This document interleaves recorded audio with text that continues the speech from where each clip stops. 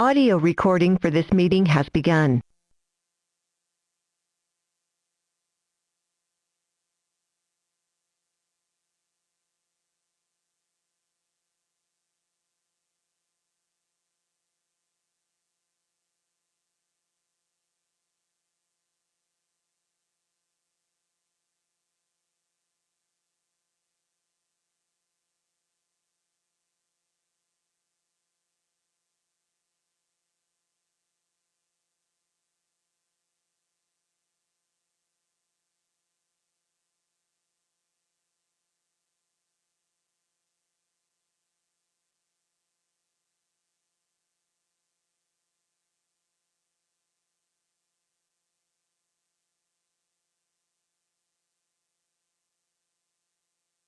Can you all hear me okay?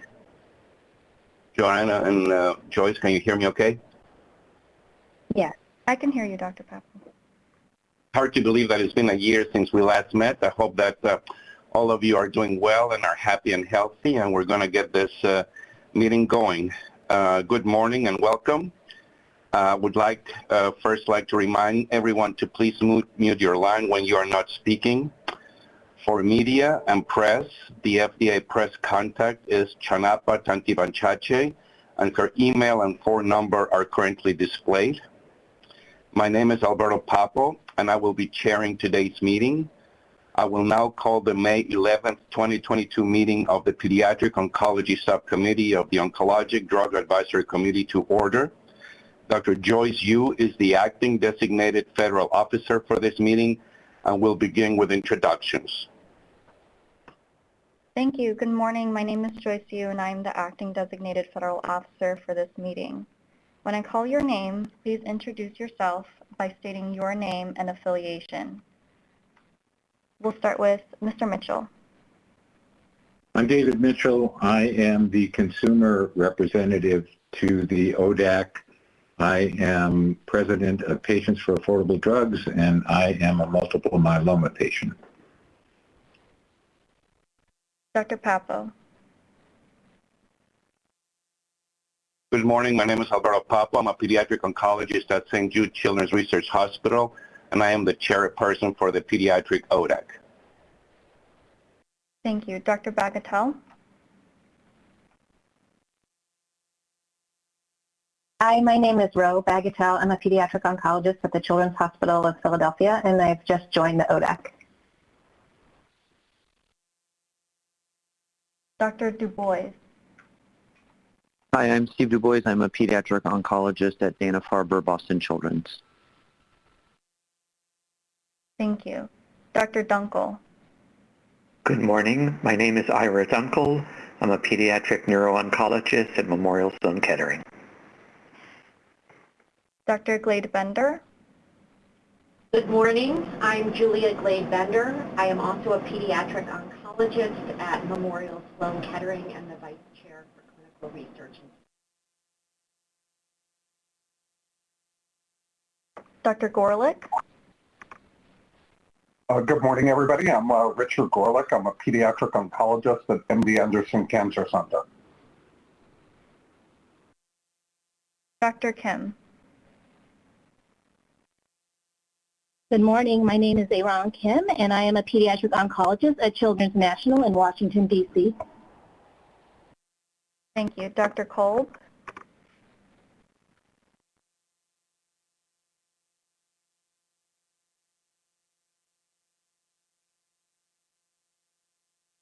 Dr. Kolb, you may need to go to the top of your screen. I see you are muted in Adobe Connect. Thank you. Sorry about that. My name is Andy Kolb. I'm a pediatric hematologist oncologist at Nemours Children's Health. Thanks.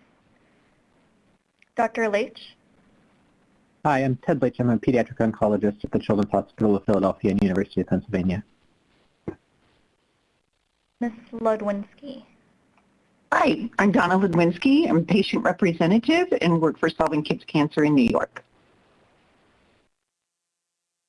Dr. Parsons. Hi, good morning. I'm Will Parsons. I'm a pediatric oncologist at Texas Children's Hospital and Baylor College of Medicine in Houston, Texas.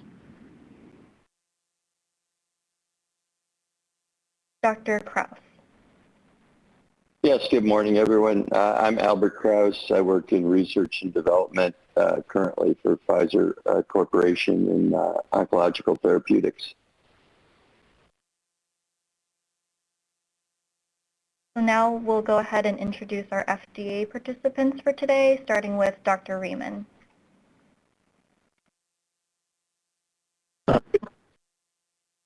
Good morning. I'm Greg Raymond. I'm the Associate Director for Pediatrics in the Oncology Center of Excellence at the FDA.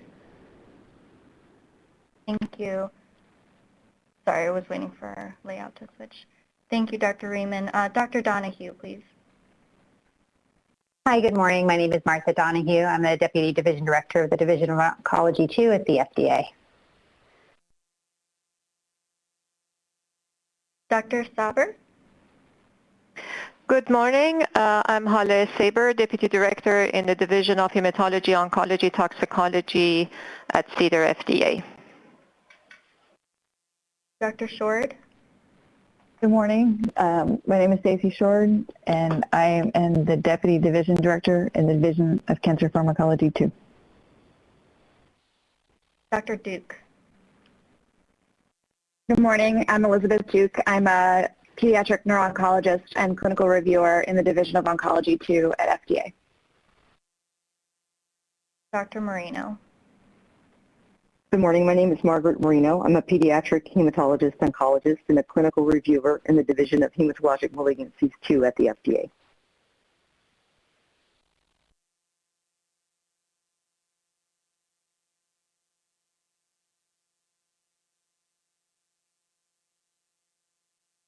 Thank you, Joyce. For topics such as those being discussed at this meeting, there are often a variety of opinions, some of which are quite strongly held. Our goal is that this meeting will be a fair and open forum for discussion of these issues, and that individuals can express their views without interruption. Thus, as a gentle reminder, individuals will be allowed to speak into the record only if recognized by the chairperson. We look forward to a productive meeting.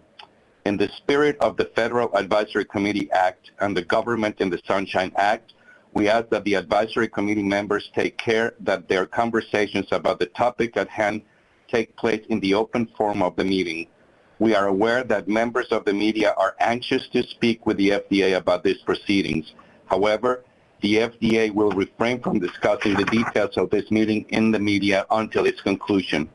Also, the committee is reminded to please refrain from discussing the meeting topic during the break. Thank you. Now, Dr. Joyce Yu will read the conflict of interest statement for this meeting. The Food and Drug Administration, FDA, is convening today's meeting of the Pediatric Oncology Subcommittee of the Oncologic Drugs Advisory Committee under the authority of the Federal Advisory Committee Act, FACA, of 1972. With the exception of the industry representative, all ODAC members and temporary members of the subcommittee are special government employees, SGEs, or regular federal employees from other agencies and are subject to federal conflict of interest laws and regulations. The following information on the status of this subcommittee's compliance with the federal ethics and conflict of interest laws covered by but not limited to those found at 18 U.S.C. Section 208 is being provided to participants in today's meeting and to the public.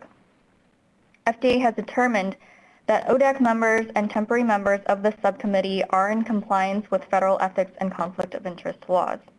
Under 18 U.S.C. Section 208, Congress has authorized FDA to grant waivers to special government employees and regular federal employees who have potential financial conflicts when it is determined that the agency's need for a special government employee's services outweighs his or her potential financial conflict of interest, or when the interest of a regular federal employee is not so substantial as to be deemed likely to affect the integrity of the services which the government may expect from the employee. Related to the discussions of today's meeting, ODAC members and temporary members of the subcommittee have been screened for potential financial conflicts of interest of their own as well as those imputed to them, including those of their spouses or minor children, and for purposes of 18 U.S.C. Section 208, their employers. These interests may include investments, consulting, expert witness testimony, contracts, grants, CRADAs, teaching, speaking, writing, patents and royalties, and primary employment.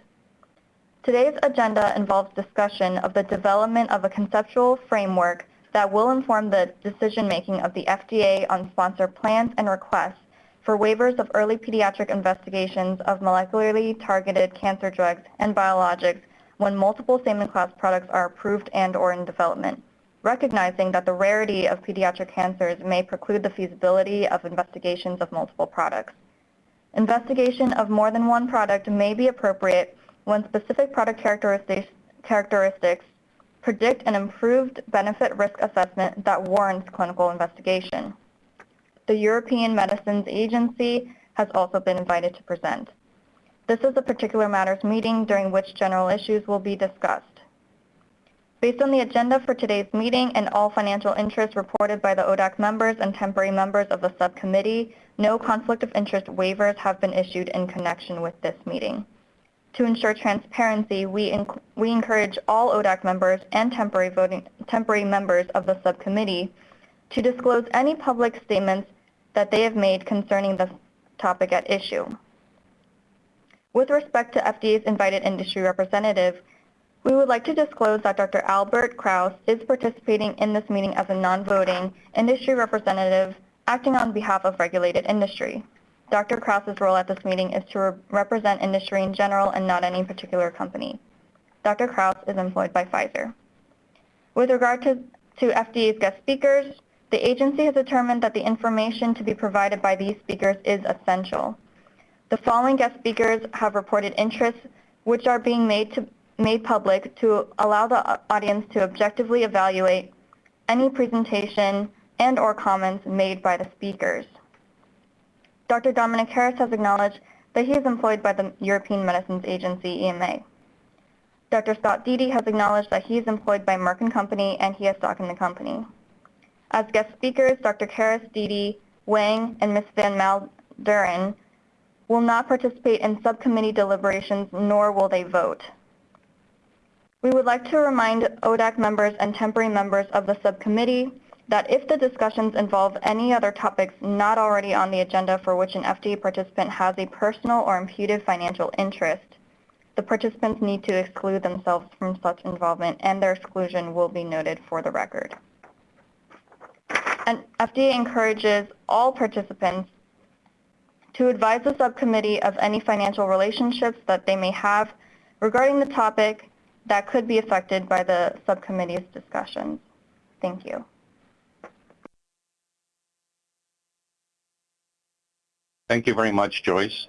We will now proceed with our first presentation from the FDA from Dr. Gregory Riemann. Greg?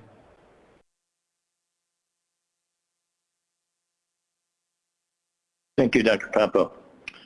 Good morning. I'd like to welcome and thank you for your participation in today's discussion of a conceptual framework for decision-making relating to planned requests for waivers of pediatric investigations of targeted drugs and biologic products directed at molecular targets relevant to the growth or progression of one or more pediatric cancers when multiple same-in-class products are in development or have been approved and already subjected to the amended PREA requirements for a molecularly targeted pediatric cancer investigation. I'd especially like to acknowledge and welcome our colleagues from the Pediatric Medicines Office at the European Medicines Agency and members of its Pediatric Committee.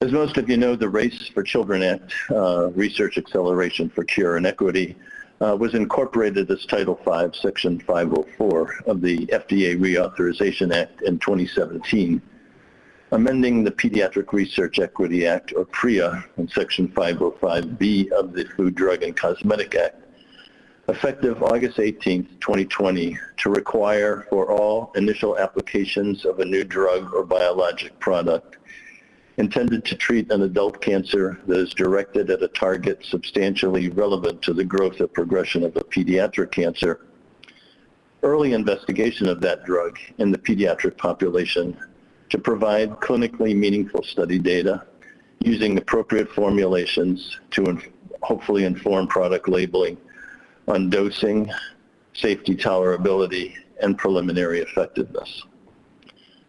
Description of the proposed study or studies and timelines for protocol submission to FDA for review, study initiation, study completion, and submission of complete study reports are to be included in the initial pediatric study plan, which is expected to be submitted within 60 days following the end of phase 2 meeting with the division, or at least 210 days prior to the submission of an application for review. Agreement by the FDA to these initial pediatric study plans is required to be in place before a new drug or biologics licensing application is submitted. Otherwise, FDA can refuse to file the application. The data from the pediatric studies are expected to be included as part of the initial application, but more likely, planned requests for deferrals are proposed, and the study included in the pediatric study plan actually becomes a post-marketing requirement, as approval of the application for the adult indication is generally imminent, and there's certainly no intent on the part of the FDA to delay approval of and access to an effective adult cancer therapy. Effectively, the requirement for pediatric investigation, for early pediatric investigation, due to the amendments to PREA, has changed from the adult clinical indication for which a drug is being developed to the molecular mechanism of action of the drug. Importantly, the exemption from pediatric studies of drugs for which orphan designation has been granted has now been eliminated for targeted oncology products. Thus, Race for Children Act finally brings equity to children with cancer. RACE has clearly altered the regulatory landscape for cancer drug development for children by beginning to address the inexcusable gap in the timeline from first-in-human studies to first-in-children studies, currently greater than 6 years on average, with the expectation that the timeline from approval of an appropriate drug in adults to its demonstration of safe and effective use in children can and will also be shortened. The Race for Children Act has had a major impact globally, given the global nature of cancer drug development in general, but particularly in children, and the expanding requirement in the US and EU for pediatric investigations based on mechanism of action of drug products rather than the clinical indication in adults for which drugs are being developed. As well, increasing acceptance of tissue-agnostic drug development paradigms across not only clinical cancer diagnoses, but across age groups, including children, the challenge to clinical trial conduct in small patient populations, and increasing requirements for international clinical trial collaboration, increasing alignment of regulatory requirements for pediatric study plans in the US and pediatric investigation plans in the EU have contributed to the global impact of the Race for Children Act. Since full implementation of the Race for Children Act, the FDA has agreed to the planned or ongoing pediatric investigations described in the initial pediatric study plan submitted to the agency in advance of the initial applications for new molecular entities or new active ingredients relevant to the growth of one or more cancers that occur in children in 70% of submissions. In 2021, just to give some idea of where or how the Race for Children Act has impacted pediatric drug development. In 2021, 86% of approved new molecular entities for cancer directed at relevant molecular targets are being studied in children or have plans included in post-marketing requirements for pediatric studies. This contrasts with experience in 2020, wherein 44% of NMEs directed at relevant targets included plans for pediatric development, and only 14% the year before that. Despite the fact that a new drug is directed at a molecular target relevant to a pediatric cancer, considerations for planned requests for waivers of pediatric investigations exist and are detailed in FDA's FDARA implementation guidance, and include both full or age-associated partial waivers for drug products and biologics known or highly anticipated to be associated with significant developmental toxicities, as well as in situations where the development of age-appropriate formulations of drug products is not possible, thereby precluding some age groups, particularly young children who are unable to safely and effectively be dosed using available formulations, specifically solid tablet or capsule dosage forms. However, the immediately evident and anticipated, yet totally unintended problem for which waiver considerations are critical relates to the conundrum of too many drugs, specifically same-in-class drugs, for required testing when there are too few patients in which to test them. The issue clearly begs the question of the utility, practicality, and feasibility, and most importantly, the clinical and scientific justification for required early pediatric investigations of multiple same-in-class products. I don't believe that the immensity of the problem was contemplated at the time we were developing the guidance for industry on the implementation of the Race for Children Act.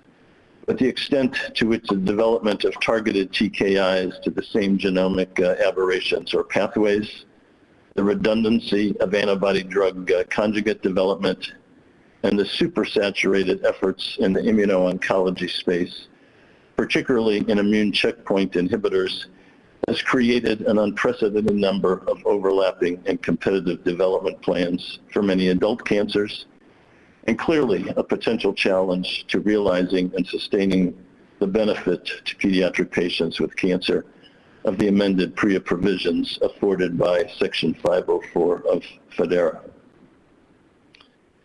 The importance of this piece of legislation has formed the overarching philosophy that has guided its patient-centric implementation, and considerations of patient benefit remain the essential factor in decision-making as to plans for waiver requests for early pediatric investigations.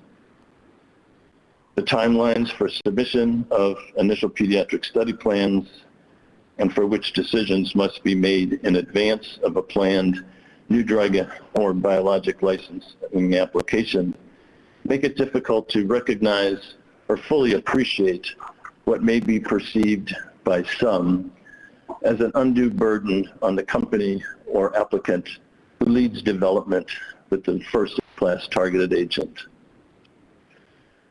We feel that there's no reason to suggest that the company who leads the development in a field of multiple same-in-class agents is being penalized intentionally because of the development or because of the requirement to conduct a limited pediatric investigation of what could be an effective new drug for children with cancer. There's clearly limited potential benefit to patients in merely duplicating a study of new drugs with the same mechanism of action to determine dosing, tolerability, and signal of activity, unless there is a scientifically sound reason for doing so. The extent to which companies developing same-in-class products might discuss and compare the relative attributes of their products in a non-competitive space to reach agreement about which of their products might be most appropriate for early and limited pediatric investigation could be considered. An industry-initiated platform and the outcome of its deliberations with a decision and commitment to which of their products might be the most appropriate for early pediatric studies could inform FDA decision-making at the time of our review of initial pediatric study plans regarding considerations for planned waivers of pediatric studies of multiple same-in-class products. Clearly, any strategies to delay development of a novel agent so as to not represent the first-in-class product, simply to avoid the requirement for a limited early pediatric investigation, would not constitute a preferred practice and clearly would not best serve the best interests of cancer patients, both adult and children. Since August 2020, FDA has agreed to plans for full waivers of pediatric investigations of same-in-class products, despite the fact that these products are directed at relevant molecular targets. The agency's guidance for industry on implementation of FDARA Section 504 and the amendments to 505B of the FTC Act has attempted to address this problem, citing waiver considerations specifically for same-in-class agents, those with identical mechanisms of action, when competing studies in the pediatric population are being or have been conducted, and when there's no convincing evidence that the new active ingredient would provide a superior pharmacologic, toxicity, or activity profile when compared to products with the same molecular mechanism of action already studied or under investigation, potentially resulting in a very small number of patients available to participate in a new investigation. Or when a drug or drugs with the same mechanism of action directed at the same molecular target, expressed in the same cancers in children, have already failed to demonstrate evidence of activity.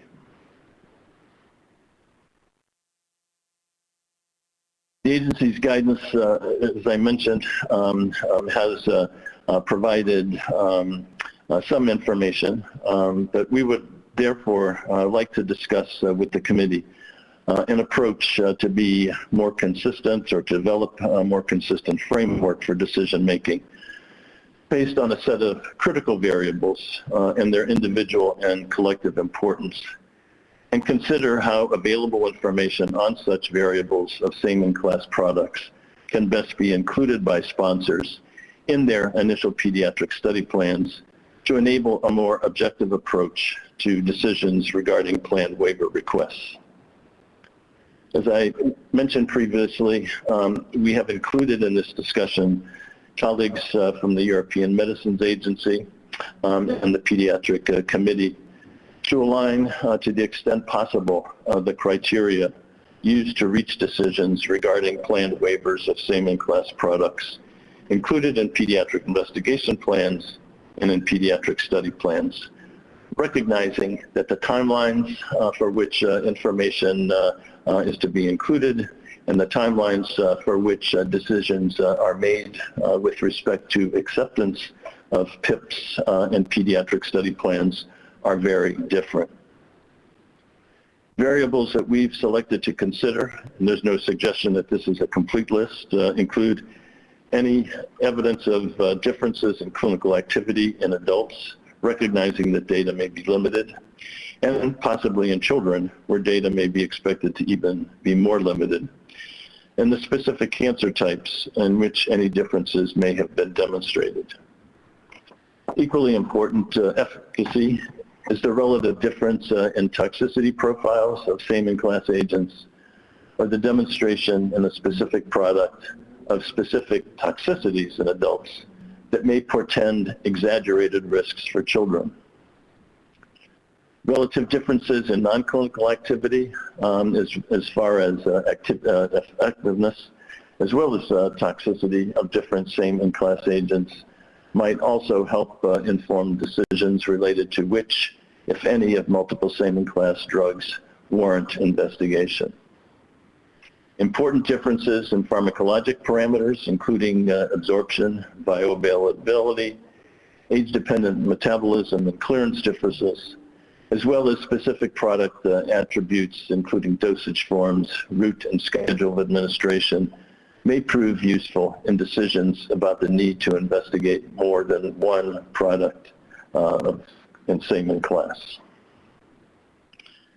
I would like to clarify that our objective today is not to focus on prioritization of same-in-class products for definitive pediatric development within the context of a single or multiple specific cancer diagnoses.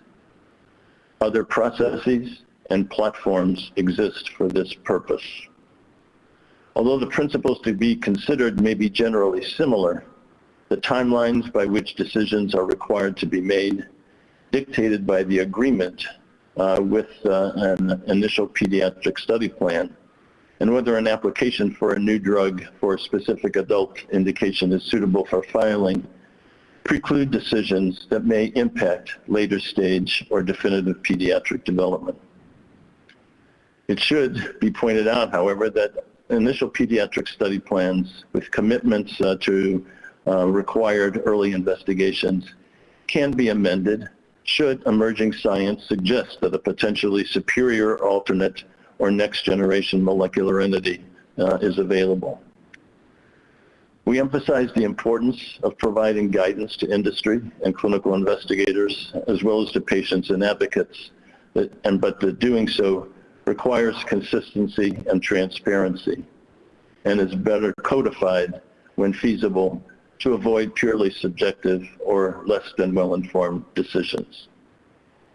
I want to stress again that the fact that we are undertaking this effort is with a primary focus on patients, and to assure that FDA fairly and optimally exercises the important authority it's been provided by the amended PREA provisions to benefit children with cancer. Again, we appreciate your time, your wisdom, and judgment as we create this framework, which will be codified in a guidance, and we'll work towards creating guidance for industry.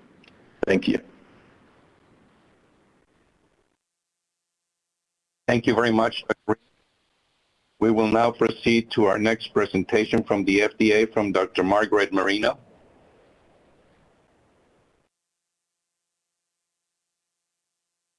Thank you, Dr. Papo. Good morning. This is Margaret Marino, and I am a pediatric hematologist oncologist and clinical reviewer in the Division of Pediatric of Hematologic Malignancies 2 at the FDA. Our division reviews products in development for hematologic malignancies, such as Hodgkin's lymphoma, indolent and aggressive non-Hodgkin's lymphoma, chronic lymphocytic leukemia, and multiple myeloma. To highlight the scope of the issue regarding Saman class waivers and to provide some context for discussion, I'll first highlight some of the key topics just covered and then review our division's experience with Saman class waiver considerations for products in development for hematologic malignancies. As was previously mentioned, in an effort to address the inadequate early evaluation of anti-cancer agents for pediatric diseases, the Pediatric Research Equity Act, or PREA, amended by the FDA Reauthorization Act of 2017, or FDARA, requires that pediatric assessments are submitted for the original NDA or BLA unless the requirement is waived or deferred if the drug is intended for the treatment of an adult cancer and directed at a molecular target substantially relevant to the growth or progression to a pediatric cancer. Importantly, and relevant to the discussion of Saman class waivers, the submission of the initial pediatric study plan, or IPSP, outlining the plan for pediatric assessments should occur early in development, generally no later than 60 days after the end of phase 2 meeting. In a rapidly developing treatment landscape with multiple Saman class agents in similar stages of development, Saman class waiver plans and considerations are common. It's important to highlight again that the requirement of the IPSP is to provide data on the safety, dosing, and preliminary efficacy in pediatrics and does not require an exhaustive exploration of the agent in all potentially relevant diseases and settings. Over the last several years, there has been rapid development of targeted agents in hematologic malignancies, generally with a pattern of a first-in-class targeted agent demonstrating activity for an adult disease with a number of next-in-class agents with the same or similar mechanism of action following shortly, often within a short time span. While the situation of having a number of potential agents with the same or very similar mechanism of action for the small number of pediatric patients that we typically see in pediatric diseases can be considered a positive development, this obviously introduces challenges regarding prioritization of agents and trial feasibility considerations for pediatric studies. To address this anticipated issue of the feasibility and appropriateness of requiring multiple pediatric studies in diseases with a limited number of patients, as outlined in the FDA Guidance for Industry, Section G, the basis for planned waivers and deferrals, circumstances where a waiver or deferral for pediatric studies may be appropriate for a later generation agent with an identical mechanism of action include when there are competing studies that are ongoing or have been conducted and there is no convincing evidence that the new active ingredient provides an advantage, and when a drug with the same mechanism of action directed at the same target expressed in the same cancer in children has failed to demonstrate evidence of activity. Some additional considerations include the assessment of an advantage, which can be due to superior pharmacologic activity with regards to efficacy and safety, and particularly important for pediatrics formulation and ease of administration, as well as unique PK characteristics such as central nervous system penetration. Regarding whether a plan for a deferral of pediatric studies versus a plan for a waiver of pediatric studies is justified, evolving data from ongoing studies, either in adults or other pediatric studies in same-in-class agents, should be considered. And this may include data regarding subpopulations, such as a biomarker-positive population, or new evolving data regarding safety or dosing. Lastly, another consideration, given the importance of collaboration in cooperative group trials in pediatrics, prioritization of same-in-class agents by cooperative groups can also be considered. Having covered that background, I'll now move on to discuss some of these considerations for some of the agents with initial pediatric study plans, including a plan to request for a same-in-class waiver or a deferral. While these examples are in the context of hematologic malignancies within our division, the concepts are applicable broadly. I'll specifically review 3 classes of agents for which there are multiple products in development for hematologic malignancies. The Bruton tyrosine kinase, or BTK inhibitors, for which there are at least 7 agents in development. The phosphatidylinositol 3 kinase, or PI3K inhibitors, and the anti-CD20, CD3 bispecific antibodies, or CD20 T-cell bispecifics, which there are at least 4 in development.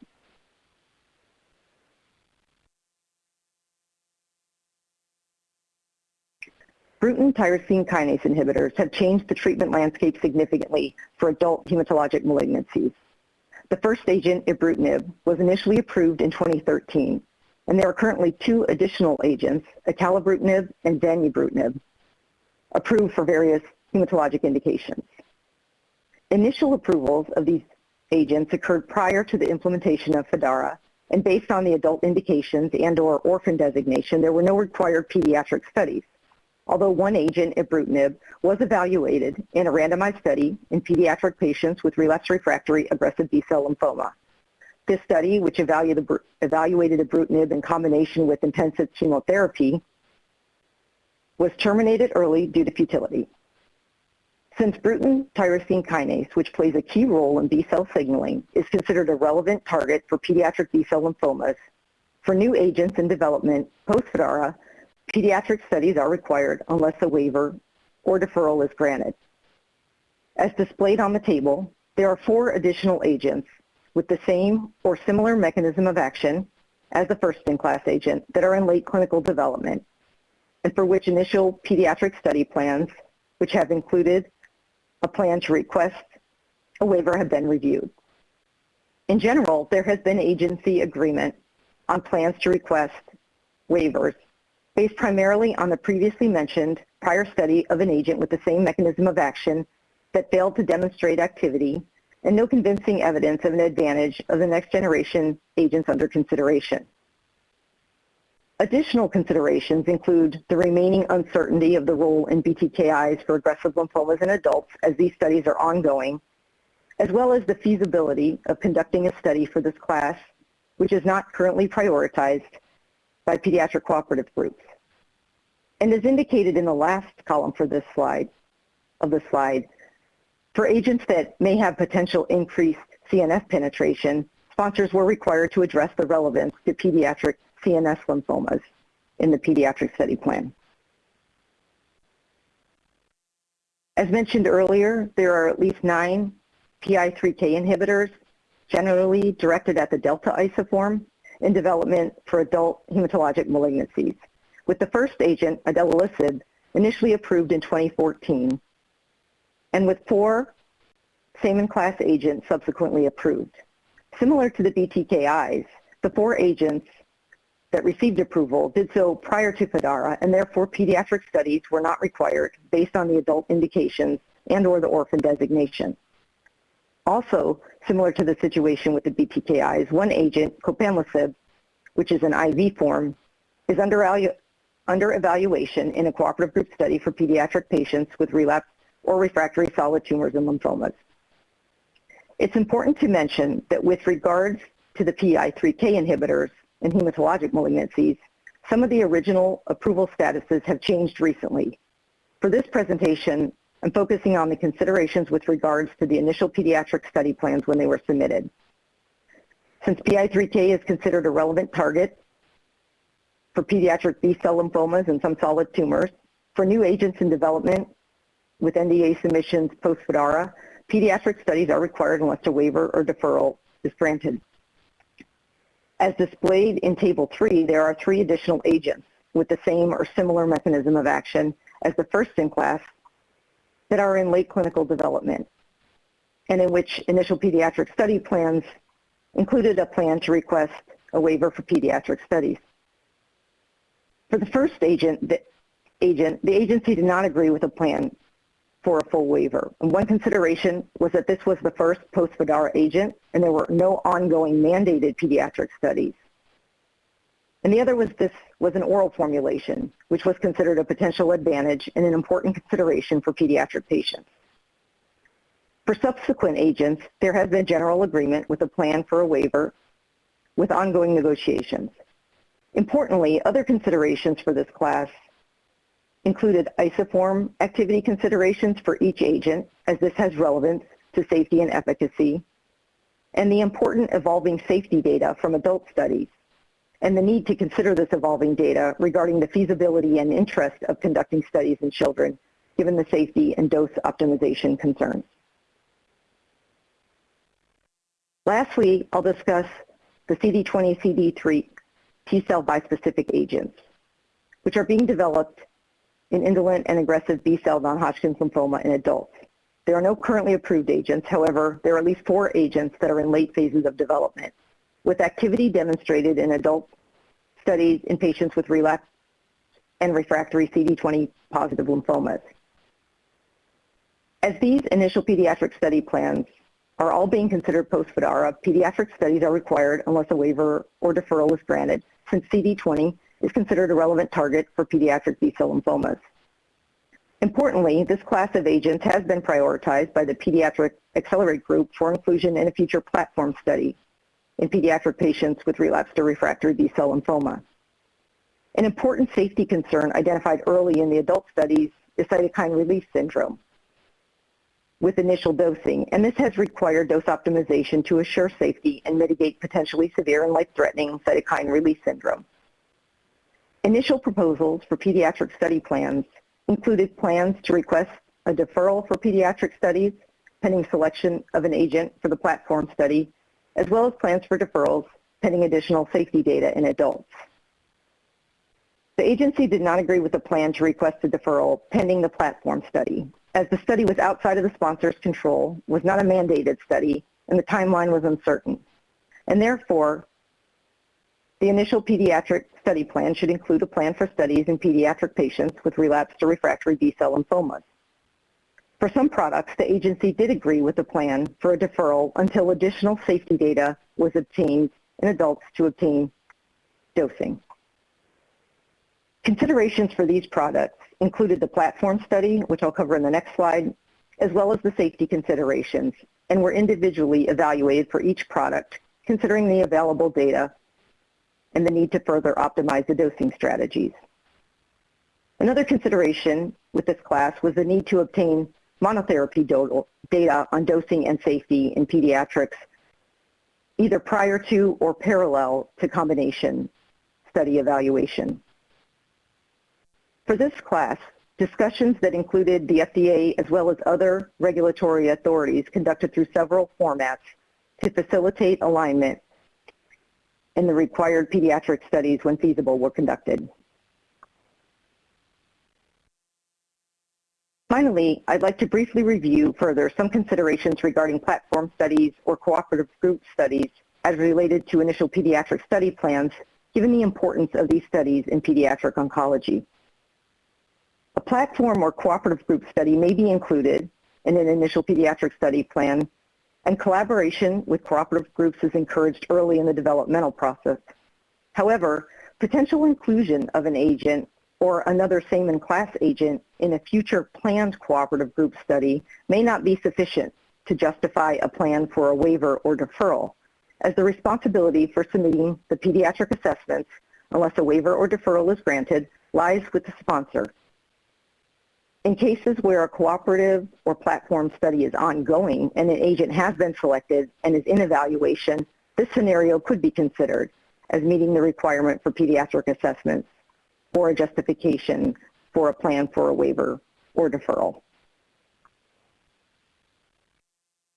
In summary, based on the development landscape for hematologic malignancies and our division's experience to date, plans to request waivers for same-in-class products are common and are likely to continue. Early coordination and cooperative group considerations are key, but they cannot be relied upon solely, as ultimately is the sponsor's responsibility to conduct pediatric studies unless a waiver or deferral is granted. Regulatory body alignment, when feasible, should be pursued. And prioritization of same-in-class agents will be an ongoing challenge and should be guided by science, but will be influenced by timing. Although there will be circumstances where plans for waivers for same-in-class agents are appropriate, for agents that are early in development, given the rapidly developing treatment landscape and evolving data, a deferral versus a waiver may be a preferred approach. Thank you for your attention, and I will now turn it back over to Dr. Papo. Thank you very much, Dr. Marino, for an excellent presentation. We will now proceed with our guest speaker presentation by Dr. Dominique Harris. Dominique? Thank you very much, Dr. Papo. Thank you very much to the FDA for the kind invitation to present EMA PDCO's general considerations on waiving requirements for pediatric investigation plans of same-in-class products. My name is Dominic Harris. I'm a scientific officer in the Pediatric Medicines Office, and my clinical background is in pediatric oncology. This is my usual disclaimer. I'll give you a short regulatory background introduction leading to the challenges we face and an outline of our current approach, including practical considerations on this issue before concluding. The objective of the EU pediatric regulation is to stimulate timely development of better medicines for children based on ethical research of high quality and to ultimately increase the availability of appropriately authorized medicines through pediatric investigation plans, so-called PIPs, agreed by the European Medicines Agency's Pediatric Committee, the PDCO. PIPs summarize agreed quality non-clinical and clinical measures considered necessary to generate the data to allow conclusion on benefit risk in the intended target population. The scope of the PIP is framed by an overarching condition wording which needs to cover the adult and pediatric target indication, with tools like deferrals, modifications, and waivers available to ensure timely evidence generation while allowing refocus of development efforts based on emerging evidence and potential changing needs over time. It is clearly acknowledged from our side that rarity of pediatric cancer types make it challenging to complete a pediatric program in a setting with multiple same-in-class products.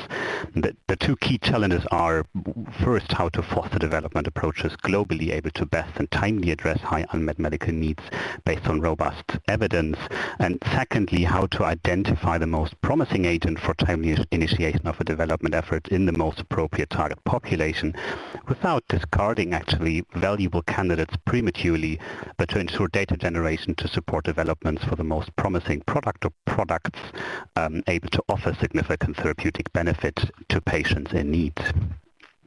And to achieve this objective, to ultimately increasing the availability of pediatric medicines, the current regulatory strategy from the EMA PDCOs to ensure to using all available regulatory tools, deferrals, modifications, waivers, as I've mentioned, taking into account for progress of science, such that scientific evidence generation leads to evolving insights and prompts modifications of hypotheses and expectations.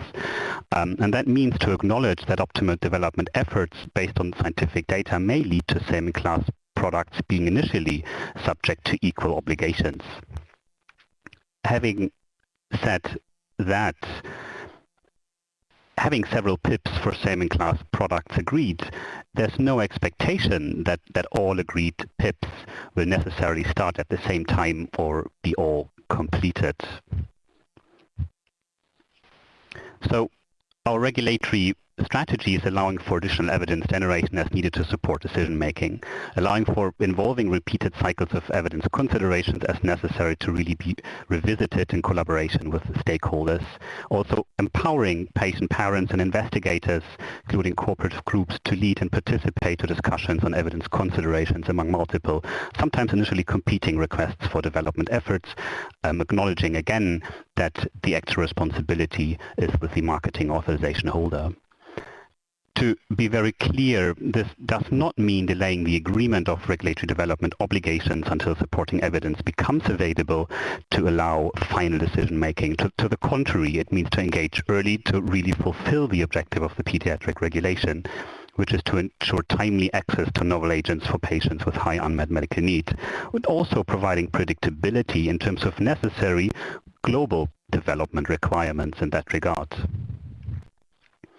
Coming to practical considerations, agreeing to a product-specific waiver needs to be based on one of the three existing legal grounds: disease not occurring, which I will not touch on today, lack of safety or efficacy, and lack of significant therapeutic benefit.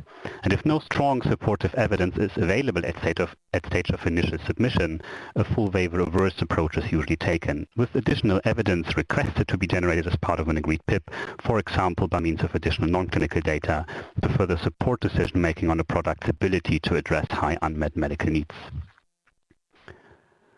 I would now like to go through some examples. Some have already been mentioned or will further be discussed in subsequent presentations, so I will not spend much time on it, but to exemplify, the PDCO granted full waivers for individual products within certain classes for dedicated conditions, such as PI3 kinase inhibitors for mature B-cell malignancies, sonic hedgehog inhibitors for AML, or kinase inhibitors for benign soft tissue neoplasm based on safety considerations through generated non-clinical and or clinical data, including data from adults. Of note is here that the actual waiver ground might not necessarily then be based on safety, but the safety considerations in context of the potential added benefit and existing unmet medical needs, essentially supporting a ground of lack of significant therapeutic benefit. Similarly,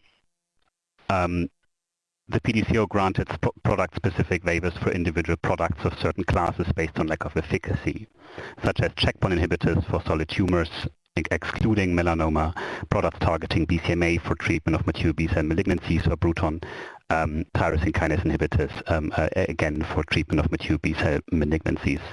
Similar to the previous examples, based on non-clinical or clinical data generated within a PIP, leading to the necessary evidence supporting final regulatory decision-making in that regard. As I mentioned, what are considerations which might constitute significant therapeutic benefit or lack thereof? That, for example, could be, in addition to the examples I've mentioned related to quality considerations, and my colleague Dr. Wang will talk about that in her presentation later today, but also, for example, improve activity over standard of care shown by either extrapolation of adult data if biologically relevant or relevant non-clinical data, better target organ penetration, for example, or the ability of a product to be more suitable for combination developments. I would like to point out that this is a non-exhaustive list, but just being examples for consideration in that regard. To finalize the series of examples with some general reflections, I would like to emphasize that regulatory decision-making is for each individual product on its own merits, based on the robustness and the rigor of the available and contextualized evidence submitted, allowing for developments to be initiated timely, generating evidence with pre-specified decision points, agreed to re-evaluate the accumulated evidence to support modifications of obligations, including the potential for agreed requirements to be lifted. To conclude, very generally, the EMA's pediatric committee is taking a waiver reverse approach, waiving PIP requirements early only when there is sound and convincing scientific evidence in support of one of the three waiver grounds, as I've outlined.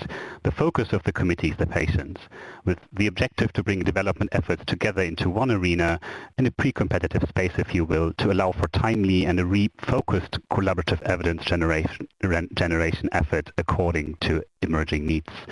And I would like to emphasize that a PIP is not an isolated regulatory requirement, and it's not a protocol, but it's a plan that can be modified in light of emerging science, which means it can also be closed, as I've indicated and shown in my examples. And very clearly, early interactions with regulators is key in order to reaching our common objective together. Finally, and to close, I would like to thank the FDA once again for this very kind invitation, as I believe collaboration is key to support reaching our common goal, bringing the right drug to the right patient at the right time as early as possible, and from a PIP perspective to generating the data necessary for a pediatric indication, and discussing conceptual framework considerations potentially able to support waiving regulatory requirements of same-class products at the right time is an important aspect of our common objective, while appreciating the different regulatory frameworks governing our decision-making. So we really appreciate today's discussion. And with that, I would like to thank colleagues and close my presentation. Thank you. Thank you very much, Dr. Karras. We will now proceed to our next FDA presentation from Dr. Holly Saber. Good morning. I'm Holly Saber, Deputy Director in the Division of Hematology, Oncology, Toxicology in the Office of Oncologic Diseases at the FDA. Our group reviews pharmacology and toxicology data submitted to INDs and marketing applications.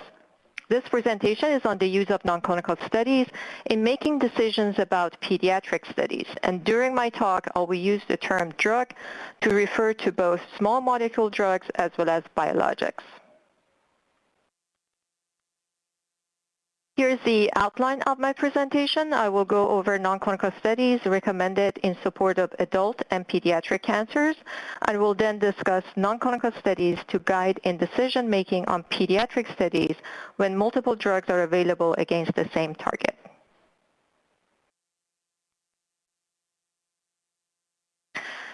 This slide shows an overview of non-clinical studies in support of first-in-human studies. Recommendations on non-clinical studies in oncology drug development are described in ICHS 9 and ICHS 9 questions and answers. Often when an IND is submitted, it's initially for an adult indication, or it's for both adult and pediatric population, with pediatric studies being few cohorts behind adult studies. Non-clinical studies in the IND include pharmacology studies to evaluate the mechanism of action and binding and anti-tumor activities of a drug. The IND will also include results of general toxicology studies and pharmacokinetic data, such as systemic exposure and the half-life of a drug. PK data are usually incorporated into design of toxicology studies. General toxicology studies are conducted in animals to assess drug-induced toxicities and can assist in patient monitoring. They can also assess in selecting a first-in-human dose.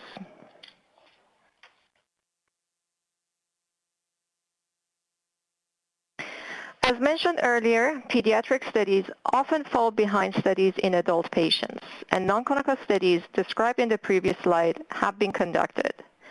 Additional non-clinical studies in support of pediatric indications may include proof-of-concept pharmacology studies to show that the drug has activity in pediatric models of the disease and appropriate cell lines. Pharmacology studies can also evaluate schedule-dependent effects of the drug for an optimal trial design, and could also contain arms of approved drugs, such as drugs against the same target or for the same disease. Safety of a drug in children is evaluated through an integrated risk assessment based on the totality of data. The risk assessment will include safety data from adult patients, safety data from non-clinical studies conducted in support of studies in adult patients, and safety assessment based on the mode of action of the drug and the pathway that is being inhibited. And this latter can include information from published articles.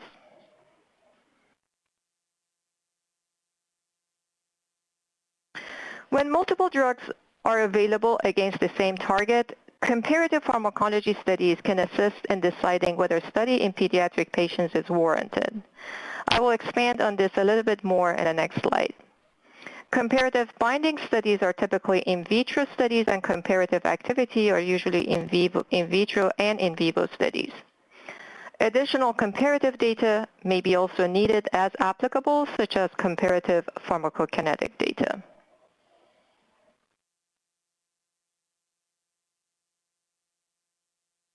To better describe the importance of comparative studies, I'm providing two examples on this slide. Starting with the example on the left, an IND has been submitted for an investigational drug, which is an IgG4 antibody called MAP1. Non-clinical studies in support of adult indications have been conducted, and data in adult patients are available with MAP1. Two other IgG4 antibodies, MAP2 and MAP3, against the same target, were previously approved, and there are data in adults and children with MAP2 and MAP3. MAP2 and MAP3 had no activity in the pediatric cancer of interest. The sponsor has conducted comparative pharmacology studies comparing MAP1 to MAP2 and MAP3, which indicate the products are comparable. Using these data and other relevant data, the clinical team may decide that a study in that specific pediatric cancer is not warranted. In the other example on the right, the investigational product MAP1 is an IgG1 antibody, and comparative studies show differences in the activities between MAP1 and the other two approved products, with MAP1 being more potent than MAP2 and MAP3. In this case, the clinical team may decide that the study in children is indeed warranted. This concludes my presentation on non-clinical studies, and I will turn it over to Dr. Papo.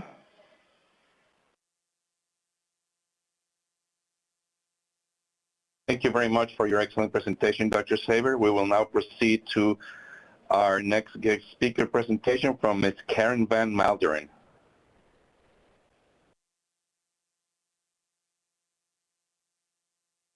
Hello, and thank you for giving us the opportunity to present here today. I'm Karen Van Malderen. I'm a non-clinical assessor at the Belgian Medicines Agency. I have a background in toxicology, and I'm also at the Pediatric Committee at the EMA and at the non-clinical working party of the EMA.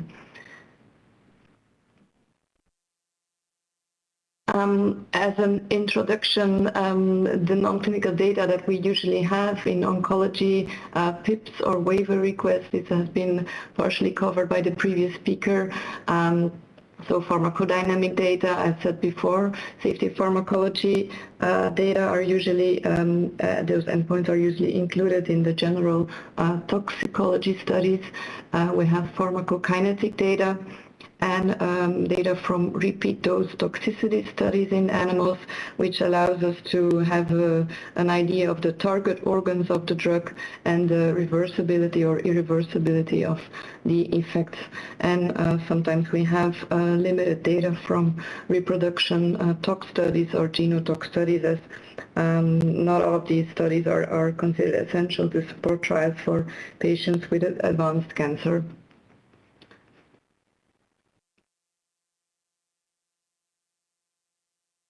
And based on these data, the applicant and we as a regulator as well, we make an assessment of what concerns there could potentially be for using these products in the pediatric population.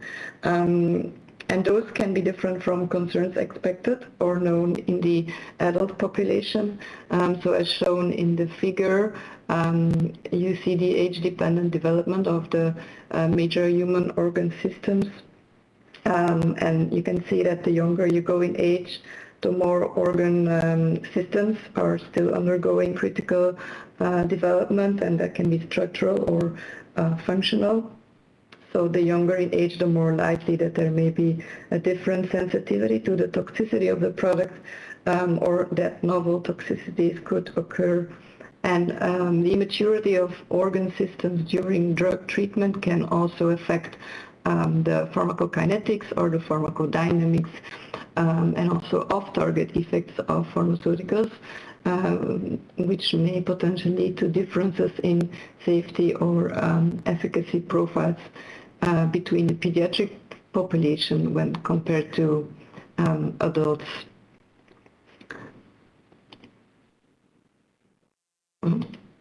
Yeah. So I'm focusing here today on the safety aspect. So when we assess product-specific waivers based on the grounds of lack of safety, this is in fact an integrated assessment based on the totality of the evidence, and that includes the clinical context together with the pharmacology, pharmacokinetics, and non-clinical and clinical safety data that are available, that can be in adults or in children, but with respect to the non-clinical data in adult animals or in juvenile animals, data generated with the compound or with same class compounds. So generally we consider that a single factor should not be considered in isolation, and we also consider that with respect to non-clinical data, that also the translatability and the biological relevance of findings in non-clinical studies should be considered. So what is the clinical relevance? And in addition, we also have a look at other specific factors such as risk mitigation. So if strong data are not available or lead to a conclusion that this would be sufficient to conclude that there is a lack of safety, then at the EMA we are likely to take a waiver-averse approach, and we then request more evidence to be generated. So for instance, an additional non-clinical study to support further decision making. But the outcome of this assessment with regards then to waiver request can be reassessed if there are new safety signals in non-clinical or clinical studies or changes in drug formulation or indication.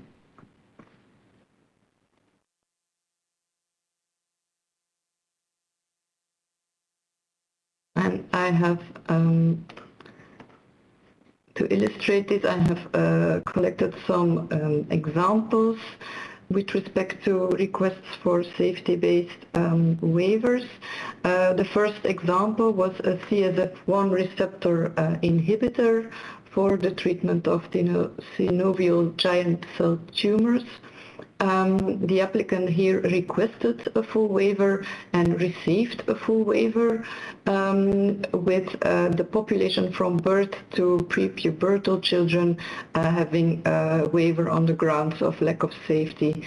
And the basis for that was the observation of adverse effects observed in rodent studies that were relevant to organs undergoing development in the target population. The targeted receptor had a known role also during postnatal development. There was existing standard of care, and there was also a full waiver granted already for a same in-class product, although in a different condition, but also based on safety concerns.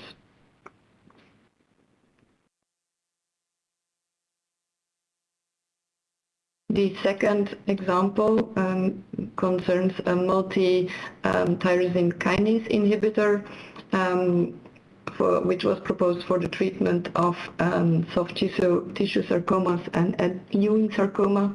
The applicant requested a waiver below the age of 12 years for lack of safety, based mainly on the non-clinical profile of the drug and the mode of action and concerns known for other TKA inhibitors. And indeed, based on the non-clinical data, effects on several developing organs were expected based on the mode of action and off-target effects. However, tyrosine kinases inhibited by different TKI inhibitors vary, and also their potency varies. Making the bridge to the other compounds was not so obvious in our view here.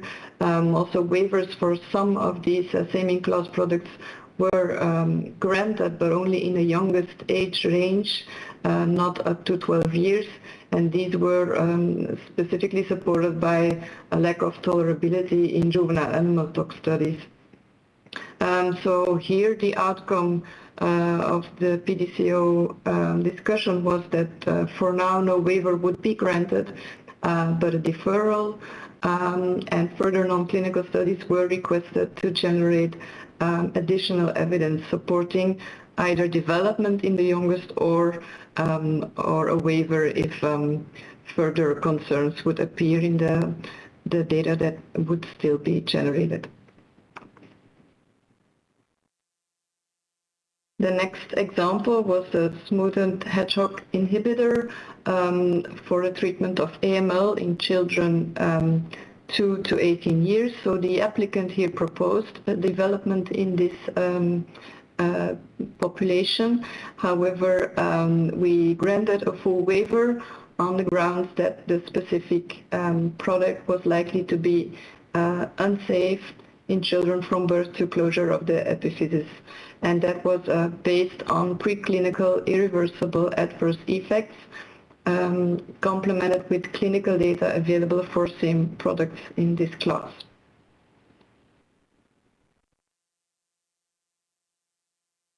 The fourth example was a RET inhibitor, where the initial PIP was proposed a development from 6 months onwards in patients with RET-altered locally advanced metastatic solid tumors or primary CNS tumors. When we approved the initial PIP, several non-clinical tox studies were still planned by the sponsor, and there was one clinical study planned in the whole age range from 6 months to less than 18 years. At a later stage, however, a modification was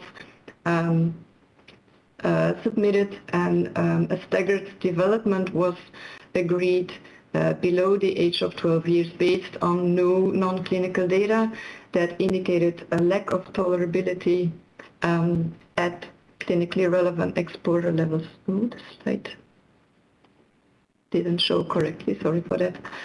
And these emerging non-clinical data were showing lack of tolerability, were different from the data we had seen at the initial PIP.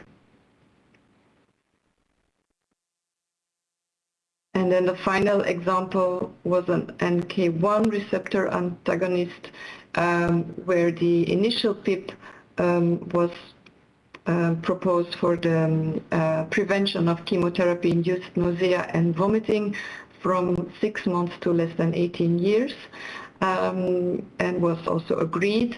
However, at a later stage, this plan was modified into a full waiver for all subsets on the grounds that the product is likely to be unsafe based on new non-clinical data indicating irreversible adverse findings to organs under development, and also in combination with the availability of other compounds in this class with a less severe tox profile.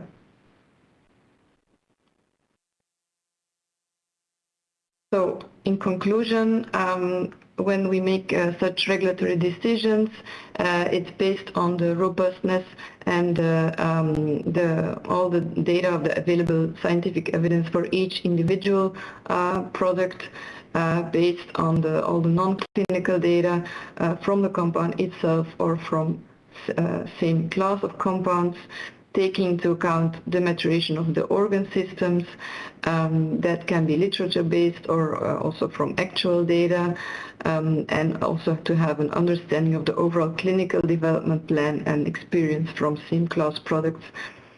And as clinical development progresses, adjustments to the plan can be made based on the available data at that time. And the decision can be different for different applications of the same drug product, depending on the target population.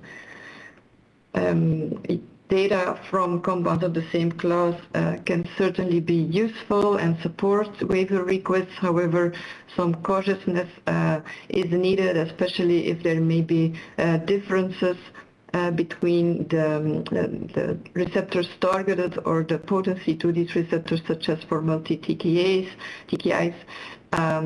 as shown in the example, and also for these products, unexpected toxicities not related to primary pharmacology have occurred, so some cautiousness is warranted for extrapolating safety data within the same class there. And finally, the waiving PIP requirement early should only be based on sound scientific justifications, as shown by the examples. However, when serious safety concerns arise in non-clinical data, waivers are usually requested for the youngest patients population as a result.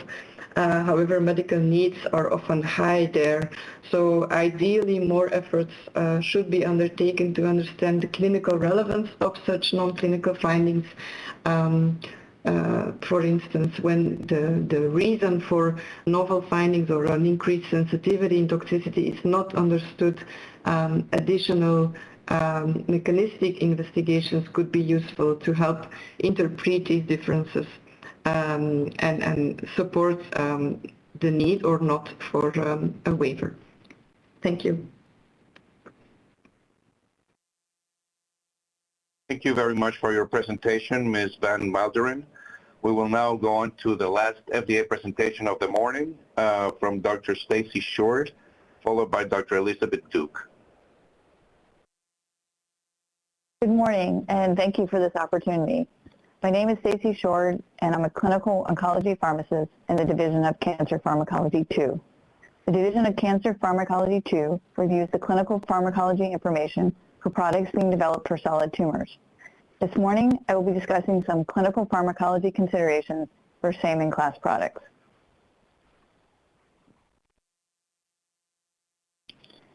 Briefly, I will discuss the following: what physiological differences are observed between adult and pediatric patients or between different pediatric age groups, what factors should be considered when selecting a dosage form for the relevant pediatric age groups, and how a dosing regimen for pediatric patients can be identified, with the aim of generating discussion on how the clinical pharmacology of a drug can form a pediatric development plan for same-in-class products.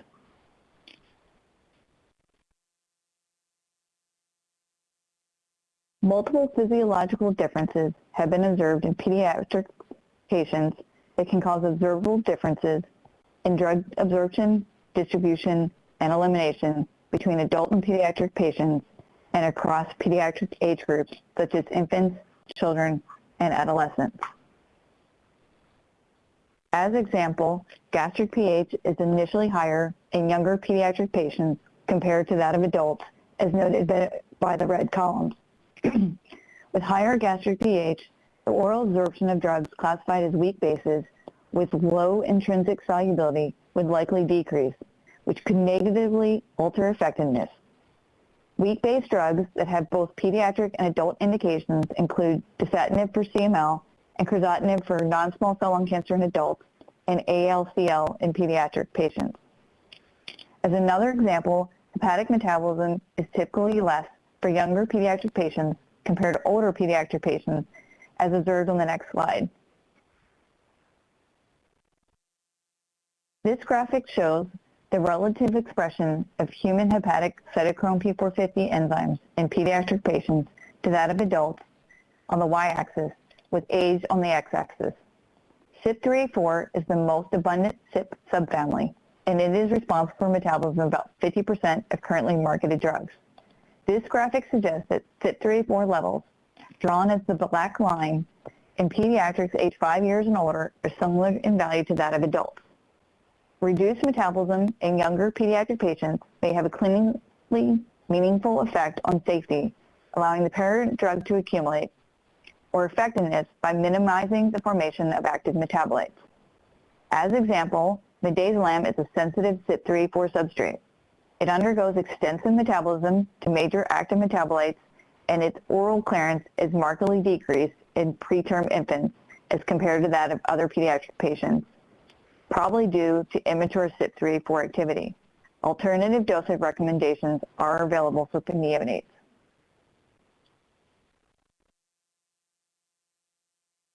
These physiological changes that affect absorption, distribution, and elimination can alter the pharmacokinetics of a drug. This graphic shows a possible relationship between drug exposure and safety, the red curve, and efficacy, the blue curve. As noted by the dashed gray and black vertical lines on this graphic, changes in drug exposure can alter the safety or effectiveness of a drug. These physiological changes could also affect the impact of food, other drugs, and organ impairment on drug exposure.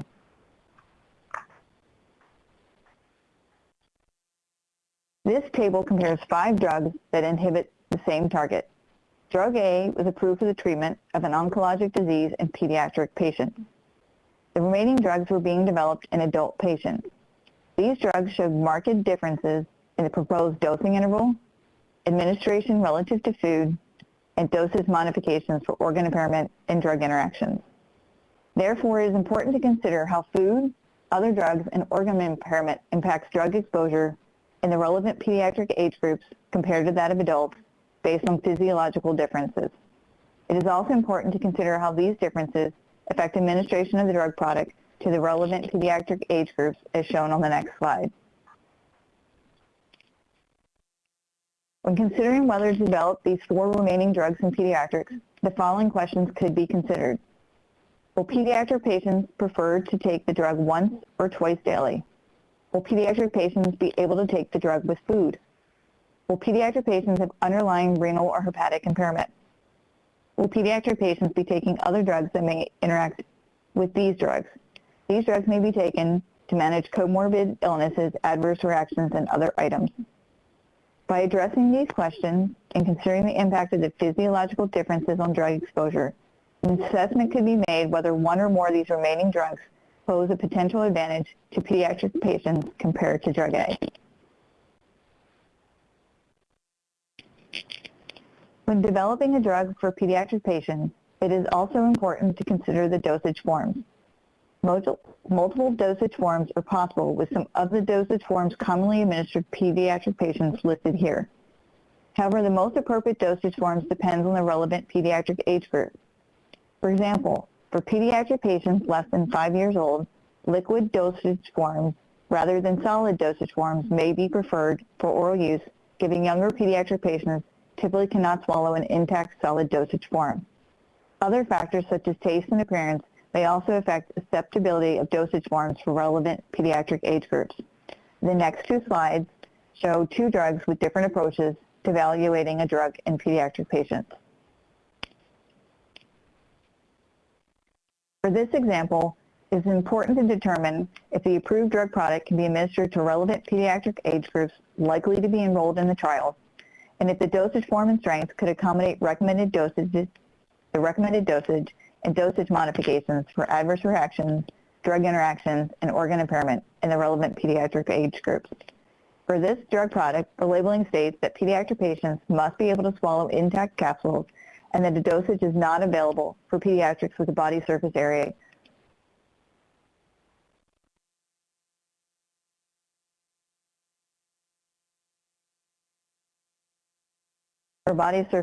less than 0.6 meters squared. Of note, a body surface area of 0.6 meters squared typically is associated with pediatrics weighing about 14 kilograms. When developing a drug in pediatric patients with solid dosage forms, addressing these questions can help inform the pediatric development plan. Can the approved drug product be administered to pediatric age groups likely to be enrolled in the trial? Can the dosage form and strength accommodate the recommended dosage and dosage modifications for adverse reactions, drug interactions, and organ impairment in pediatric patients? For this example, the pediatric ages to be evaluated in the clinical trials could not typically swallow an intact capsule. An investigational drug product was made to support the clinical trials. This additional question can help inform the pediatric development plan. Is an alternative dosage form or route of administration that is appropriate for pediatric age groups likely to be enrolled in the trials needed? If a new dosage form or strength or alternative route or method of administration will be used to support pediatric development, additional studies, such as those listed here, may be needed before the new dosage form, strength, or alternative administration is implemented in clinical trials. The final few slides provide a summary of the pediatric study plan design and points to consider as detailed in the guidance for industry, general clinical pharmacology considerations for pediatric studies for drugs and biological products. The information detailed in this guidance could be considered when evaluating pediatric development plan for same-in-class products. As example, selecting an appropriate dosage range to be studied is important to subsequently be able to provide rational dose recommendations for pediatric patients. In general, possible approaches to identify a dose in pediatric patients include separate studies in pediatric patients in relevant age groups, or PK studies in pediatrics to determine how the dosing regimen should be adjusted to achieve the same level of systemic exposure in adults. When determining the most appropriate approach to identifying the dosage for pediatric trials, factors that may be considered are listed here, including disease biology, exposure or dose-response relationships for safety and effectiveness, dosing based on body size, growth and developmental changes that affect pharmacokinetics, and adverse reactions specific to pediatric patients. Possible approaches to pediatric studies include extrapolation or separate approaches.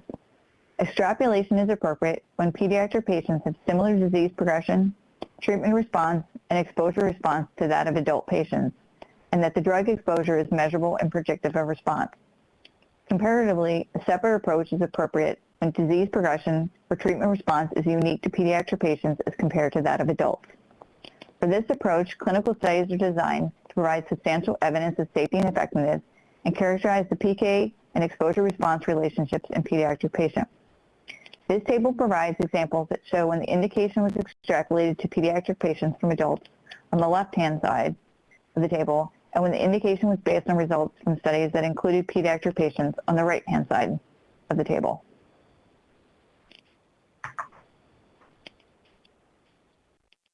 This slide lists some questions that may be considered when determining whether an extrapolation or a separate development plan may be warranted, including, is the disease biology anticipated to be the same in pediatrics and adults? Is the response to the drug anticipated to be the same in pediatrics and adults? Is the pharmacokinetics anticipated to be the same?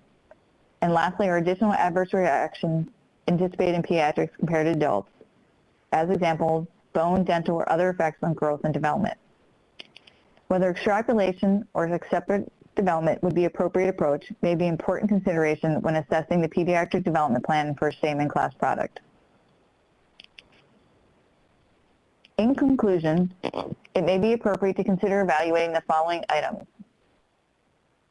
relevant pediatric age groups, possible physiological differences in the relevant age groups that may impact drug exposure, and how food, organ impairment, and other drugs impact exposure, availability of an acceptable dosage form and strength that can be administered to the relevant pediatric age groups within an appropriate dosage range, and lastly, the most appropriate approach for identifying the dosage to be studied, establishing the safety and effectiveness, and characterizing the drug exposure in the relevant pediatric age groups. When assessing the pediatric drug development plan, as some same-in-class products may have clinical pharmacology characteristics that support their development.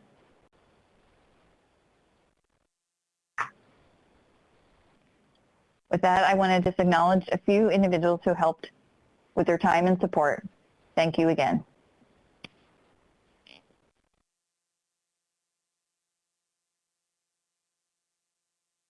Dr. Duke, you're next.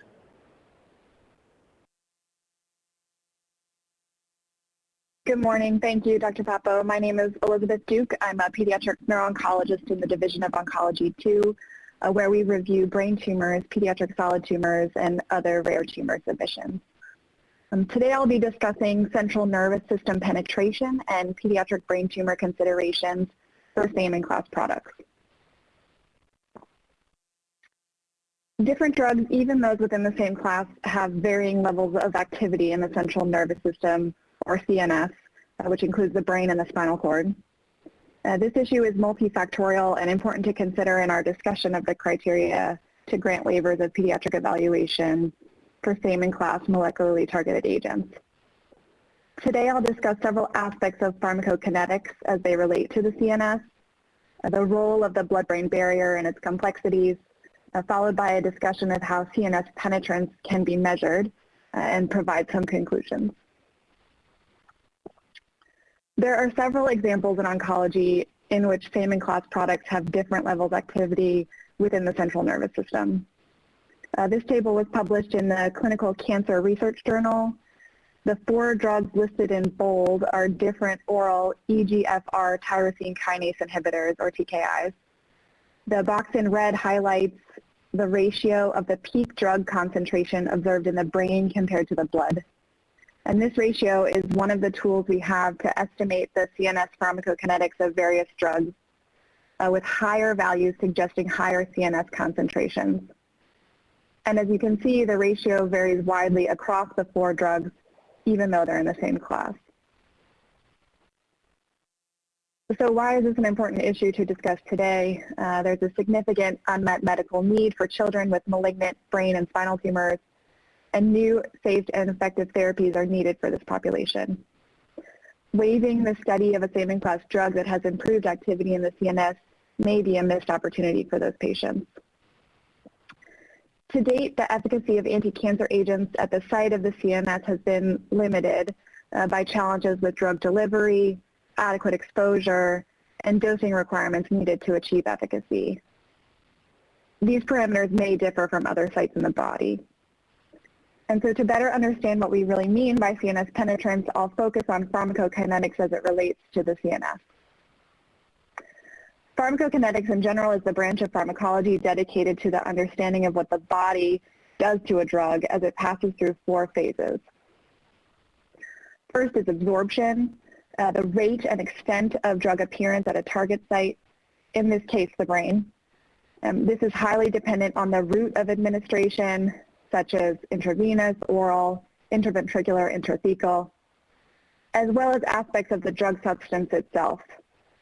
In general, to enter the CNS, drugs must be small, highly lipid soluble, and positively charged. Second is distribution. The volume of distribution is the amount of the drug in a certain area of the body, and we consider the concentration of the drug in the brain compared to that observed in the blood. There are limitations to the accuracy and precision of bioanalytical methods, and often the cerebrospinal fluid, or CSF, is used as an alternative site to measure the concentration of a given drug. Third is metabolism, the chemical modification of a drug molecule in the body. This process can lead to formation of active or inactive metabolites, which have varying levels of activity in the brain. There can also be interactions with other drugs that complicate this process. And finally, excretion, the process of the drug and its metabolites leaving the body. And a drug's accumulation may lead to adverse side effects, which can potentially be life-threatening in the enclosed space of the skull. So really all aspects of pharmacokinetics are impacted by the blood-brain barrier and other protective mechanisms that shield the CNS from toxic substances in the blood, also supply nutrients to the brain, and then filter compounds back into the bloodstream.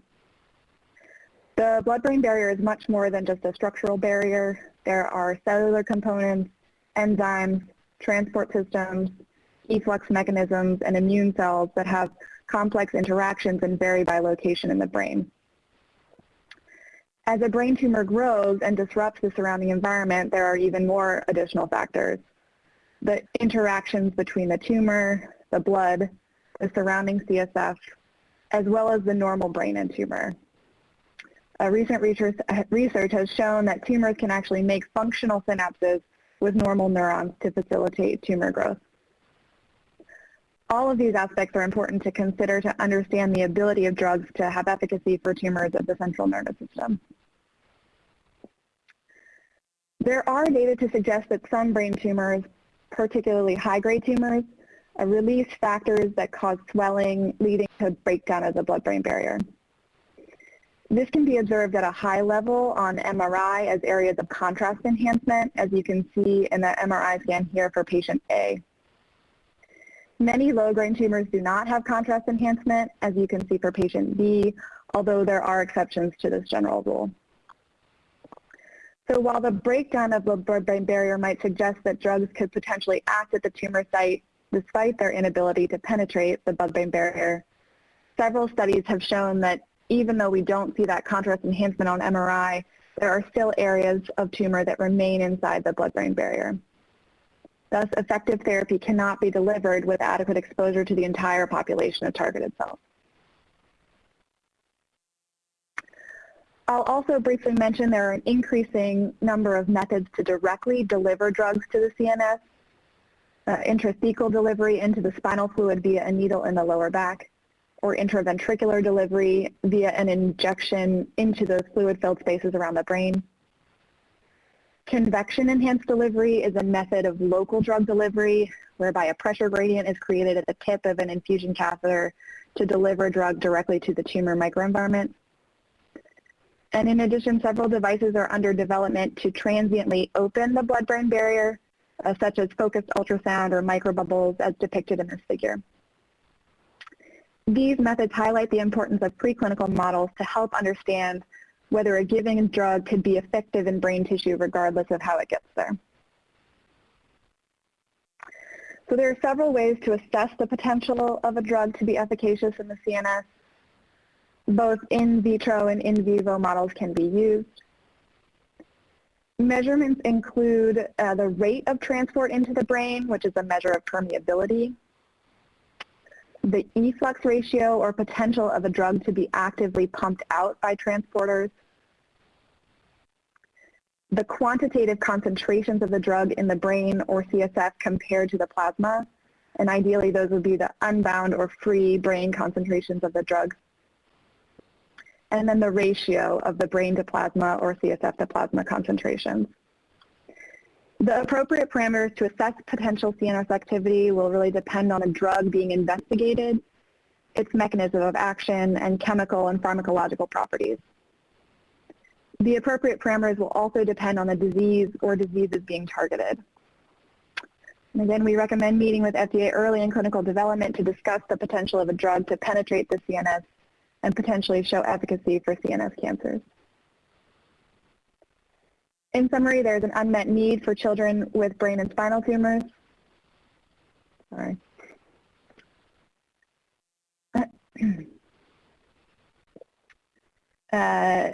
The blood-brain barrier and CNS penetrance are complex but important to measure.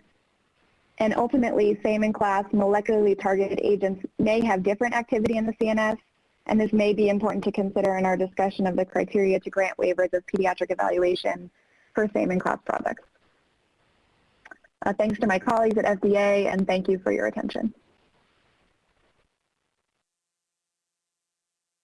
Thank you very much, Dr. Short and Duke, for your excellent presentation. We will now take clarifying questions for all presenters thus far.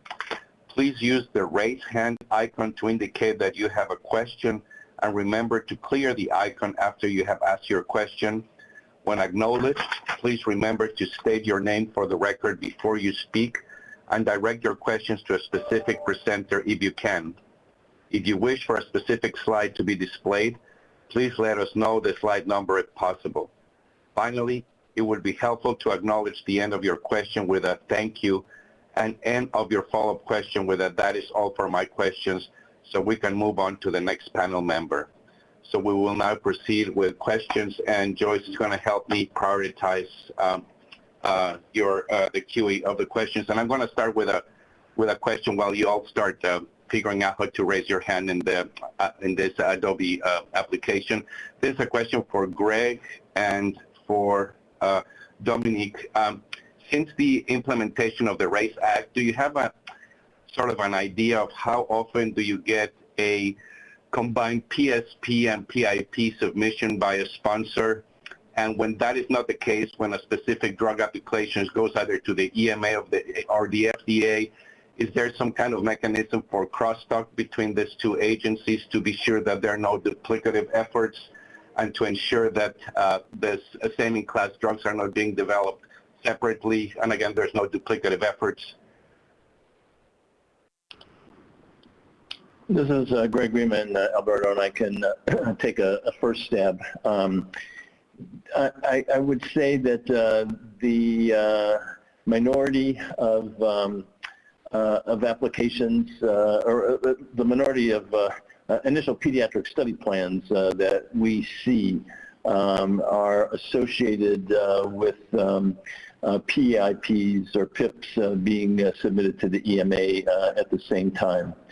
As you may know, we, from a regulatory agency perspective, have actually recommended simultaneous submission of pediatric investigation plans to the EMA and pediatric study plans to the FDA to accomplish exactly what you're asking. More recently, we have seen that there are sort of concomitant submission of these documents. But I, again, would just remind you that the as much as we think it is important to align our thinking and decision making, there are very significant timeline differences by which agreement decisions must be made, and there are also important differences in the impact of those agreements with respect to initial versus more definitive development. But there are opportunities for us to discuss jointly.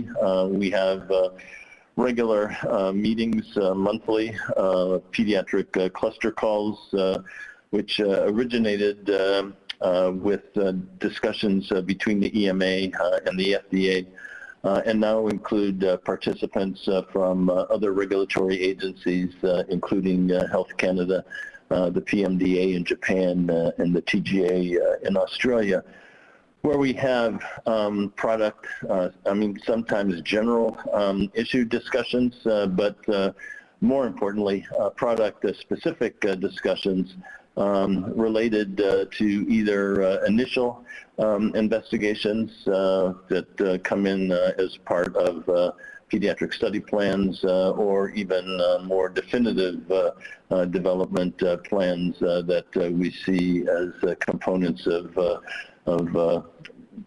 proposed pediatric study requests for written requests. So there definitely are opportunities for us to have these discussions and to align to the best of our abilities the advice we provide to sponsors.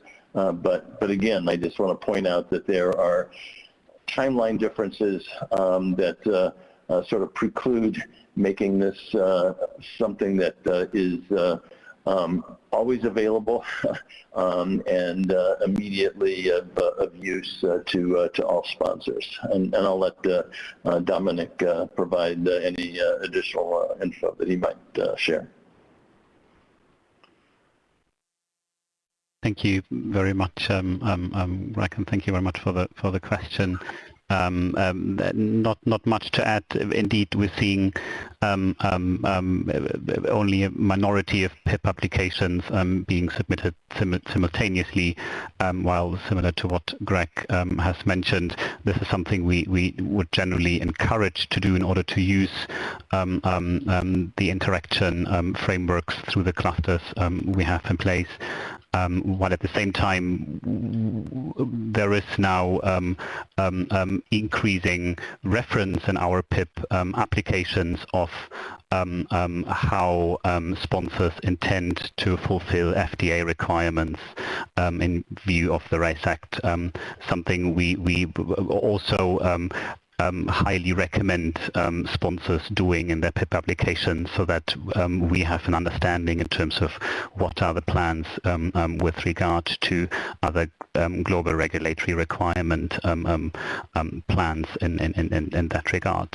I'll stop here. Thank you. Thank you. Thank you very much. No further questions. The next person on the queue is Steve Du Bois.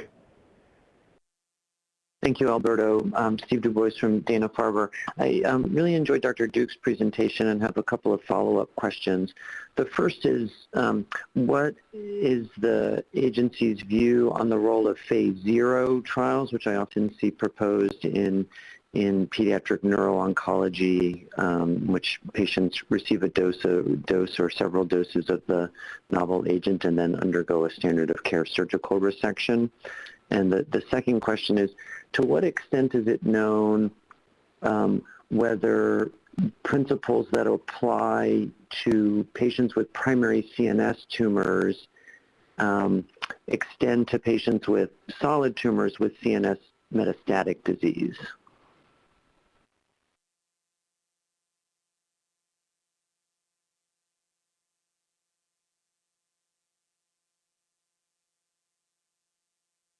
This is Elizabeth Duke. Sorry, I had trouble unmuting. Thanks, Dr. Du Bois, for your questions. I think very interesting to think about. I think the phase 0 studies we are seeing certainly, and I think can provide helpful information, particularly when we're thinking about, being able to really understand what a particular compound is doing in the brain tissue, which we often don't have that information. We're often, using other measures, like I mentioned about CSF or kind of MRI findings, things that then aren't necessarily, actively happening in the brain tissue. So I do think those can add helpful additional information. In terms of the primary CNS tumors extending to patients with solid tumors, Dr. Riemann, I may defer to you in terms of how we would think about that as relates to the IPSPs. Yeah,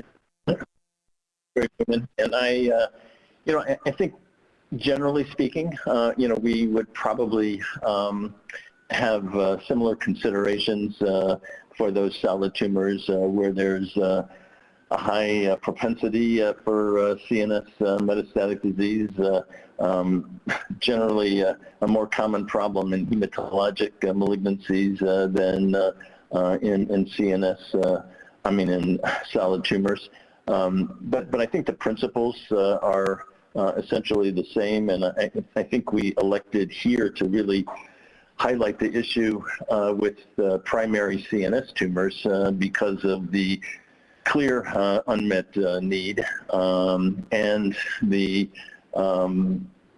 emerging and expanding evidence of specific molecular targets that appear to be important therapeutic targets for certain pediatric brain tumors.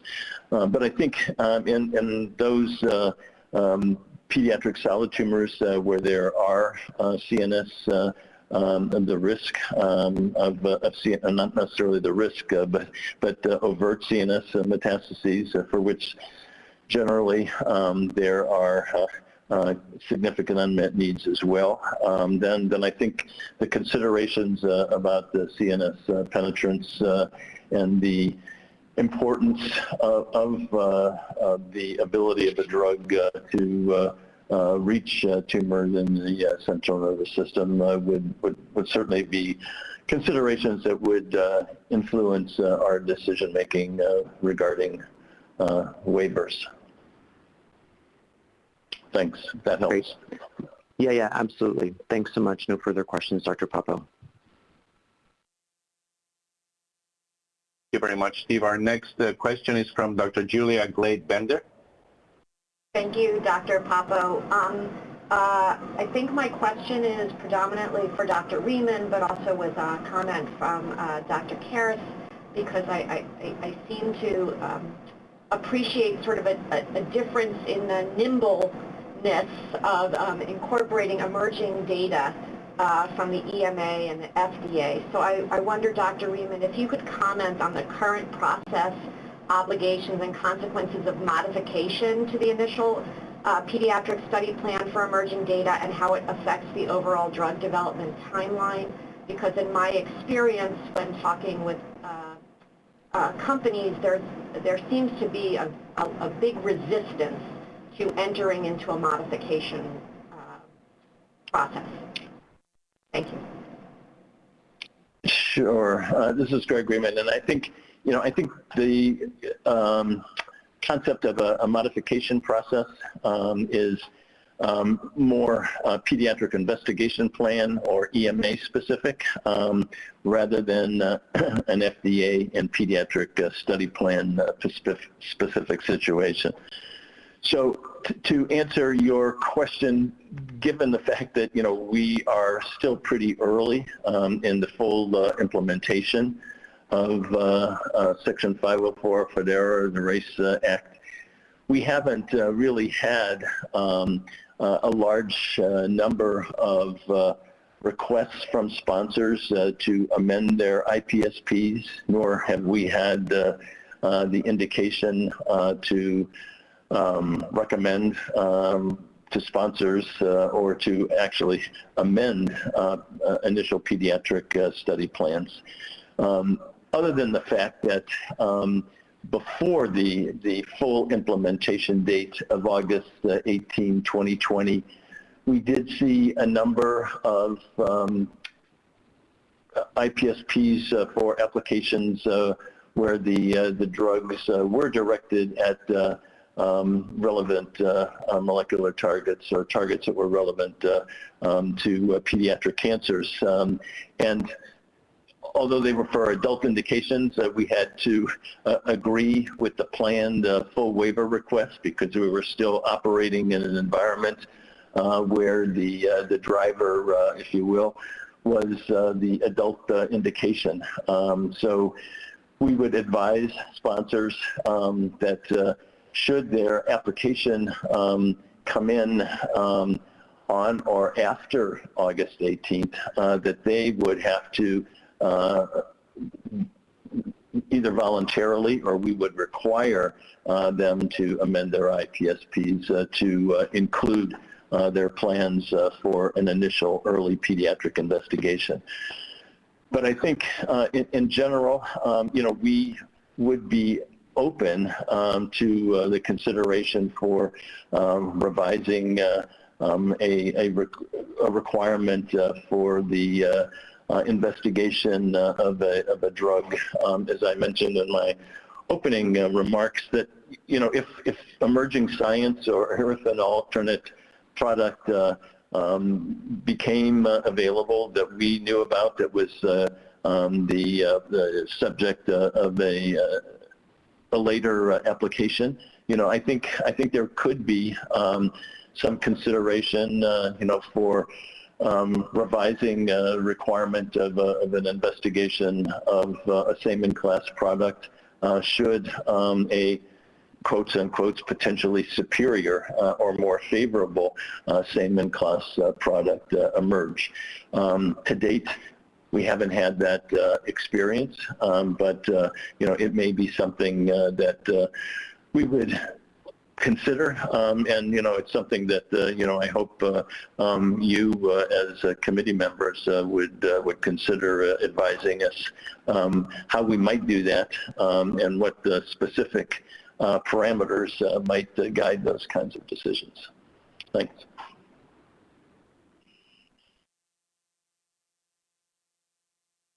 Hopefully I answered your question. I was going to say thank you, Dr. Papo and Dr. Riemann. I think that does answer my question. That answers your question, Julia? Yes. Thank you, Dr. Papo. Thank you. We will now proceed to Dr. Richard Gorlick. He's next in line.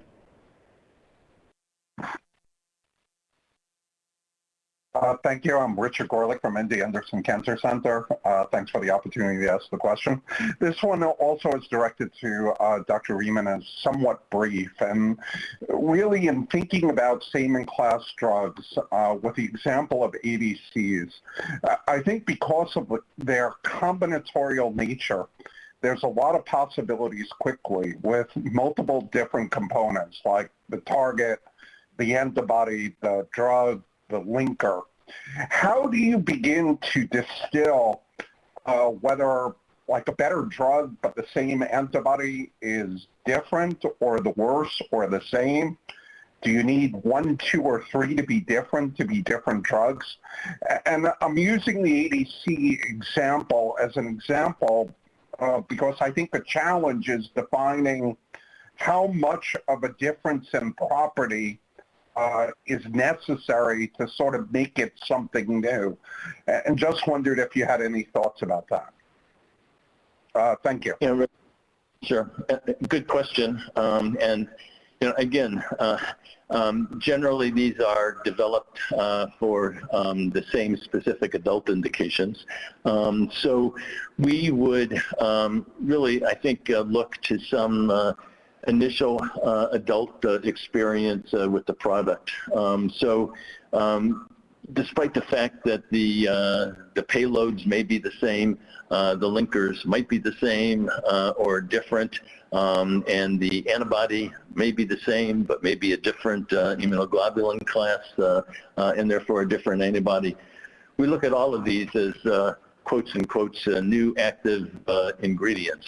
And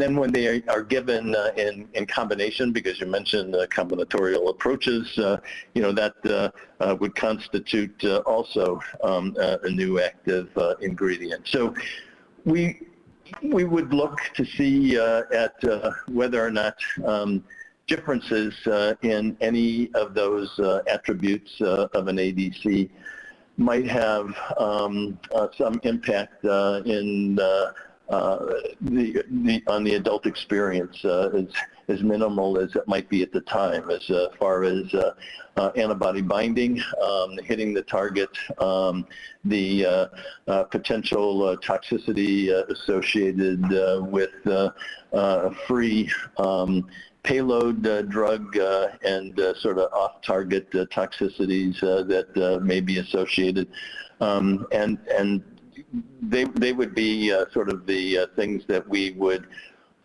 look at. Unfortunately, the amount of information that is sometimes, and I would say generally provided in the context of an initial pediatric study plan may not always include that. So there are questions that we may have in a written response to a sponsor to provide more information. And that's one of the issues that I would like to discuss later today too, is how much and what sort of specific information do you think we really need to request from sponsors to include to help guide those decisions, and specifically the kind that you raised in your question. So. Very helpful. Thank you very much. Sure. Pleasure. Ira Dunkel, you're next. Thank you, Dr. Papo. This is Ira Dunkel, Memorial Sloan Kettering. My question is for either FDA or EMA staff. and has to do with the oral formulation issue, the liquid formulation issue.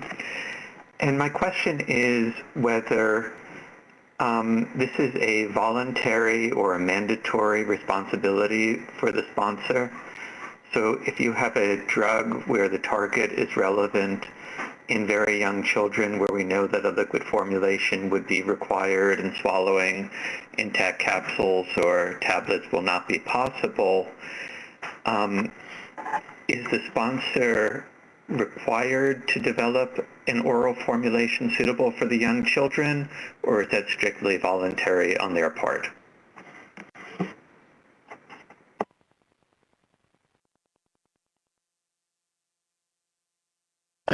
This is Greg Riemann, and I can maybe start from the FDA perspective as far as the requirement.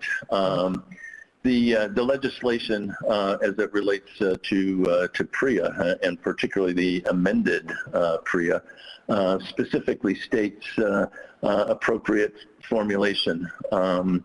If we extend to other regulation that governs drug development in the pediatric age group, the Best Pharmaceuticals for Children Act, when we issue written requests under BPCA, there is a requirement for the development of a pediatric appropriate formulation, and not only a requirement for its development, but a requirement that it be made commercially available.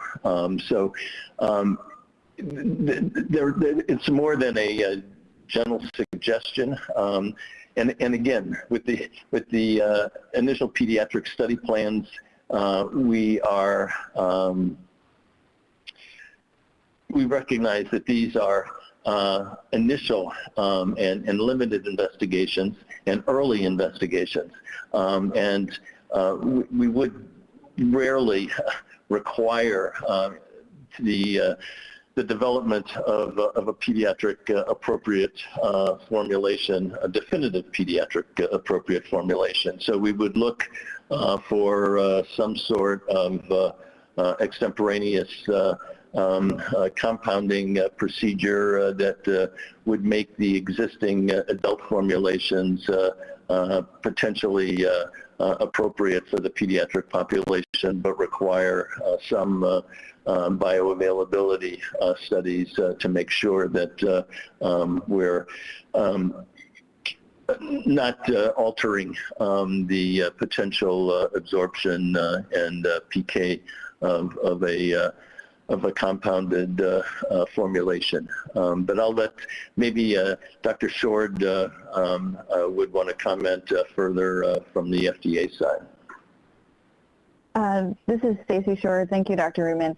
So I think you addressed the regulatory aspects of the question as far as whether or not an age-appropriate formulation would be required. And I think from my perspective, with what I talked about this morning, was just whether or not is just thinking about like what formulation would be appropriate for the age group that you're looking at, and whether or not the formulation that is commercially available at this point can be given to the pediatric age groups of interest, or if some modification needs to be made, and then subsequently those additional studies would need to be done to, as Dr. Riemann mentioned, to make sure like the PK exposure is what we need it to be. Thanks, Stacy. And I might just add, Ira, also, you know, our reasons for mentioning the formulation specifically was if we have same-in-class products where there is a pediatric appropriate formulation, or there's some suggestion that one could be developed extemporaneously, at least for initial investigational purposes, that may make that particular product more favorable than another same-in-class product where a single formulation exists and that formulation can't be compounded so that, you know, children under the age of 6 or 7 or 5 or 6 who can't swallow large tablets or capsules wouldn't be able to be enrolled on a study. And maybe the EMA would like to comment here as well. Thank you very much. This is Dominic Harris. Having in mind that the different objectives here, with the objective of a PIP generating data sufficient for a pediatric indication, quality developments are mandatory in that regard. And I think my colleague Dr. Wang will sort of expand on that in her upcoming presentation as well. Thank you. Thank you all for the responses. I guess I think someone alluded to this maybe earlier in the meeting.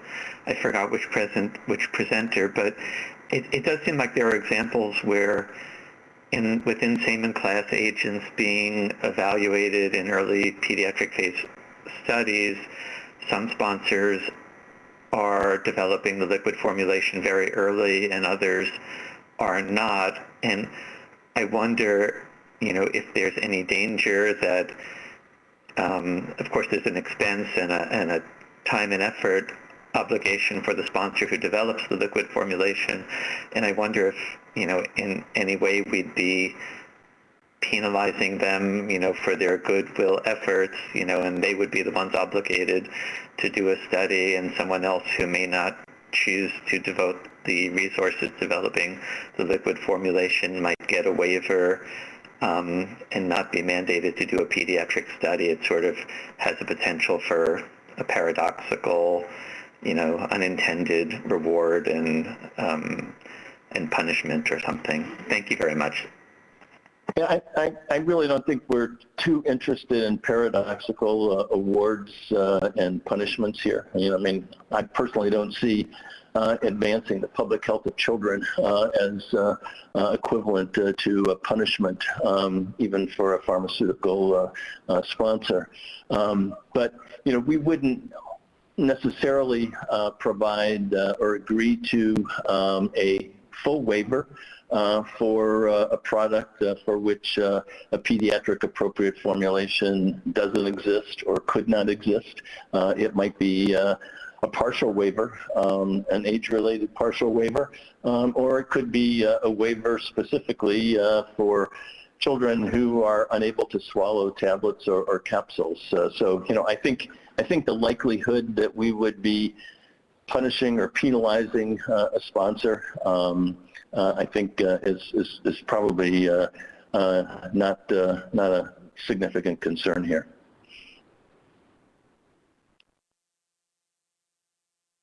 Thank you very much.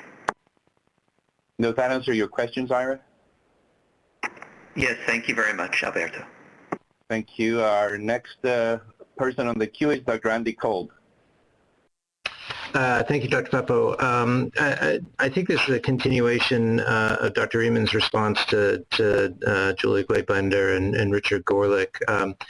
As we accumulate phase 1 data, adult and pediatric data on agents where there may be multiple versions in class, at some point we have to make a decision about an efficacy phase and recognizing for some rare subsets of the malignancies we care for with these targeted agents, we may only be able to do 1 or 2 efficacy trials inclusive of the U.S. and Europe in a 3 to 5 year time frame.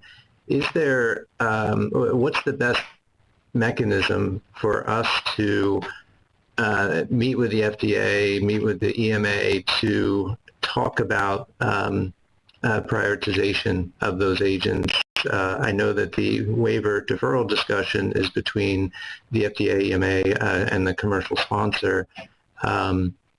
Cooperative groups, the academic communities will have opinions as well, specifically on what is feasible for evaluating efficacy, and there may be a lot of information about dosing schedules, ConMed interactions, all the points that were raised by the speakers today that could be reviewed in totality to figure out which agents we prioritize for the valuable phase 2 or phase 3 eligible pediatric patient. So I guess the question is, how do we have those conversations? Is it the ODAC, or are there other opportunities that we should be pursuing? This is Greg Riemann. I'll try to address that, Andy. And as I tried to make clear, this particular discussion is really not about the prioritization beyond initial, which initial same-in-class products or how many same-in-class products to evaluate in children in a limited fashion to evaluate dose and tolerability and seek a signal of activity. And I think, there are, that's number one. Number two is that not infrequently, as part of the information provided by companies in the initial pediatric study plans, there are references to discussions, and there's information from those discussions that sponsors have had with key opinion leaders, clinical investigators in the pediatric community about the specific attributes of their product which make it superior to others perhaps. But I think the real question that you're asking, or that I'm hearing at least, relates to the well-known fact that this issue of too many drugs for too few patients sort of extends beyond the continuum of drug development in children. And which of these products that are same in class actually make it to more definitive development. And I think that is a discussion that is multi-stakeholder in concept, and I think there are other platforms for which those discussions can be had. As you know, the Accelerate platform includes regulators as well as investigators and advocates, patients, and industry sponsors. And it includes individuals from international cooperative groups as well as regulatory agencies. So I think those kinds of decisions are probably best made there. But I'm afraid we wouldn't even be able to have those decisions or those discussions if we didn't at least have some preliminary information in the earliest possible time frame about some of these new products, and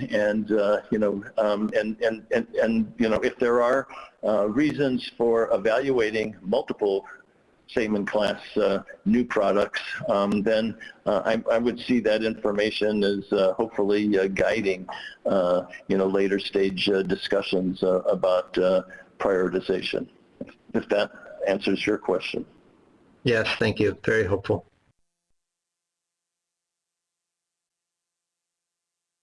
Next, Dr. Albert Krause. Yes, can you hear me?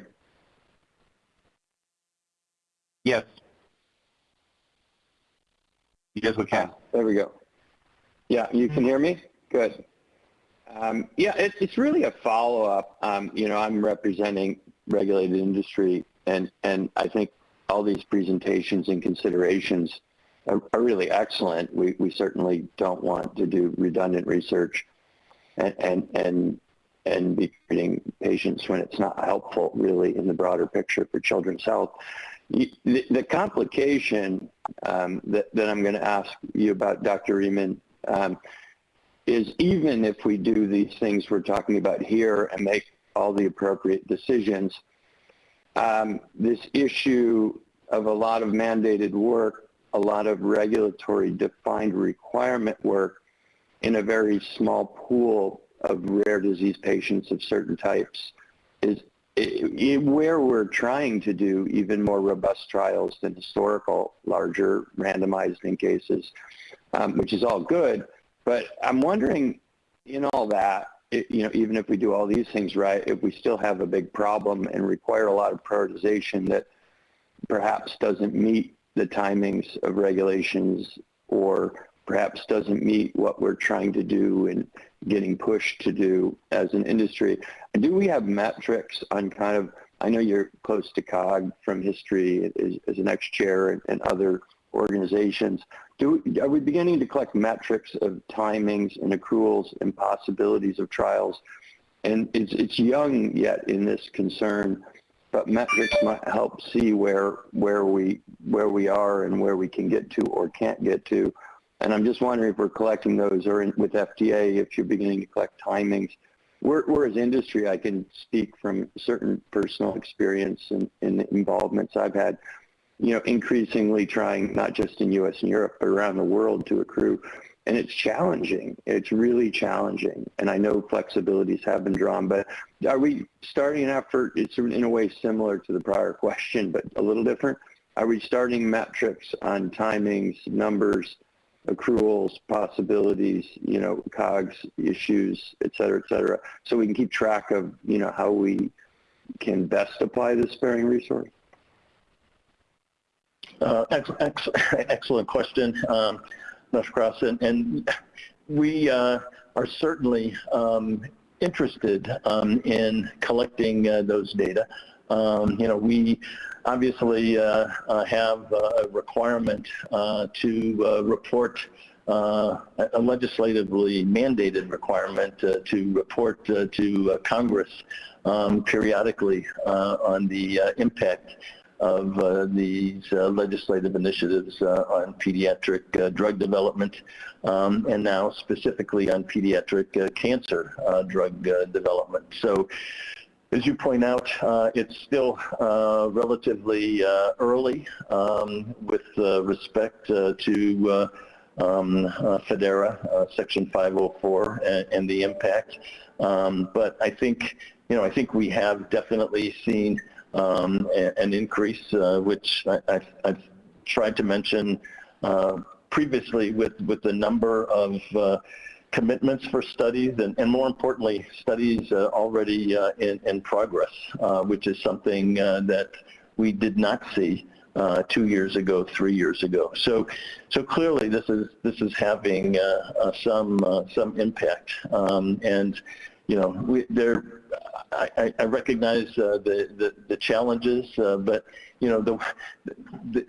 one of the major challenges to pediatric cancer drug development was getting to first base with respect to being able to do early phase studies to investigate promising or potential new therapeutic agents. And unlike every other clinical indication, cancer was excluded basically from the requirements of the Pediatric Research Equity Act, because the cancers of children and the cancers of adults are different. So I think both in the EU with the mechanism of action requirements and in the US, this is addressing an important first step in trying to improve the number of, and not just the number of studies, but the timing of when those studies are initiated, and hopefully the ultimate timing of when effective drugs are approved for use in children relative to their approved use in adults. So to answer your question briefly, yes, we're interested in metrics. We are interested in collecting data to make sure that we are doing what we have been legislatively mandated and authorized to do to advance the public health of children with cancer.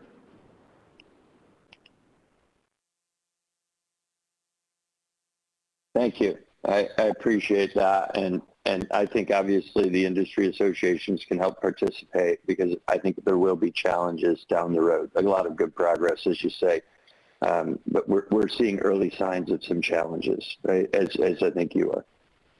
Yes, and I think we have to work together, and I think we're eager to work together to face those challenges and or overcome those challenges and be somewhat creative and innovative. And I think it's going to require some bold steps on the part of industry and regulatory agencies in order to get there. But we recognize that we're in this together, and that's what we hope we're able to do moving forward.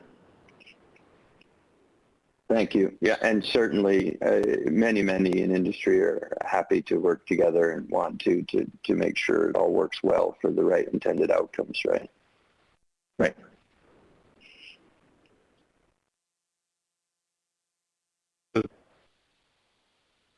That answer your concerns and your questions, Dr. Krause? Oh, yes, fully answered. Thank you very much, Dr. Riemann. Okay, now we have Dr. O. Bagatelle.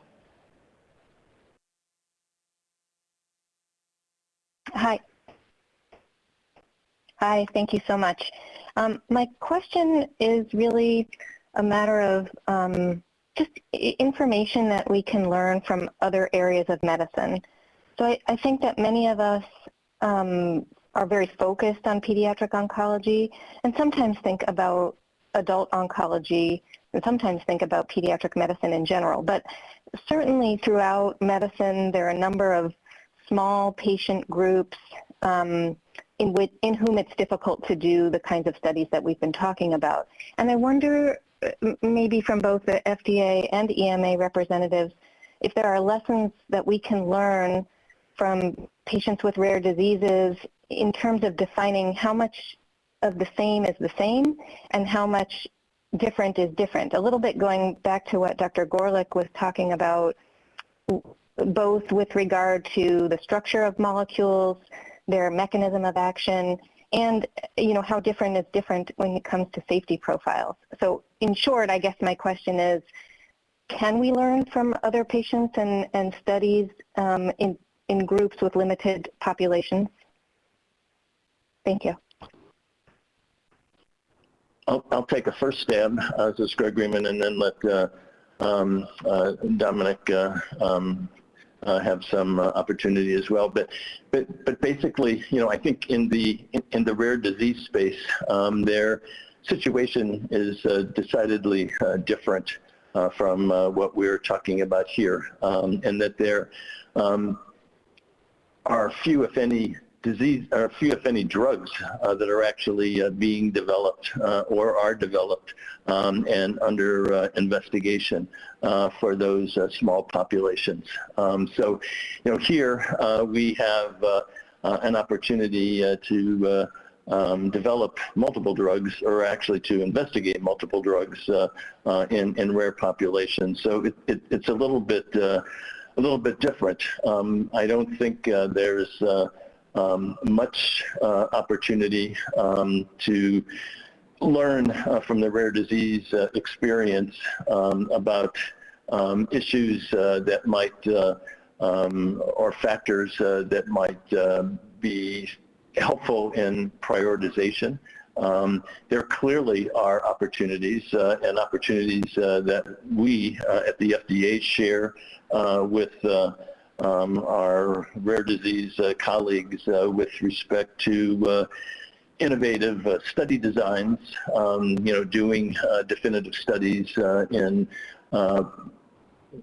populations where limited sample sizes, may make it difficult, if not sometimes impossible, to do randomized controlled trials, and looking at sort of Bayesian adaptive approaches, hybrid approaches, the concept of external controls. But that's an issue that's sort of outside of what we're discussing here with respect to having more drugs than we can effectively study given the small number of patients that we have.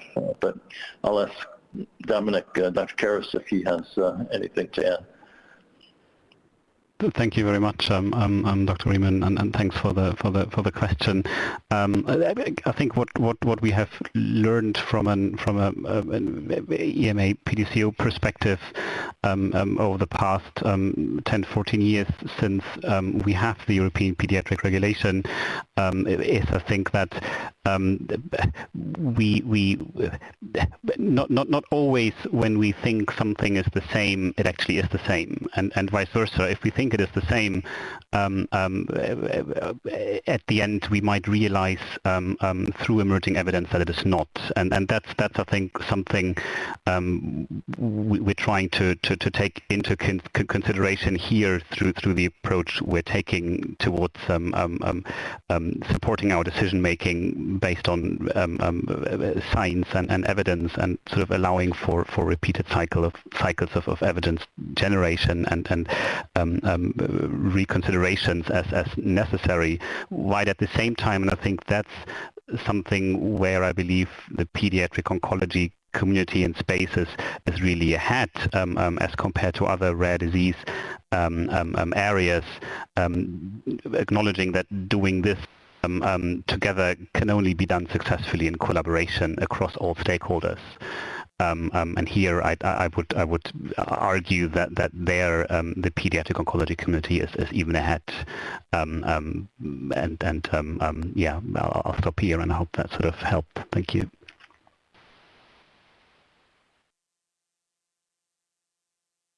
Thank you. That's helpful. Yeah. No, it's just an interesting thing to. The issues are numerous, and it's interesting to think about the pediatric oncology community being out ahead. Thank you very much. Thank you for your question. Dr. Ted Leitch is next. Thank you, Dr. Papo. My question loops back to what had been previously asked about emerging data, and just thinking not only about emerging data for the specific agents or the specific targets that have been previously identified, but if there are emerging data that a target may be relevant to a different pediatric cancer or a different pediatric marker that had been originally studied, how does that factor into requirements for next-in-class agents that may be submitted to the FDA or EMA? Just thinking that the early nature of these requirements may have made those targets not relevant for the earlier agents in class, but may still be relevant even if there's a dose and safety data of one agent in that class.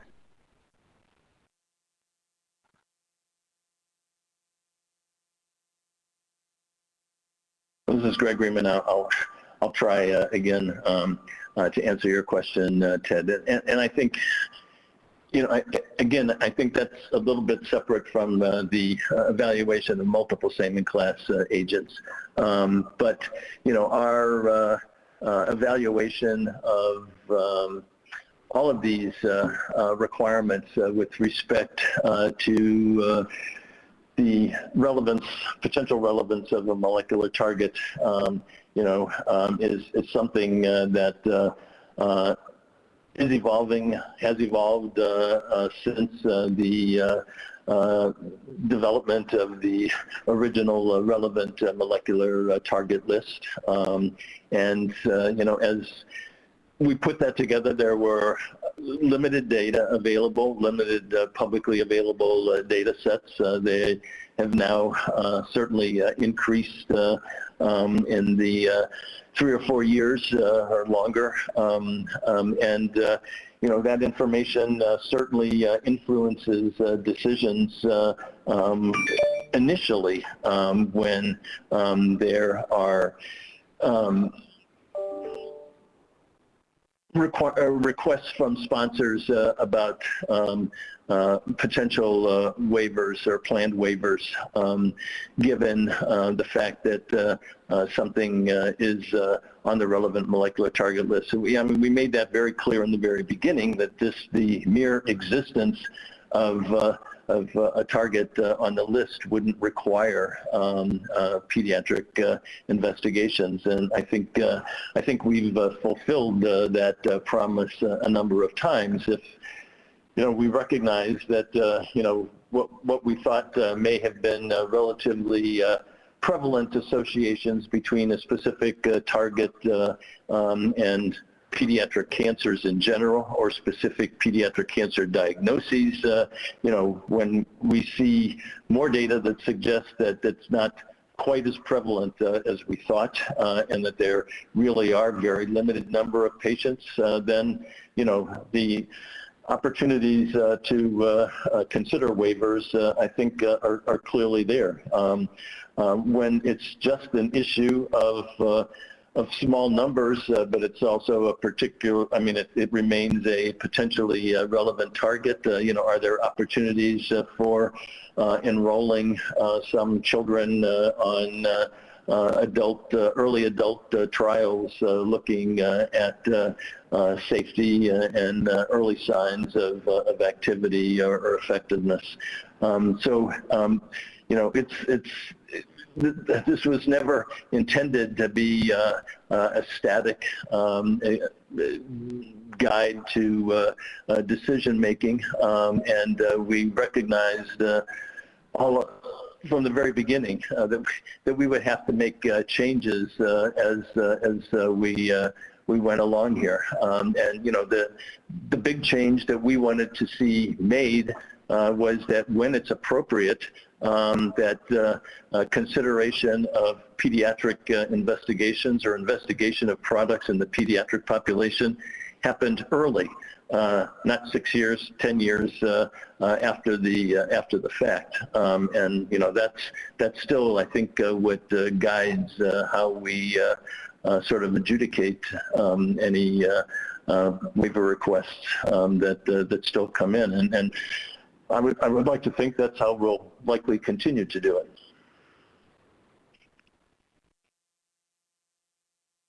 Thank you, Dr. Raymond. That answers my question. Does that answer your question, Ted? Yes, thank you, Alberto. Thank you. I see a couple of hands that are still up. I don't know if you just forgot to put down or you have a question. I want to remind you that it's 12:30, so we're going to break for lunch, but we're going to have a second session for questions and answers at 2:15. So for now, we will break for lunch. We will reconvene at time. Please remember that there should be no chatting or discussion of the meeting topic with anyone during the break. Additionally, you should plan to rejoin us at around 12:50 p.m. to ensure you are connected before we reconvene at 1 p.m. Thank you, and we'll see you in about 30 minutes.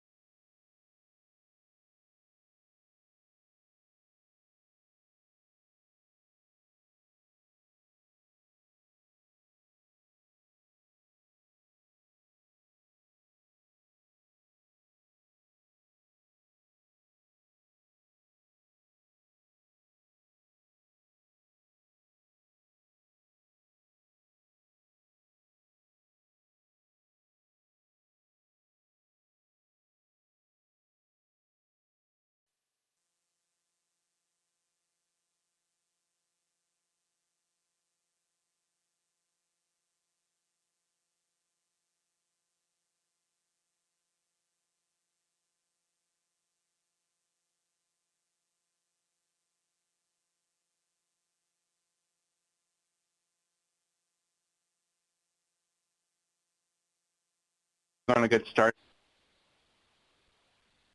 We're going to get started in a couple of minutes.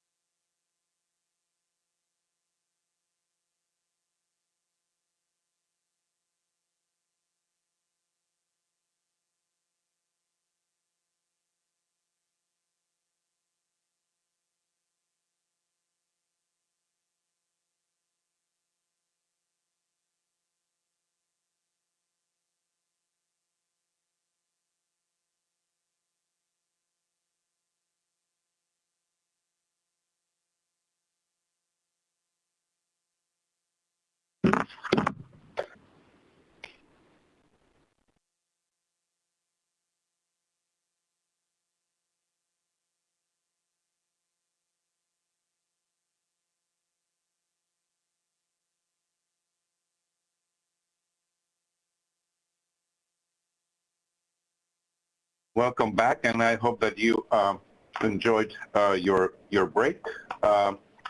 We will start with guest speaker presentations. We will now proceed with a guest speaker presentation by Dr. Siri Wong.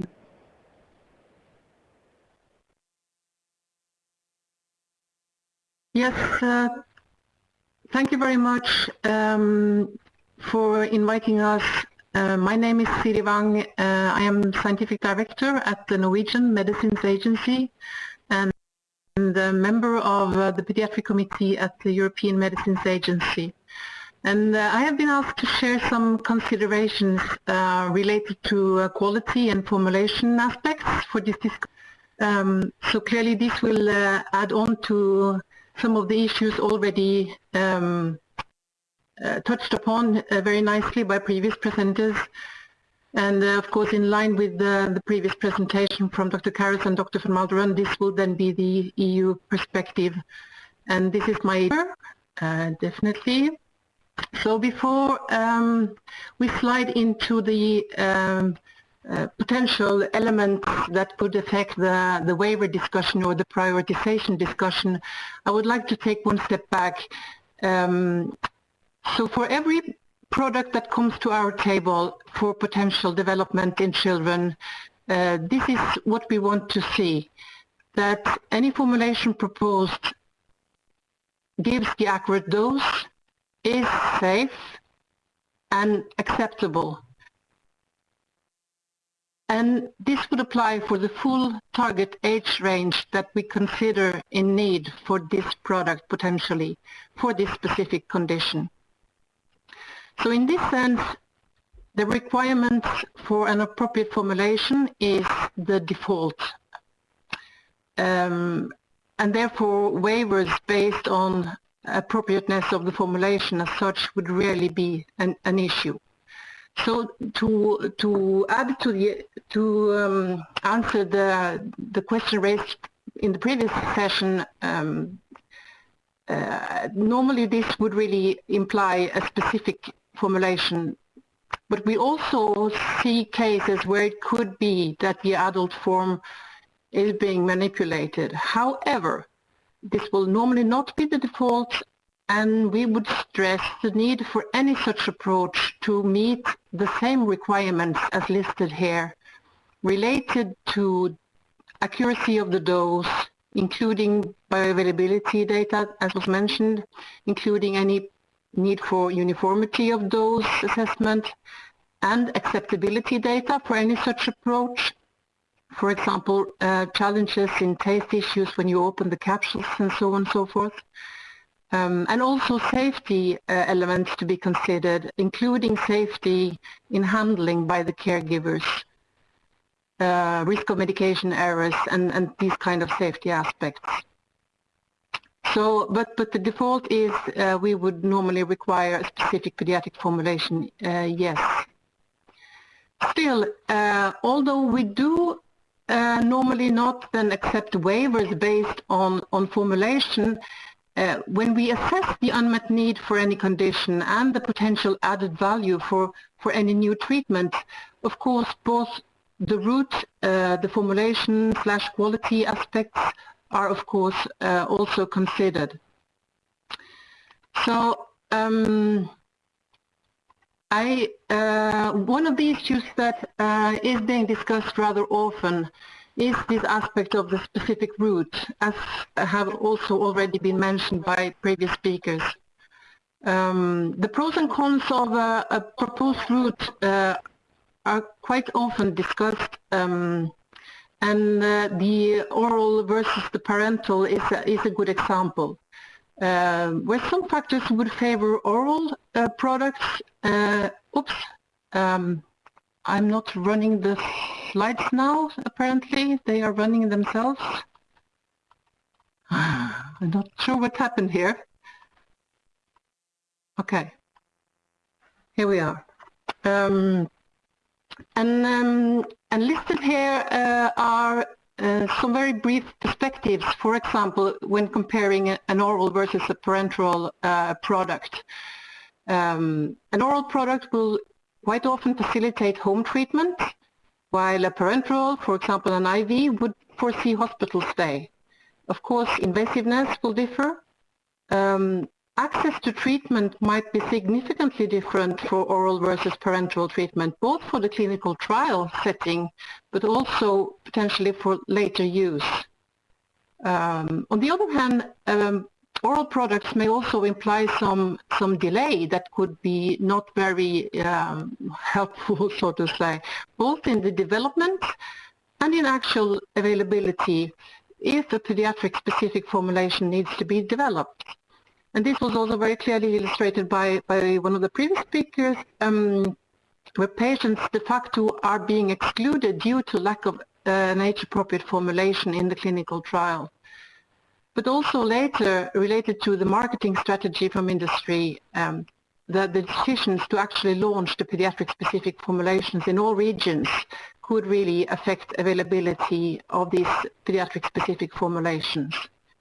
And for parenteral products, at least when they are identical as the adult forms, these problems are not really an issue, and the risks for delay is most likely reduced for those kind of products. So from this perspective, prioritization based on route of as such potentially can be challenging in our view, as the different approaches really have different advantages. Of course, on the other hand, in a setting where we, for example, already have 1 or 2 or 3 IV products in the same class, an oral product definitely may provide added value for sure. So, trying to illustrate some of the discussions we are having on formulation characteristics, so the formulations as such and not the route. Quite often we see approaches where companies are clearly arguing that their products are not suitable for children, most often then, of course, the youngest age groups, and therefore asking the waivers. And this could be due to dosing issues, acceptability issues, or safety issues, or all three together, definitely.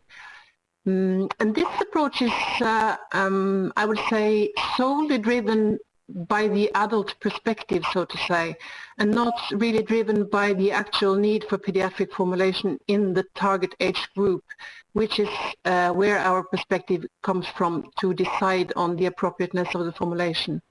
So in general, as we would normally always request an age-appropriate formulation for each development, this justification would normally not fly from our side. The second argument we see every now and then is that the development of an age-appropriate formulation would not be feasible, mainly for technical reasons. Could be challenges in taste masking, challenges related to coating, prolonged release approaches that is not that feasible for the age-appropriate formulations, or excipient issues. I would say that generally it's our experience that at early stage of the PIP discussion, when they come at the first discussion with us, these aspects are very often not sufficiently justified. They could be theoretically at later stage more relevant to come, but as an initial early stage, these kind of justifications are generally not well justified and not, therefore not at that time at least, a rationale for a waiver. Of course, sometimes a formulation approach proposed for adults could be considered particularly useful in children.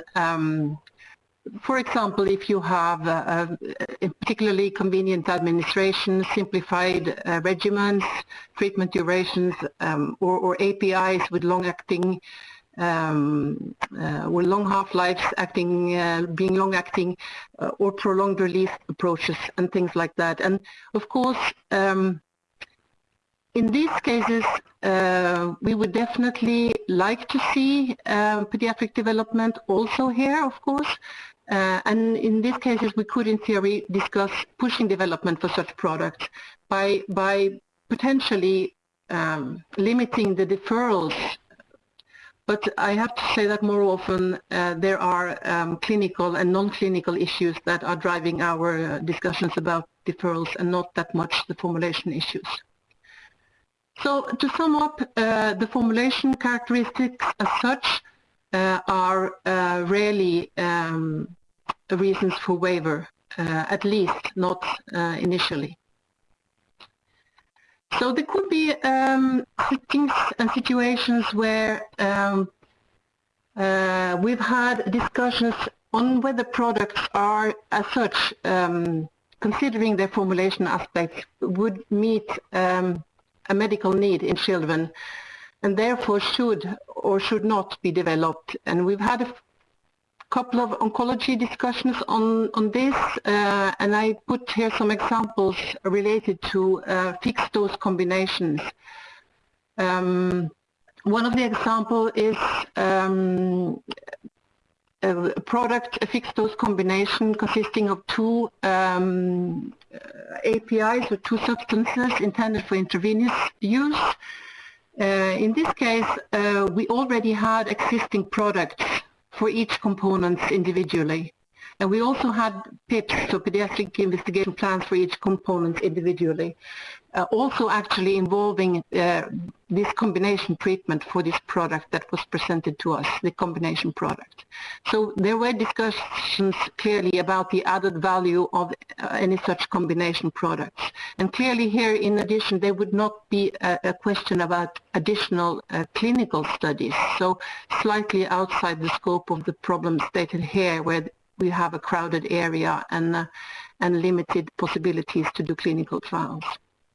And for sure, this type of discussion will not be an early stage decision or discussion, but really a very late stage discussion. So limited relevance maybe here. But this was a case where we could have considered a waiver approach for sure.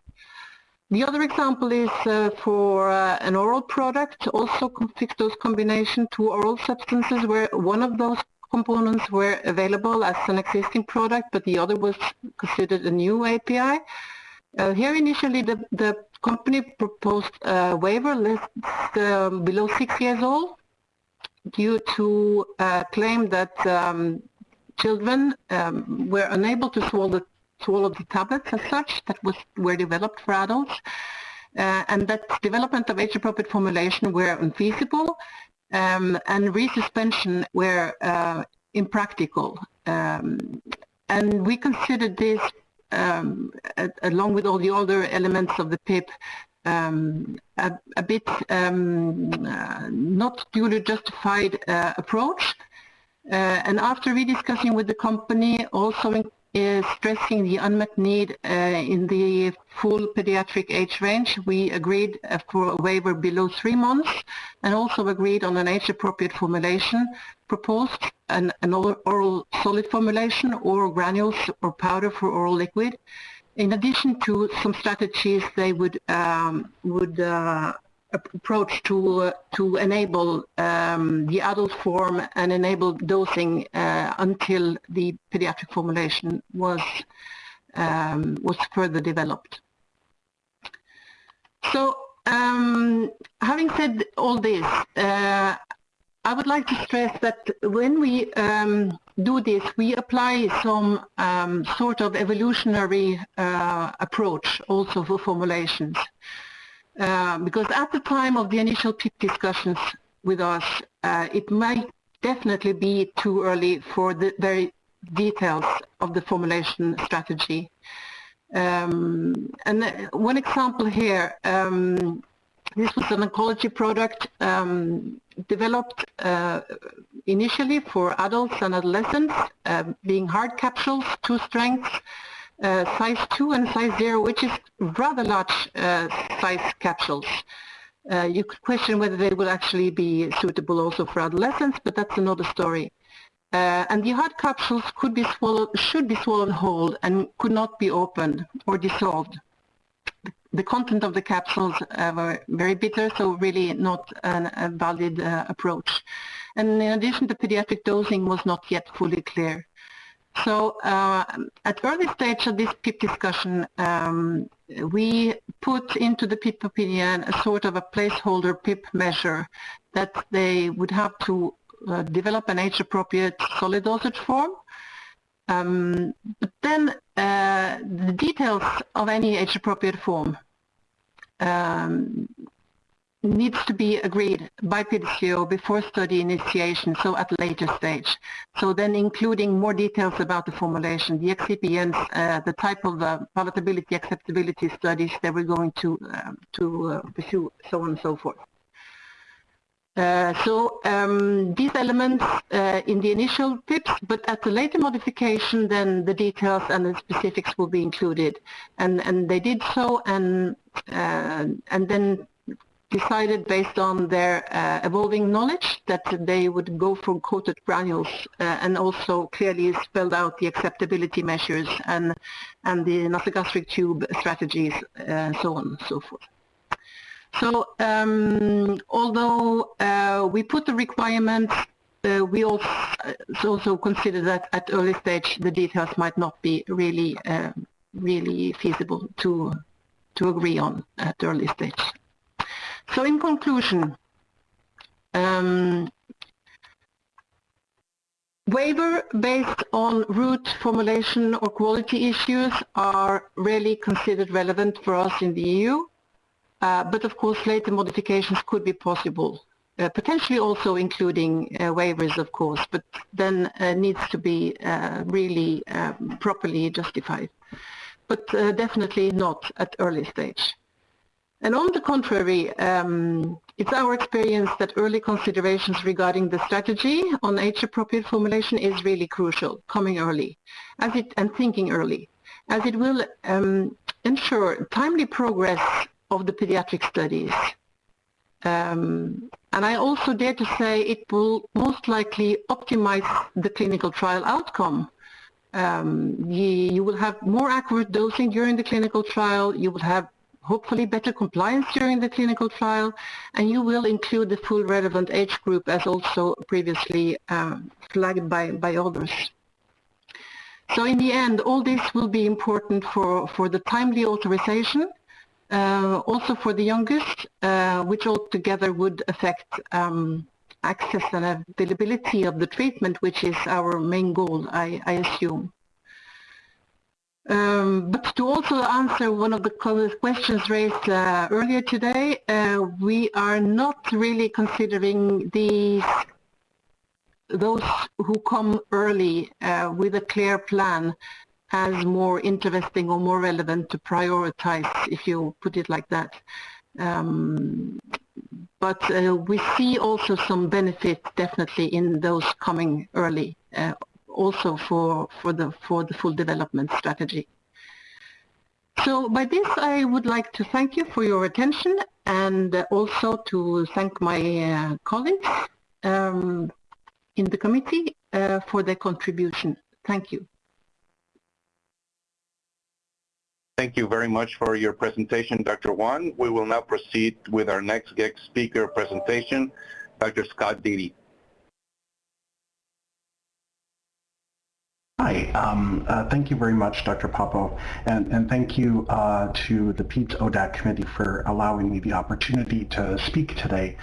So my name is Scott Beatty. I'm a pediatric oncologist by training, and I help lead pediatric oncology development at Merck. And today I'm going to give an industry perspective, but maybe more accurately a personal perspective on waiving requirements for pediatric investigations in same-class products.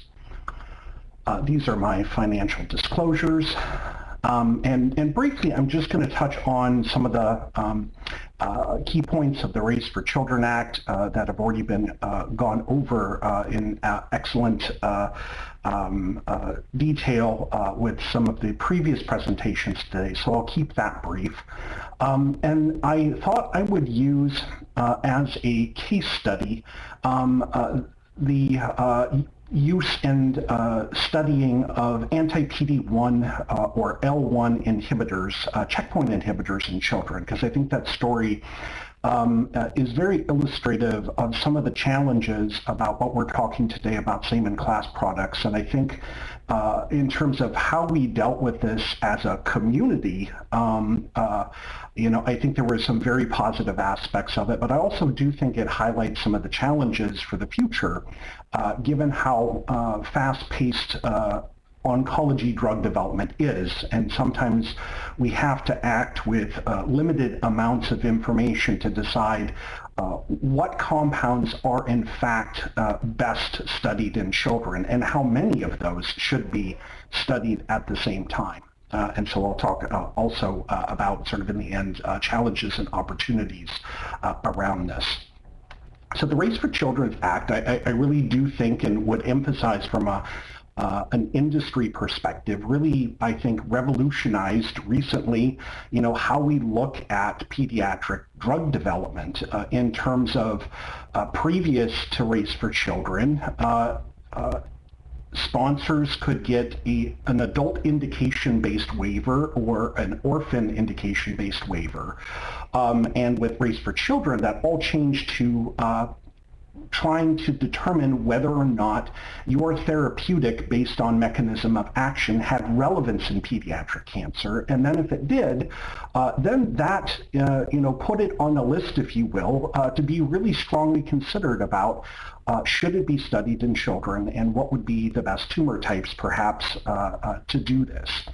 And the overarching goal of the Race for Children Act was really, I think, to focus on accelerating appropriate initial pediatric evaluations and to have this happen much earlier in the developmental timeline of drugs, as Dr. Riemann has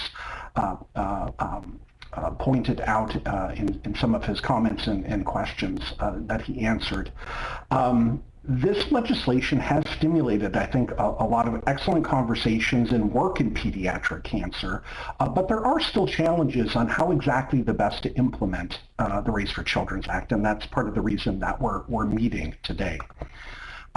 So I wanted to touch on some of the considerations for granting waivers that the Race for Children Act actually allows. And these three are different than the ones that we've spoken of to some degree, though, except for the most recent talk we just heard. In terms of it would make sense to potentially grant a waiver if there was serious toxicity concerns for a given compound based on toxicity in particular pediatric age groups or concerns around severe developmental toxicities, perhaps discovered in non-clinical models. And then lastly, when due diligence has been done, it is possible to have the conversation about whether or not a sponsor should be granted a waiver for age-appropriate pediatric formulations for particular age groups. But once again, I think there are a lot of opportunities to actually be able to test, at least in initial studies, what is required for the Race for Children Act in terms of trying to get some idea of dose finding, safety, and initial PK before launching into the much more extensive and sometimes challenging, more permanent pediatric formulation that could come down the road if in fact there is some activity worth pursuing. And then for these two bullet points, this gets more to the topic at hand today in terms of looking at waivers for later generation products that have a lot of these characteristics that have been spoken about today in terms of how do you actually define same in class in terms of looking at pharmacologic parameters, toxicity, and efficacy, and whether or not, if there are in fact multiple same in class products that for all intents and purposes look very similar, does it make sense to continue to actually have to study this in children?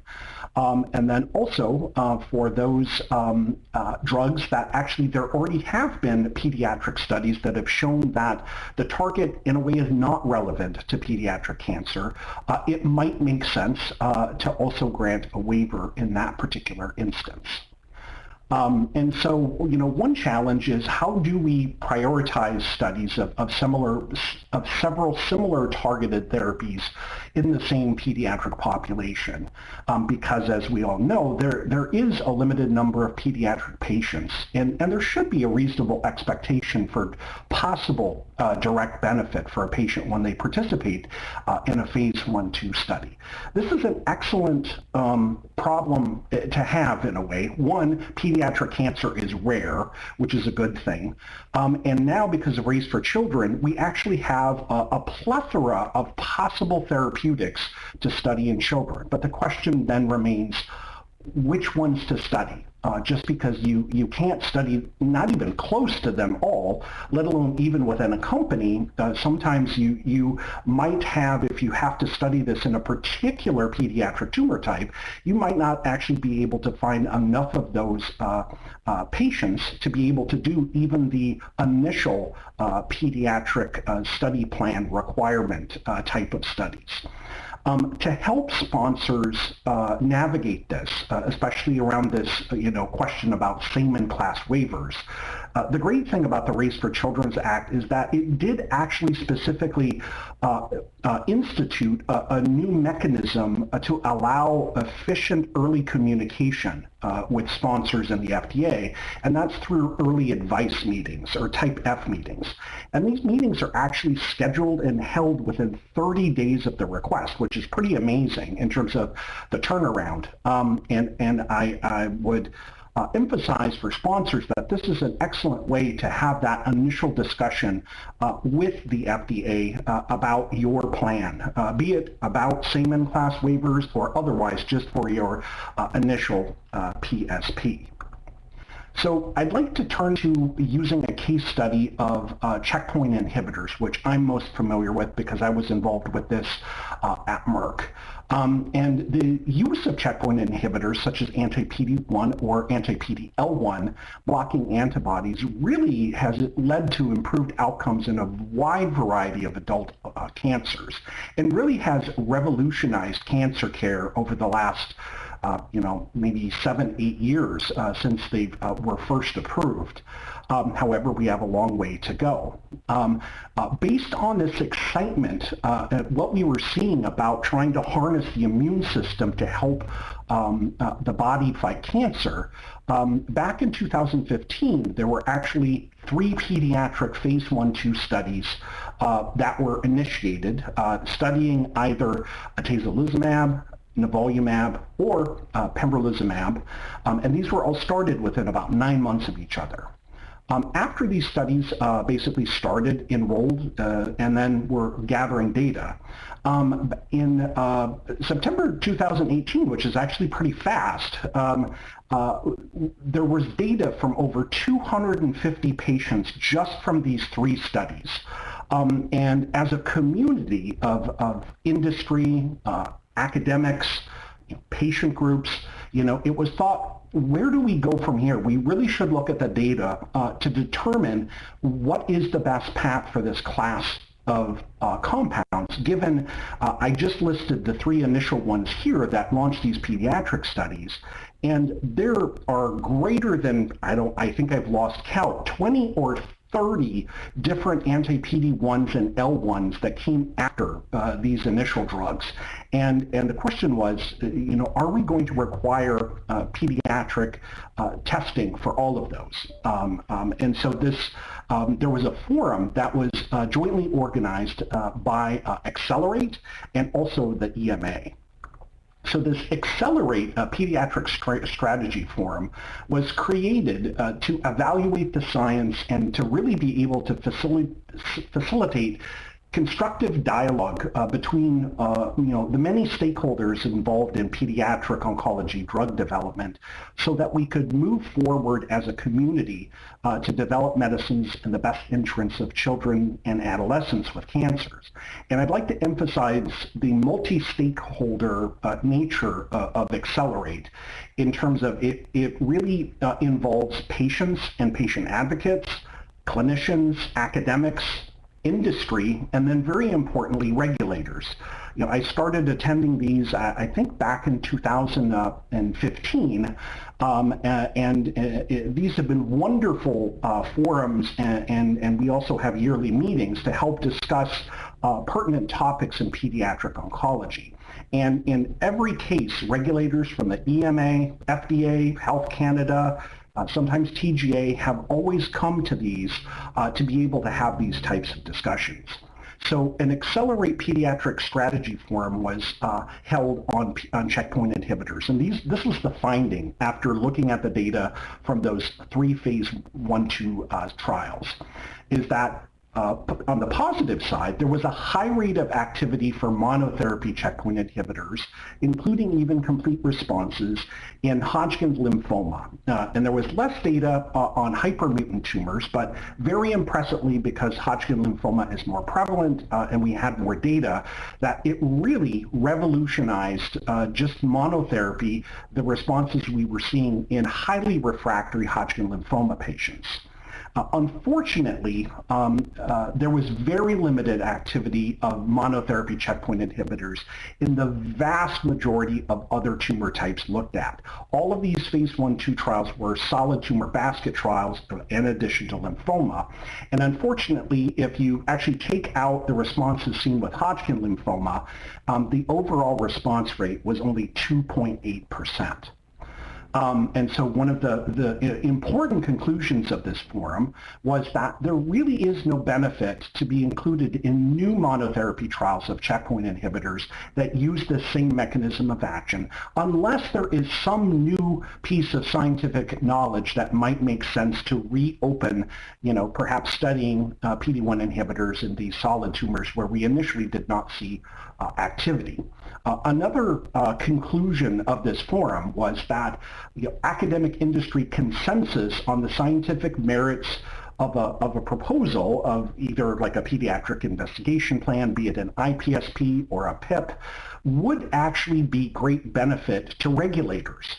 In other words, the sponsor to bring this information when they're having discussions about their plan for their drug, having this multi-stakeholder feedback, I think, makes a strong case for if a sponsor wants to move forward with why they think they should be studying their drug of interest in children, that they have the backing of the community. And then also, just as importantly, and this getting to the waiver aspect, is that if the community says, yes, we actually agree that that we do not think it makes sense to continue to study this class of drug in children, that's an also very important piece of information.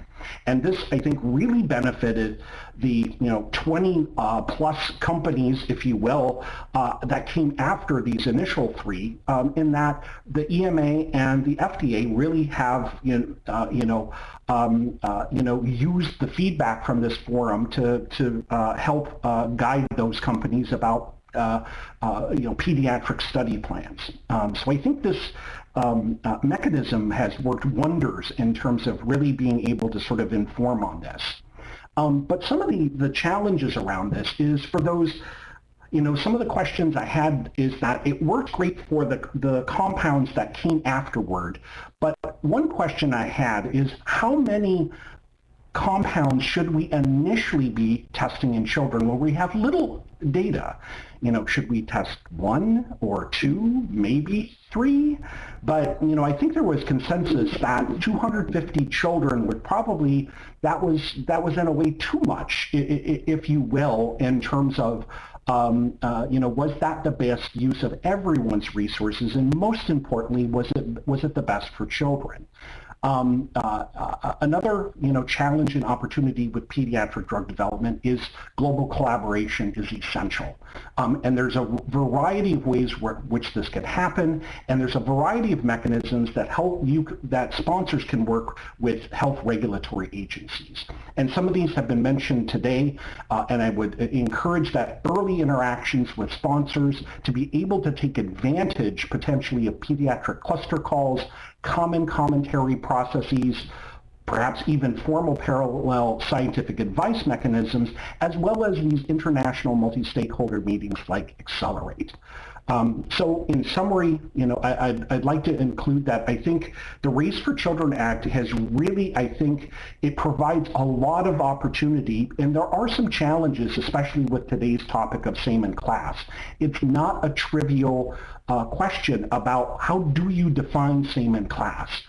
And that is hard, but I think one of the important things is having these early discussions and having enough time to have these discussions with multi-stakeholders as well as regulators, I think will allow us to come to the best conclusion for how to develop a drug if it's warranted in children. And strategy and the resulting regulatory requirements around this always should be driven by the science, because the science always drives what's best in this case for children. So thank you. Thank you very much for your excellent talk, Dr. Didi. We now have about 10 minutes for clarifying questions for both Drs. Wang and Didi. Please use the raise hand icon to indicate that you have a question, and remember to clear the icon after you have asked the question. When acknowledged, please remember to state your name for the record before you speak and direct your question to a specific presenter if you can. If you wish for a specific slide to be displayed, please let us know the slide number if possible. Finally, it would be helpful to acknowledge the end of your question with a thank you, and a follow-up question with that is all for my questions for now, so we can move on to the next panel member. So we will have already Steve Dubois as the first person that would like to ask the question. Thank you, Dr. Papo. Steve Dubois from Dana-Farber. I have a question for Dr. Wang and a question for Dr. Didi, so maybe I'll start with Dr. Wang. Thank you for that presentation, and I appreciated your comment about being able to administer an appropriate dose to a patient, and sometimes in our first-in-child clinical trials, we end up, because of the available pill sizes, even for children who can swallow pills, we're not able to give them an appropriate dose due to rounding between their calculated dose and the dose that we could actually administer with even a capsule formulation. So is there precedent where, I guess in your case, the EMA has mandated different capsule sizes early on in development to enable more appropriate dosing of pediatric patients? Thank you for that question. Whether we have been specific on actual capsule sizes for the initial clinical trials, I cannot really remember, but really the essential that both from an acceptability point of view, being able to swallow a smaller capsule, but also to have the appropriate dose would be essential indeed. So I don't I cannot remember we necessarily have requested it, but I definitely would say it would be a brilliant idea, both for dosing perspectives and for acceptability perspectives. Whether this is an intermediate approach or the final approach would probably depend on the setting. Quite often, maybe someone would rather go for a strategy where you could have a more a formulation that is more flexible, like an oral liquid, for example, or powder, but then again, taste issues might be an issue, and so on and so forth. So we are open for different strategies here, and to answer your questions again, I don't think we have been very specific on exactly that for the clinical trial approach. But Dominique, also, if you have any additions to that, please add if needed. I hope this answered your question. Yes, thank you. That's very helpful. And then for Dr. Didi, thank you for your comments. And I really like your idea or suggestion that this be sort of an iterative process, and that the science sort of be reevaluated over time to decide whether a waiver remains appropriate. And I guess one of my concerns is a false negative conclusion based on a false negative conclusion about lack of efficacy in the context of an unselected monotherapy first-in-child study, and that potentially that type of negative determination of lack of activity be revisited if there's new data available that perhaps molecular enrichment would have changed that, or that some interesting combination might have changed that. So I just wonder what your thoughts are specifically about that, the idea of a false negative conclusion too early. Thank you, Dr. Du Bois, for your question. I think that's an excellent question because, to be honest, it was somewhat, surprising and disappointing, the results that we got with checkpoint monotherapy in solid tumors. And we still don't really understand why. One of the reasons could be around the mutational burden of children's cancers versus adults. And, we've seen sort of that as a proof of concept, where in the very rare cases of MSI-high cases where that's from a constitutive mismatch repair deficiency, those children actually have very robust responses. So in a way, that's a type of biomarker that is, I think potentially pertinent in pediatrics. And, one of the ways that, I think, and I don't want to speak for Dr. Riemann or the FDA, but, one of the ways in which, we have continued to study that is that when we approach the FDA for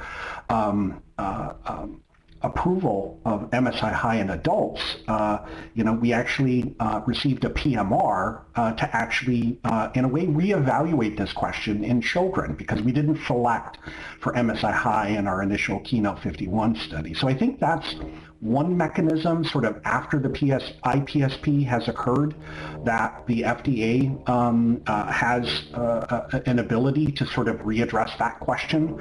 And then the other, and this is sort of just off the cuff, is that if there are multiple in-class, same in-class drugs coming down the pipeline, if you will, I think there could be opportunity for maybe not the first ones that went and reopening IPSPs, but the next, and it's amazing how many, PD-1s and L1 stills are being developed, today, literally, is that when they approach the FDA about a waiver, if there is some new information in the literature, I would assume that that new information should be taken into consideration about a waiver for the PSP, and perhaps that new same in class compound actually might be the one that actually should maybe study a biomarker, let's say, selected population, or if we learn more about just the science and biology.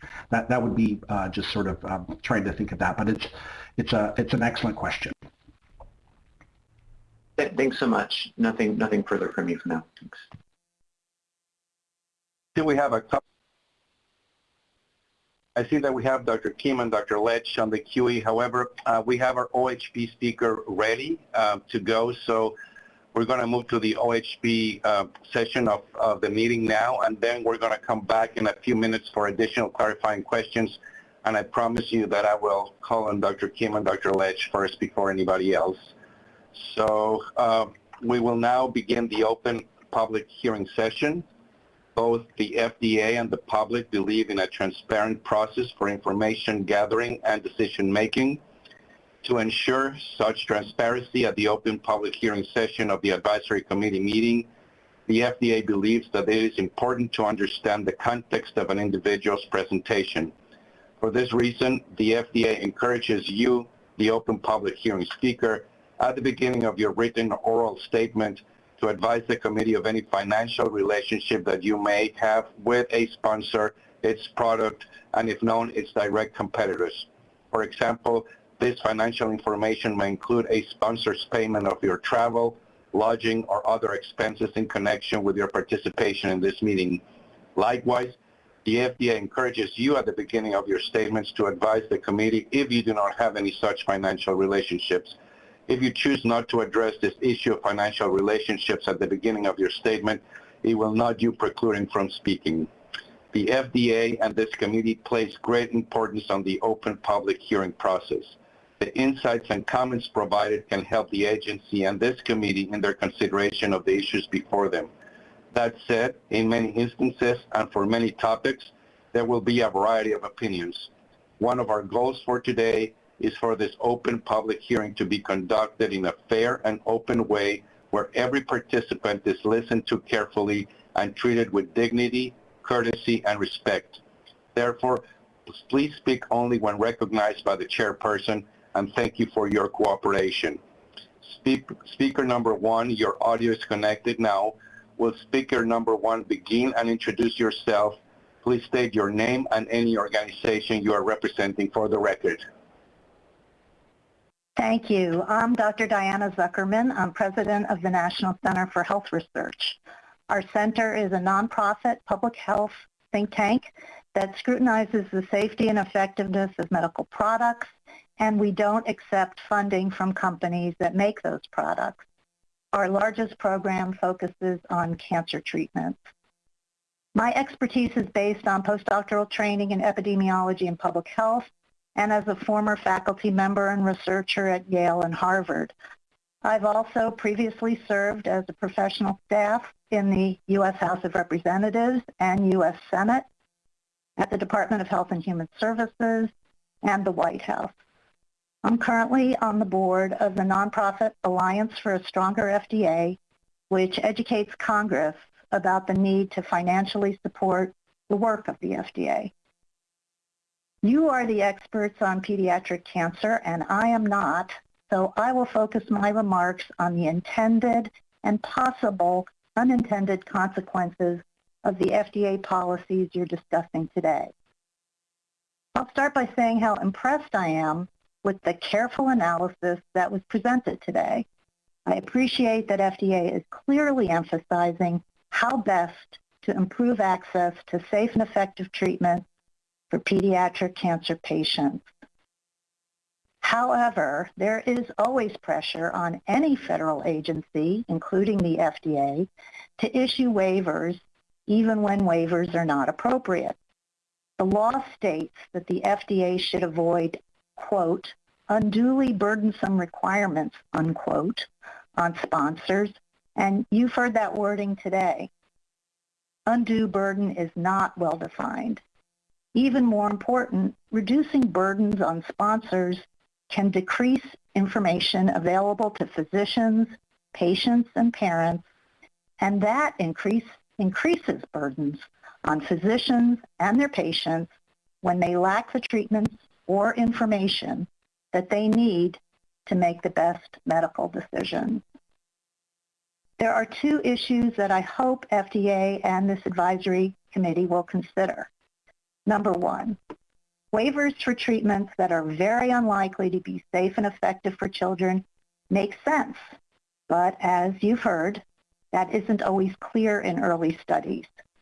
Waivers may be premature due to pressure from sponsors to issue those waivers. If the FDA issues a waiver, what happens if it later becomes clear that the drug could be used or is in fact being prescribed off-label for children? You've asked about reopening the issue of a waiver. And in addition to reopening that issue, should there be a mechanism to require that studies on pediatric patients could then be required, and how would that mechanism work to ensure those studies be done as quickly as possible? Also, should the label for the medication be required to clearly state that pediatric use is not appropriate until data supports such use? How effective would that label be? We all know that medical care varies greatly across the country, and your experiences as leaders in your field are not typical of all pediatric cancer care. Number two, how often are waivers being issued if one drug in the class is already considered appropriate for pediatric use? That would seem unfair to patients and their parents because, as you've heard, you can't always extrapolate safety or efficacy from one drug in the class to another. Some drugs in the class could be safer or more effective for children or for children of specific ages or characteristics, and that information would be lost if studies weren't required on at least a small number of pediatric patients. It should always be preferable to conduct studies on small numbers of children who receive treatment for free under well-monitored clinical trials rather than wider pediatric use of a cancer drug that was not studied on any children. My final point, a level playing field is very important for sponsors and for patients. Sponsors that aggressively apply for waivers should not be held to a lower standard than sponsors who follow the spirit of the law and do the studies needed to benefit patients. Thank you so much for the opportunity to share my views today.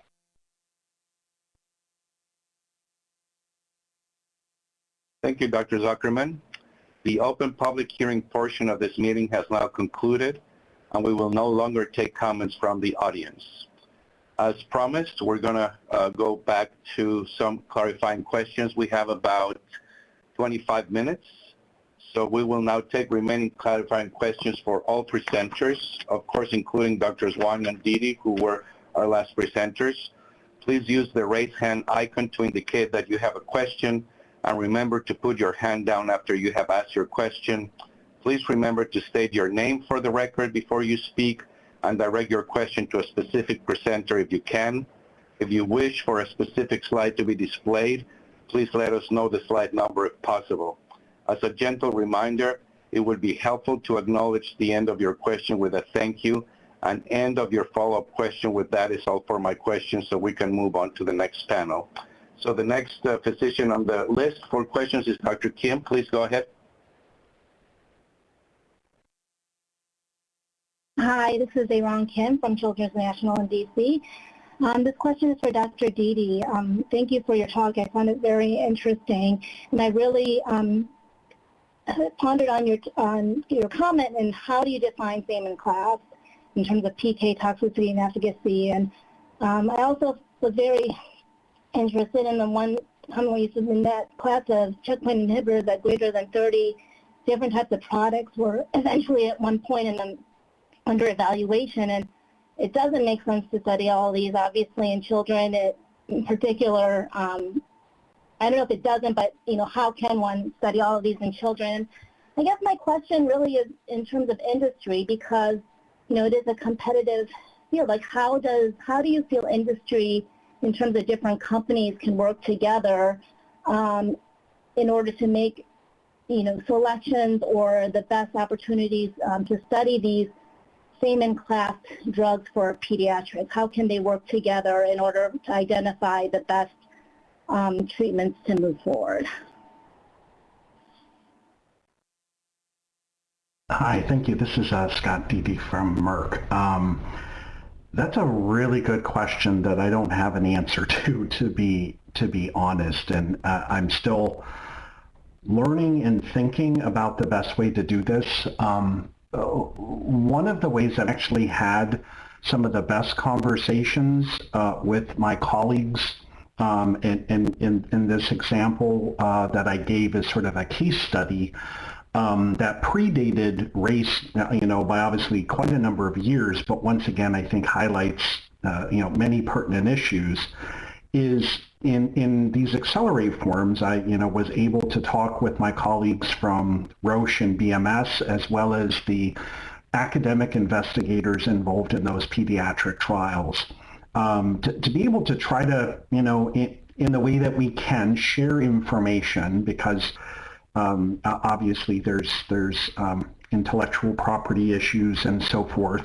But I got the sense that there is, while the adult space is very competitive, the pediatric space, I think there is a realization that we're really all trying to work together to try to help children with cancer, which is, in a way somewhat different. It's definitely different, from a larger financial aspect for industry, and we're doing this to really, do the right thing. So I think forums like that have been a good venue to be able to have discussions, and I know there have been discussions about trying to put together some sort of pre-competitive space to be able to have some further discussions, but I haven't seen a lot of those, and to be honest, I don't know exactly how they would work. I would be open to trying to better understand that, and I don't know actually if any other folks on the committee or Dr. Kraus maybe could even elaborate on that. But I think it is an important question about how can we share pertinent information, especially for peds drug development, to be able to make these informed decisions. I unfortunately don't have the best answer right now. Thank you very much. Do you have any additional comments or questions, Dr. Kim? I have no additional comments or questions. Thank you. Okay, Dr. Lech? Thank you, Dr. Papo. My question was almost the same as Dr. Kim's, and was also for Dr. Deedy, and I would just sort of, I don't know if there's going to be an additional response, but I would just highlight that I agree that the Accelerate-like meetings, these multi-stakeholder meetings are very important to help align thinking among industry, academic cooperative groups and regulators. I just would highlight the challenge is still that the example that you gave was after 250 patients had been enrolled to checkpoint inhibitor trials, and I'd say a welcome input from anyone. My question was really linked for Dr. Deedy about ways to do that earlier in development and prioritize these agents up front when there are multiple agents in class being developed with similar timelines.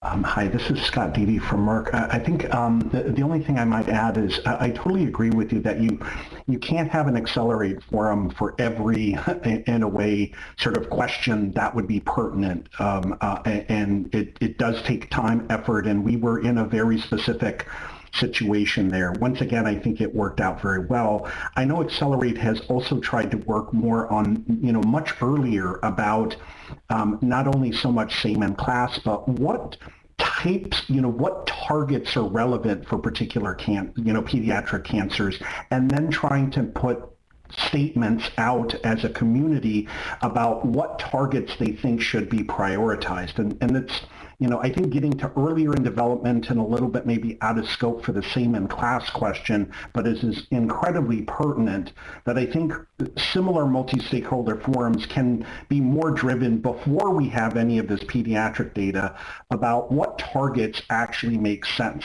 to study. And I think that can help companies and that can help regulators as well. But definitely would love to hear any other participants' thoughts around this as well.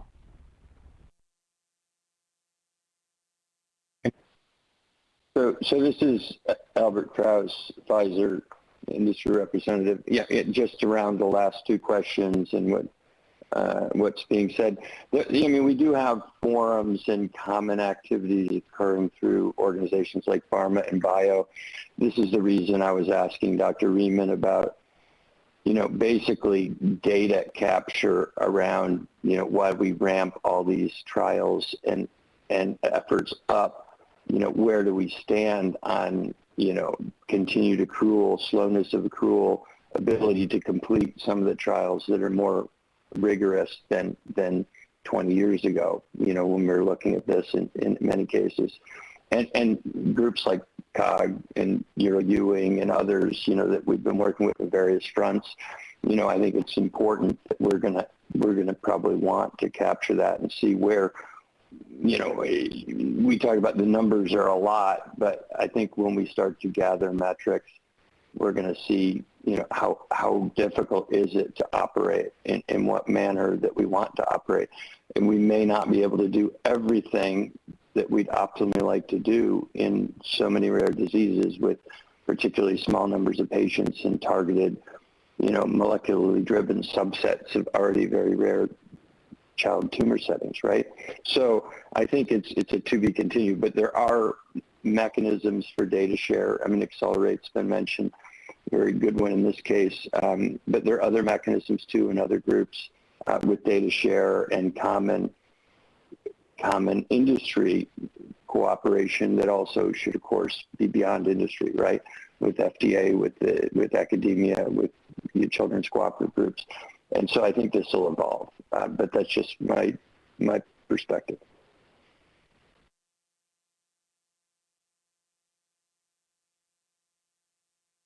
Thank you, Dr. Kraus. Any other comments? Ed, does that answer your question? Yes, thank you very much. Okay. Next, we have Dr. Ira Dunkel. Thank you, Dr. Papo. This is a question, I think, both for Dr. Dede and for maybe the FDA EMA staff members. To me, it seems like, there's been a compelling argument that when you have a class of agents that's ineffective in pediatrics for the most part, like anti-PD-1 agents, that waivers of newer agents should seriously be considered to be given.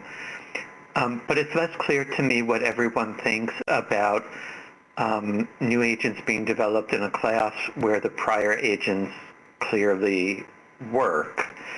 So, if there's new NTRK inhibitors, new BRAF inhibitors, new MEK inhibitors, but we have existing agents that have demonstrated efficacy in pediatric oncology, would that also be a reason to consider granting waivers, or does prior efficacy in the class perhaps mandate more serious consideration of requiring additional trials in newer agents in the class?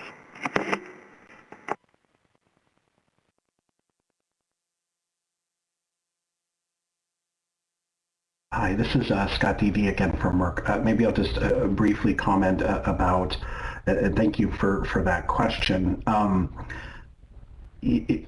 think, my hope as a drug developer is that if let's say there was an NTRK inhibitor already out there, there was data, it was approved, and then I as a drug developer are developing a quote-unquote new NTRK, I hope it would be new and different in an important way that could actually help with efficacy. For example, maybe if there were, mutations that arose while being treated with the first generation, this new generation maybe might work to some of those resistant mechanisms. And this is sort of, I think, an easier, low-hanging fruit sort of scenario to say it would probably make sense then to study that potentially in children because there really is a difference. For some of the, I guess for lack of a better term, Me Too drugs, I guess I would really be looking at the current approved drug to see are there some, PED-specific issues that, really are lacking. Like once again, obviously, if there were a formulation issue and the new compound could help with that, that might be worth studying. But if there really isn't something obvious there, and it is more of a Me Too drug, if you will, then I have to admit, I don't think, studying it in children, in addition, is that helpful for the field. That's still a very hard question because it is sort of that, how do you really get all that information? But I'll stop there and let others from the FDA comment on that. And this is Greg Raymond from the FDA, and I, would echo in large part Dr. Beatty's response. And I just want to, again, caution that, I've been involved in the Accelerate platform for many years. I've been a member of the steering committee of Accelerate for many years.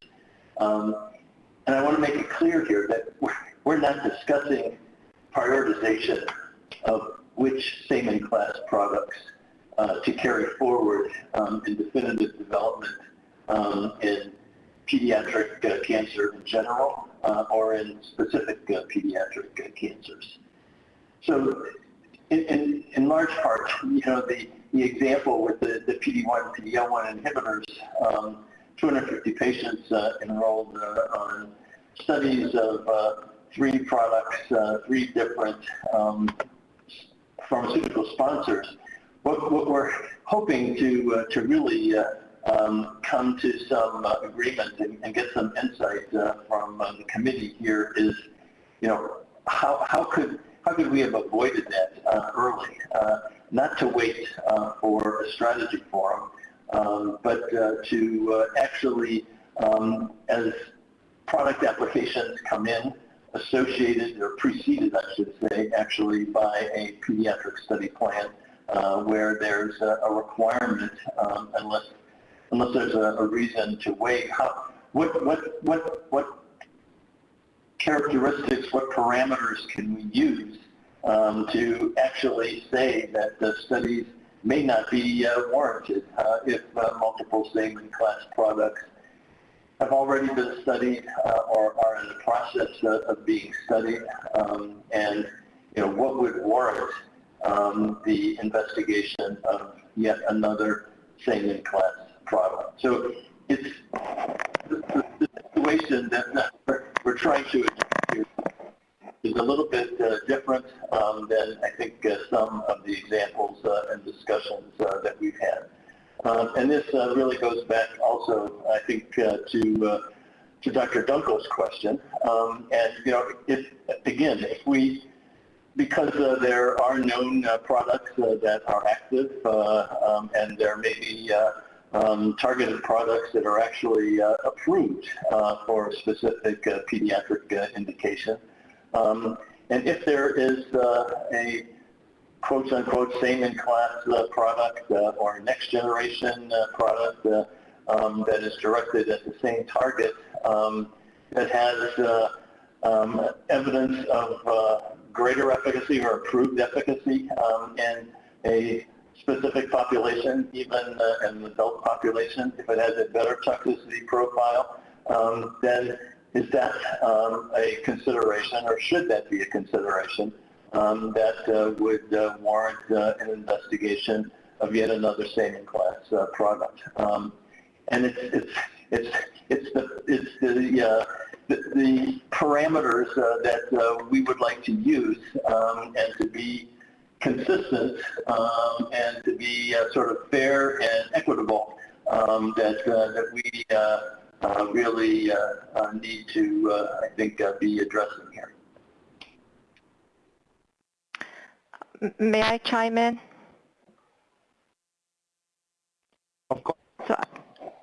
So this is Hale Saber, FDA. I think it's crucial to define the class of the same-in-class products. So we have defined classes of products for different reasons, but for the topic of interest for today's discussion and pediatric studies, what do we really mean by the same class? And it seems like we're discussing the same target. And I think it's easier to discuss that in terms of antibodies because they are highly specific for the target. When it comes to small molecules, there's often multiple targets that are being affected and inhibited. And even if the primary target in drug 1, 2, and 3 are the same and there is the same exact binding and affinity, the other targets might also contribute to anti-tumor activities and as well as safety and toxicity. So for the question that was raised in terms of if the drug is negative in a pediatric population, does it really mean drug 2, the so-called in the same class, is also negative? It will depend on the secondary pharmacology and what we know about the drug. So again, it's how we define the same in class is important, and it's sometimes easier to define it for antibodies, and it's more difficult to define it for small molecule drugs. We're going to move to the next question because we still have 3 or 4 members that would like to participate in the question and answer session. So Dr. Krause, you're next.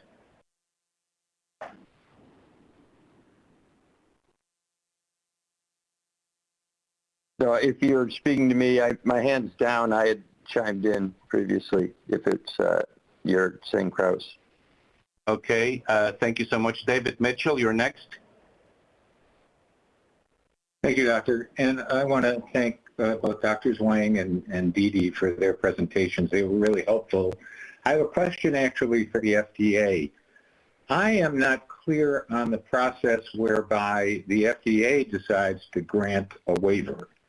I don't understand internally what you go through and who participates in the decision-making process to grant a waiver. Can you tell me how that works at the FDA? Yeah, this is Greg Raymond. I could tell you. And we're actually not talking about granting waivers because granting waivers is done at the time that an application is submitted for review and approval, and generally for an adult cancer indication. What we're talking about here are actually early pediatric study plans that need to be submitted to the FDA before a company submits an application, for which a decision with respect to agreement to the plan needs to be made before an application is submitted. And it's the company's plan to request a waiver. So the considerations for waiver are to some extent included in our guidance, and the discussion of these planned waiver requests or planned deferral requests are made at an internal review committee, the Pediatric Subcommittee of the Pediatric Review Committee, which over the course of a year reviews about 180 initial pediatric study plans for cancer products. And we basically review the study plans for which that have been submitted, and as part of those study plans, there's a discussion of the adult indication for which a drug is being developed. There's information provided on the characteristics of the drug. There's a discussion generally about the prevalence of the indication, the adult indication like breast cancer, prostate cancer that may occur in the pediatric population. And now there is required to be a discussion of the relevance or potential relevance of the mechanism of action of the drug at a molecular level, what molecular targets, what pathway, what cell surface related antigen the drug may be directed at that may make it potentially applicable for therapeutic use in a pediatric cancer population. And we review and evaluate what the sponsors' plans are with respect to an initial preliminary pediatric study or investigation, as it's spelled out in the legislation, a molecularly targeted pediatric cancer investigation, or their planned request to waive based on a number of parameters, or generally a plan to request a deferral because, and primarily a deferral of the submission of the results of the study because they're generally close to submitting their application, and we don't want to delay the approval of a potentially, or not potentially, but of an effective drug in the adult population who may require it. So we agree to those deferrals for submission of results after the application is submitted. So that's the internal process. So this internal review committee consists of pediatric oncologists, pediatricians, clinical pharmacologists, molecular biologists, experts in chemical manufacturing compliance, and basically mimics the large pediatric review committee that provides the same sort of oversight for pediatric study plans and proposed pediatric study requests for the entire FDA. So if I'm understanding this right, and I'm a layman, it's all a part of the review of the new drug application. It's part, it actually precedes the new drug application. So it's a component, and that there has to be agreement with the agency for a pediatric plan prior to actually submitting the application. But there has been discussion generally between a sponsor or an applicant and the review division prior to their submission of an application. And there are frequently discussions about the potential applicability of a product to the pediatric cancer population before that time as well. And as Dr. Dede, I think, mentioned, the early advice meetings or type F meetings that we can have with sponsors. So this process actually precedes the submission of an application and the formal review of an application for an adult indication. Got it. Okay, one more question. A lot has been, it's often been said by the scientists and doctors on this call that we are not clear when we say it's the same class of drugs, that frequently we don't know exactly what we mean by that. How do you at the FDA come to a decision and say, yes, this is essentially the same class of drugs, same mechanism of action, what have you? How do you, many people have said, we're not clear when we say that what we mean. I'm asking, what do you mean? How do you arrive at that decision if it's not clear? I think my response would be sort of multifaceted. To some extent, Dr. Saber did make some comments about monoclonal antibodies, but I think it can be extended to small molecules in some situations as well. So, what generally, when we're talking about class or drugs with the same mechanism of action, and they may not even have the same molecular mechanism of action because an antibody against a target may work differently than the small molecule that inhibits a particular target. So we're talking primarily about targets and inhibition of those targets, and in some situations, they are same-in-class drugs. They're antibody drug conjugates with the monoclonal antibodies to the same antigen that frequently use the same linker, and sometimes are and sometimes not associated with different cytotoxic payloads. So, you know, we really aren't focusing on, you know, what makes a drug same in class as much as we are, you know, what makes a drug similar enough to another drug where we would, you know, have reservations or have concerns about duplicative studies or requiring studies that we know might not be able to be completed, and we are in essence potentially wasting precious patient resources. So that's, I guess that's how I can best answer sort of same in class. Yeah, and to add to Dr. Raymond's, is that something... Sorry, we're going to have to put the next... we only have time for one more question, and then we need to go to... We have 6 different topics to discuss. Sorry.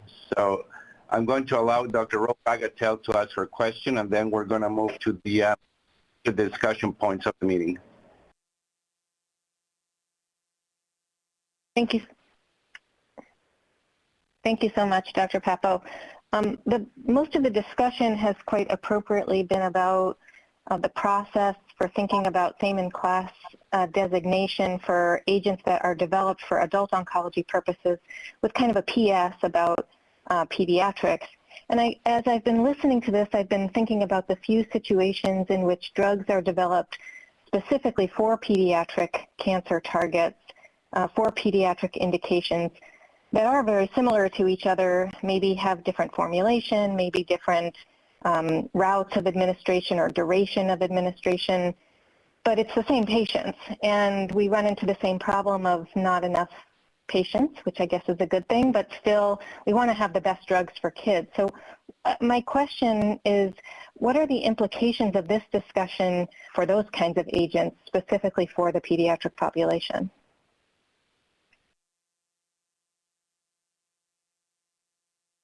This is Greg Raymond. Can you provide an example?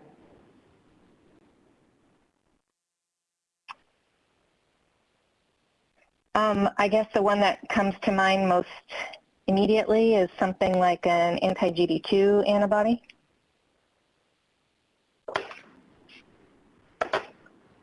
I'm totally biased by my neuroblastoma background. I'm sure there are others. Sure. So, you know, I think our considerations, apply to products that are developed for adult cancers as well as pediatric cancers. And as you hopefully well know, there are many more of the former than the latter. So, you know, I think any requirement that we would have for investigation of a drug that may be directed at the same target would again have to include the same principles of of potential differences in activity, differences in toxicity profile, route and frequency of administration, its activity as a single agent versus its activity in a combination setting, when and where the drug is going to be utilized in the early part of therapy, in an induction phase of therapy versus a post-consolidation phase of therapy. So they would all be, I think, considerations for evaluating, at least, making reference to the example that you provided. Thank you very much. That's helpful. Okay. Well, thank you very much for a very lively discussion. The committee will now turn its attention to address the task at hand, the careful consideration of the data before the committee, as well as the public comments. We will proceed with the questions to the committee and panel discussions. I would like to remind public observers that while this meeting is open for public observation, public attendees may not participate except at the specific request of the panel. We're going to start with question number 1. Could the FDA read the first question?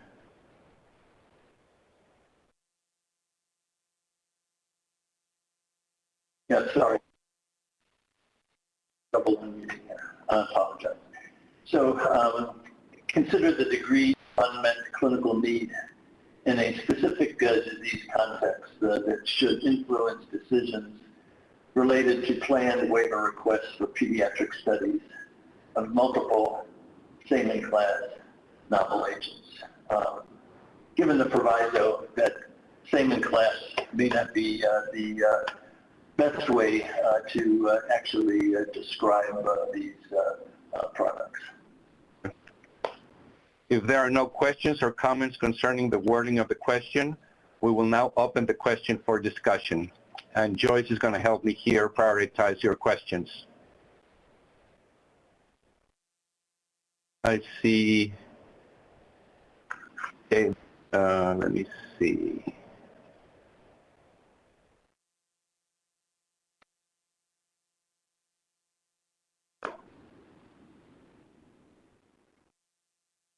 Hold on. Okay, David Mitchell, do you have a question? Or a comment on the... Put my hand down. Put it down right now. Sorry. Okay, we have Dr. Gorelick.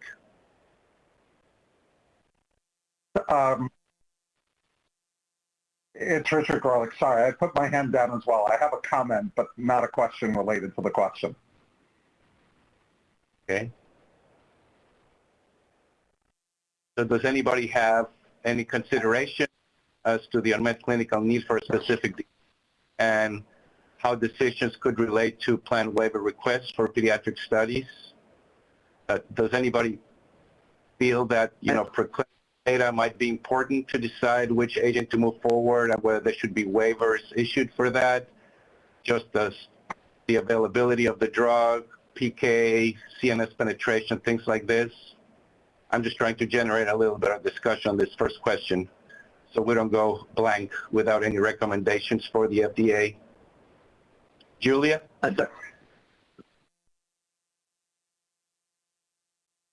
Hi, thank you, Alberto. Julia Glade-Bender from Memorial Sloan Kettering. So, the way I am interpreting this question is that, should the unmet clinical need of the potential diseases for which the agents are being developed weigh into whether something might be eligible for a waiver request, et cetera. And I think my problem with the idea of unmet clinical need is we have a lot of unmet clinical needs in pediatric oncology, and hopefully that is what drug development is all about, but there are some very, very rare pediatric cancers like rhabdoid tumor or pleural pulmonary blastoma, some very, very rare entities where even though there's huge unmet clinical need, there is certainly not enough patients to test many drugs. And so it's this balancing of unmet clinical need with pragmatism about what can actually be done. Regarding these decisions, I think, and how similar then is the next-in-class agent to the agent that may or may not already be in clinical trials. So I understand that it's the sponsor who brings the proposal, but they may or may not truly appreciate the context of the rarity of the patients and whether or not the proposal is actually feasible, if that makes sense. So you think that in the development of a specific waiver and also in consideration of multiple in-class agents, the sponsor and the FDA should take into consideration the specific disease and the need for that specific disease, especially in very rare diseases such as rhabdoid or PPB. Did I get that right?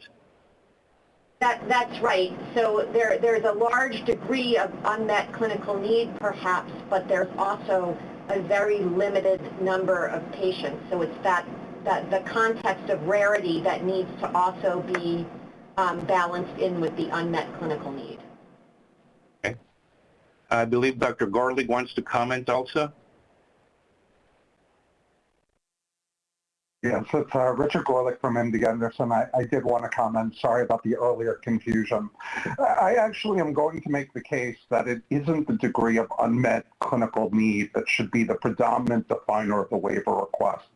And clarifying that statement, I think there are poor prognosis malignancies where clearly there's a clinical need. So whether that's metastatic solid tumors, CNS tumors, or other diseases with poor prognosis within the pediatric space, those are certainly areas where additional drug development occurs. The implication is there's unmet clinical need in a domain where the prognosis may be better. So in those categories, we're talking about, diseases with, cure rates in excess of 90%. And I will argue in the diseases where we have a favorable cure rate, much of that is accomplished with cytotoxic chemotherapy that is traditional. Many of the novel agents that exist in today have much more favorable toxicity profiles. I think there are certainly selected cases where, an agent has a lot of promising activity. Favorable prognosis disease where it may be associated with less toxicity. I think granting waivers in that case would also not be advisable. So responding specifically to this question, unmet clinical need could be a factor, but I don't think it should decide exclusively whether a waiver is granted. It's other factors that define that. Thank you. Perfect. Steve, do you have a comment? Yes, thank you. Steve Du Bois from Dana-Farber. I'm sort of reflecting on the very interesting discussion earlier about, well, how many patients are needed to be treated to sort of feel comfortable that we've potentially reached the right conclusion, right? And was 250 patients treated on the checkpoint inhibitor trials, was that too much? Was that too few? I think it sort of depends, in my view, a little bit on the level of efficacy in initial adult testing, right? I mean, in the case of the immune checkpoint inhibitors, it seems like we needed to be really sure of the level of activity in pediatrics before making a conclusion, given the really transformational activity seen in adults. So I sort of would think that some of this thinking about waivers and concluding that an agent is not active in pediatrics probably depends on whether we're talking about a really transformational modality versus something that maybe extends PFS by 2 months in adult malignancies. And I think that some of that can also be based very strongly on, preclinical data. If somebody's studying a very, very rare cancer, like Julia Gladbender was saying, rhabdoid or E, and you find a specific target that is being developed in adults for another specific disease, I think that should be taken into consideration when waivers should be requested or not, unless anybody else disagrees.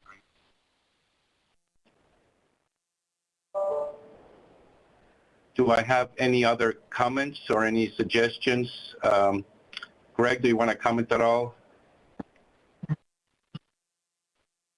No, thanks. I think it was just a question as to what role, if any, unmet clinical need, however one defines unmet clinical need, poor prognosis, or current standard of care is very toxic.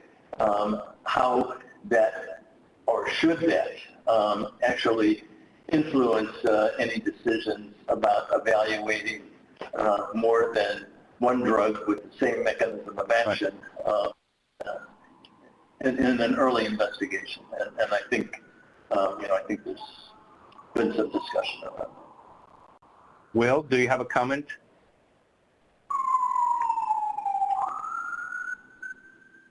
I do. This is Will Parsons from Texas Children's Hospital. Most of my comment has just been echoed by Dr. Freeman et al. But I think my first comment was that we really need to be thinking about clinical need broadly, which I think several folks have emphasized. So not just talking about poor prognosis tumors, but tumors where the therapies are toxic. As for a number of the targeted therapies, we're unclear on the long-term toxicities because we just don't have data. That we need to think about pretty broadly, and that once we do that, I think clinical need is unlikely to be, a high-level determining factor for many of the agents being considered, given the large number of areas that we have clinical need in pediatrics, specifically for some of these rare tumors. So feasibility and some of the other concerns, I think, are likely going to override this. And presumably in cases where there's a less compelling clinical need, there's also a, less compelling motivation for everyone involved in this partnership to cure pediatric cancer patients to developing new therapies for those patients. That's all I have to say. Steve, you have another comment? No, I've lowered my hand. Thank you.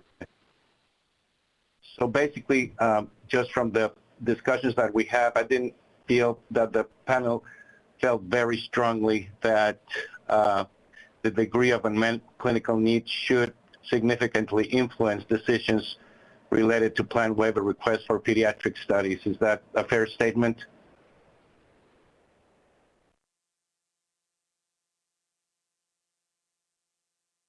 This is Will Parsons. I believe so. Yeah. Okay. Yeah. Okay. I agree. Based on what I heard from Julia and from others, I believe and Richard, I believe that pretty much encapsulates what we discussed for question number 1. Is that correct? I think that accurately. Okay. I think unmet clinical need in its broadest sense. Okay. Okay, we will now move to question number 2, and the FDA is going to read the question for us. Question number 2, consider the importance of any comparative efficacy results of same-in-class agents in one or more adult cancers, as well as any available comparative toxicity data, the type, the magnitude, and the frequency that could contribute to a decision or evaluation of more than one same-in-class product in children might be warranted. If there are no questions or comments concerning the wording of the question, we will now open the question for discussion. And I'm going to wait for those to help me with this. I personally think that it's a very important point to consider when you are developing or trying to study semi-class products based on the adult data. For example, a perfect example would be, for example, ALK inhibitors, and what we learned from crizotinib and then more recently lorlatinib. And comparative studies, for example, with NTRK inhibitors and the incidence of a variety of complications that may be particularly pertinent to pediatrics, for example, multiple bone fractures with entrectinib. But I have Andy Kolb here. Any comments? Yeah, thank you, Alberto. I think the ALK inhibitors are a great example of the importance of comparative efficacy, comparative toxicity. I think that with the RACE Act, though, we are seeing agents earlier and earlier in phase 1 development in adults. At least we're having conversations with companies long before the end of phase 1, and comparative efficacy data are either insufficient or non-existent, and we're often making decisions about pediatric development before we have that data. When available, I would consider it to be of utmost importance, but I have a feeling it's going to be less and less available at the time we're considering pediatric trials, and really making sure that we have dosing and drug interaction data in adults I think will be a primary driving factor in which drugs we're most enthusiastic about in children. Thank you. Thank you, Andy. Richard, you have a comment? Yes, thank you, Dr. Papa. So I think the comparative efficacy results in adults is immensely important in the context of pediatrics. If we think about efficacy data, we know we have a reasonable biological understanding of when pediatric malignancies are similar or different to their adult counterparts. When they're similar, relative efficacy is likely to be similar. I think toxicity also is very, very informative, but I think at the same time there you have to take note of the specific differences between adults and kids. As an example, kids tolerate myelosuppression, or at least the peds oncologists tolerate myelosuppression to a greater extent. But the results from the adults are likely to be similar as the kids, and as long as that's filtered appropriately to a pediatric context, it is very, very relevant. Thank you. Thank you very much. Dr. Glade Bender.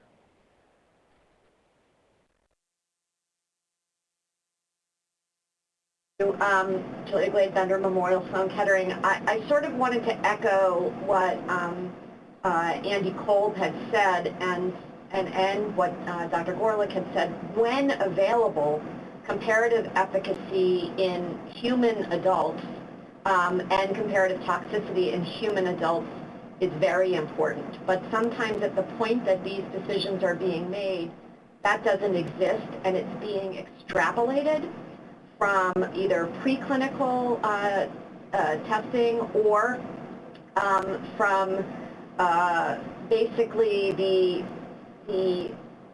for lack of a better word, pitch from pharma about trying to explain why their drug isn't a Me Too drug, but rather an improvement on an old drug. And so I feel like early on in drug development, before a new agent has its first adult indication, and there is not necessarily the preponderance of data to support it, that is, to me, that part should not influence. It should be actual, real human data that carries a significant weight, as opposed to theoretical comparative efficacy and toxicity data based on preclinical testing or molecular chemistry, if you will. Thank you very much. Dr. Kim? I just want to echo, and I agree with all the prior discussants.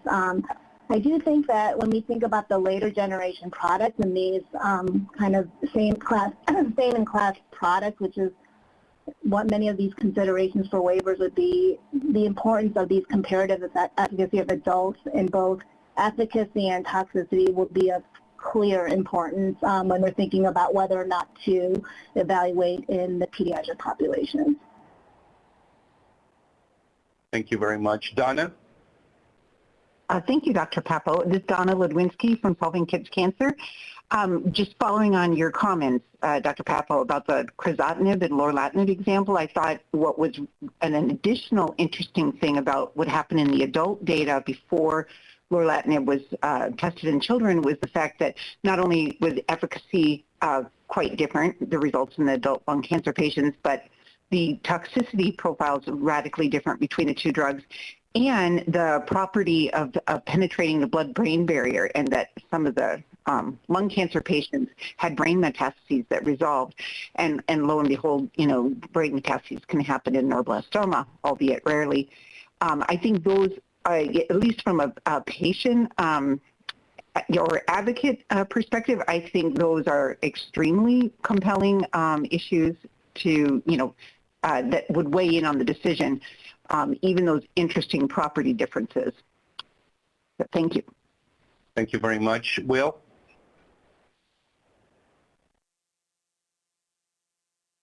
This is Will Parsons from Texas Children's. My comments are very similar to the rest, but I guess the one thing that really is striking to me about this discussion is how, in the context of quite rare subsets of pediatric cancers, which is what I've spent much of my time thinking about the last few years through the NCI-COG pediatric match trial and others. There are really two different decision points, right? One is likely to be, as Dr. Cole first pointed out, making a decision about a very small number of trials, and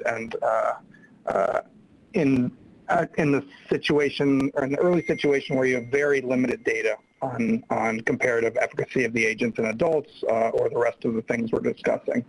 So some rational decision needs to be made based on those preliminary data, but then perhaps the equally critical point is how to then incorporate and systematically review and take into consideration the ongoing generation of data over the next handful of years, for example, as the adult trials are being completed, as the very first pediatric trial or two is being completed, and how to make the decisions from that point. So I think there's, in some ways, I mean, it's the same goal, but in some ways they're different tasks in a more limited information situation, and then one, hopefully, down the road where there's ability to make a decision incorporating much more extensive, hopefully, adult data, as well as at least some modicum of pediatric toxicity and efficacy data.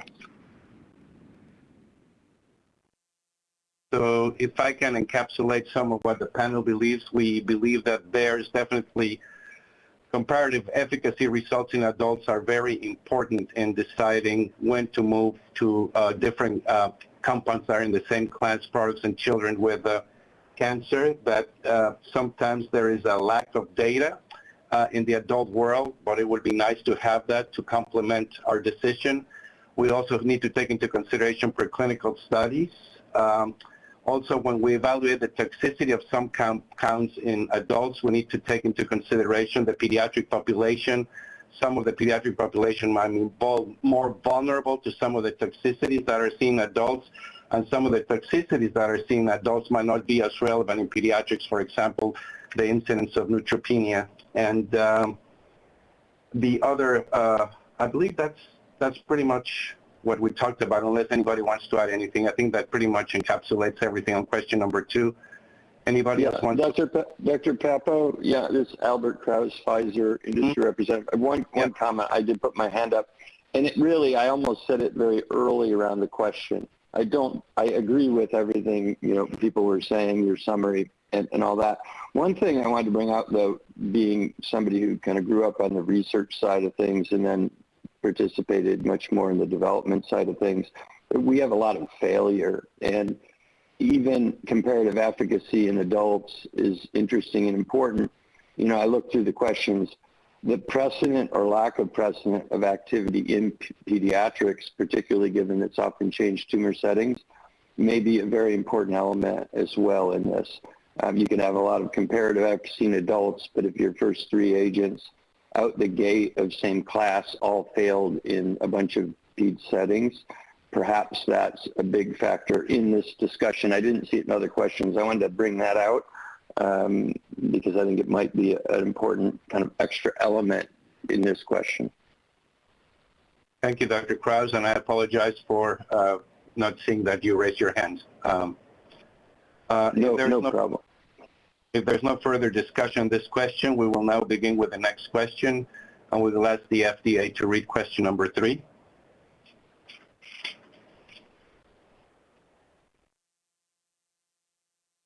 Thanks, Alberto. Consider whether differences in specific product quality indicators, dosage forms, route of administration, impact clinical benefit considerations, and might influence a decision to investigate multiple same-in-class products. While I wait for Joyce to start of comments, I would say that it would be very important, in my opinion, to consider these differences. For example, CNS penetration, oral versus IV, cost, the patient has to be admitted to the hospital or can be this done outpatient, CNS penetration. But let's see what our panel thinks, and Joyce will let me know. She will start typing. I see a lot of hands there. Can I start with Will? That's the first hand I saw go up, so. Will Parsons from Texas Children's. Alberto, I agree with you. It's critically important, especially for these patients. It's all of those factors play such a huge role, both in terms of our ability to effectively use those agents over the long term, our ability to, ethically and kindly conduct clinical trials in the shorter term, and then, identify based on the example, for example, of the CNS penetration, particular drugs for particular populations. I think this is absolutely critical. Andy, I see your hand up. Yeah, thank you, Alberto. I don't think I was the first, but I would just like to add my endorsement. I would add to this list interactions with common concomitant meds in children, CYP3A4, for example, and how that may impact dosing and ability for chronic administration of these drugs. Thank you very much. Joyce, you?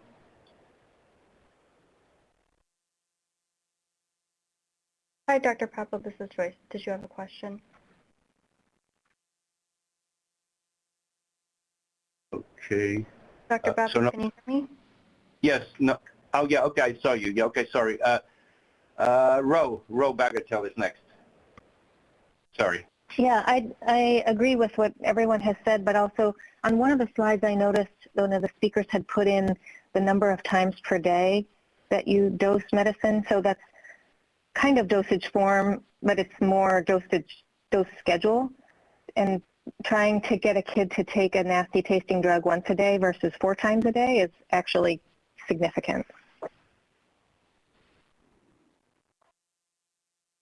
Okay, we have Julia Glade-Bender next. Yes, Julia Glade-Bender, Memorial Sloan Kettering. I was going to make the same point as Ro, that schedule is an important quality here that is missing. Not only taking a drug fewer times per day, or even if it could be dosed fewer times per week orally, and obviously palatability isn't here as well. But even IV, if the schedule, for example, with the PD-1 inhibitors, the difference between a IV once every 2 weeks, once every 3 weeks, once every 6 weeks, these are major quality of life improvements for our patients. And then I agree the potential for the agent to be used in combination with agents that are classically used in pediatrics, because ultimately what we really want to do is cure more patients up front, and our upfront therapies are quite complicated. So the ability to use them in combination would be very important. Dr. Leitch? Thank you. Ted Leitch, Controlled Hospital, Philadelphia. I agree completely with what everyone else has said, that I think these are very important considerations.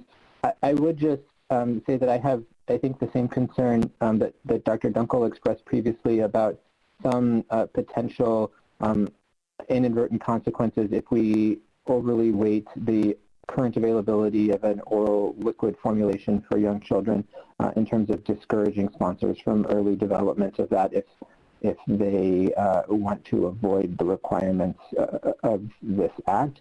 I agree with Dr. Riedman that I certainly don't view child drug development as a punishment, but I do think there may be some sponsors who would prefer to have a waiver, and we certainly don't want to provide a disincentive to development of a liquid formulation. Thank you very much, Ted. Steve, do you have a comment? Yes, Steve Du Bois, Dana-Farber. I agree with what's been said, and just to highlight the dosage form, I think it's really a key factor. And if another in-class compound came along that, for example, replaced isotretinoin, I think our families would be grateful not to have to try to figure out all sorts of ways to administer isotretinoin to toddlers. And indeed, there's data from the UK that the PK with the way we're currently administering isotretinoin is not optimal. So I think there's a lot to be thought about in terms of dosage form. So I don't see any other hands up, so I'm going to try to encapsulate the discussion of the panel for question number 3. I believe that everybody believes that the product quality indicators should influence a decision on to investigate multiple same-in-class products. Important things should be the schedule of the drug, the pharmacokinetics, the palatability, the impact of this specific drug on the quality of life that brings in schedule, outpatient frequency of administration, the potential consequences of not having an oral formulation for some of these patients. The panel believes very strongly that that should be considered in the future. And I believe that's about it, unless I missed something else. Did I miss anything else, or anybody wants to add anything to what I just said? Potential to use in combination. That's right. Okay, the potential of this drug that could be used in combination with other agents. Thank you very much, Julia. Okay, if there's no further discussion on this question, we will now begin the next question, which is question number 4, and we will ask the FDA to read the question. Thanks, Alberto. Consider the importance of non-clinical efficacy data on whether pediatric investigations of more than one same-in-class product are warranted in children, and if when preclinical studies in pediatric-specific models might be required. If there are no questions or comments concerning the wording of the question, we will now open the question for discussion. So I'm going to let the panel lead this one, and I'm going to wait for Joyce to tell me who is raising their hand. I don't see any hands raised yet, but I'm sure that it'll be coming relatively soon.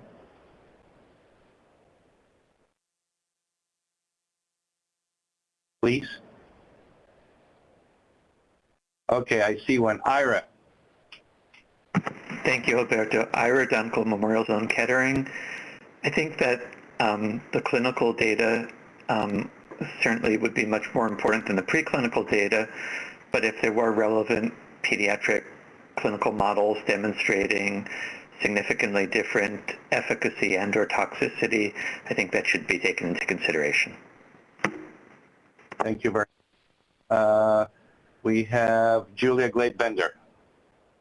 Thank you very much. I agree with Ira that clinical data should trump preclinical data, But in that space that we discussed of really very rare tumors where the opportunity to study multiple agents will be very difficult, I think the non-clinical data is very helpful. So, for example, there are very few pediatric patients with ALK mutations. And so I think the preclinical data on neuroblastoma, ALK, and certain ALK mutation neuroblastomas, that preclinical data I think contributed significantly to moving forward some of the newer agents in class. So I think this helps us with the rare disease issue. Thank you very much, Julia. Anybody else that would like to express their opinion?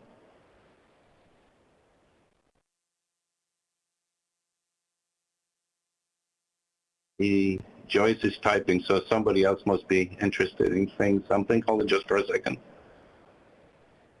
Nope. I don't see any other hands, Dr. Okay, so this was a relatively straightforward question. We believe that clinical data is significantly more important than others to evaluate same-in-class products. However, for very rare diseases, preclinical data should be taken into consideration. Does that encapsulate your views, Ira and Julia?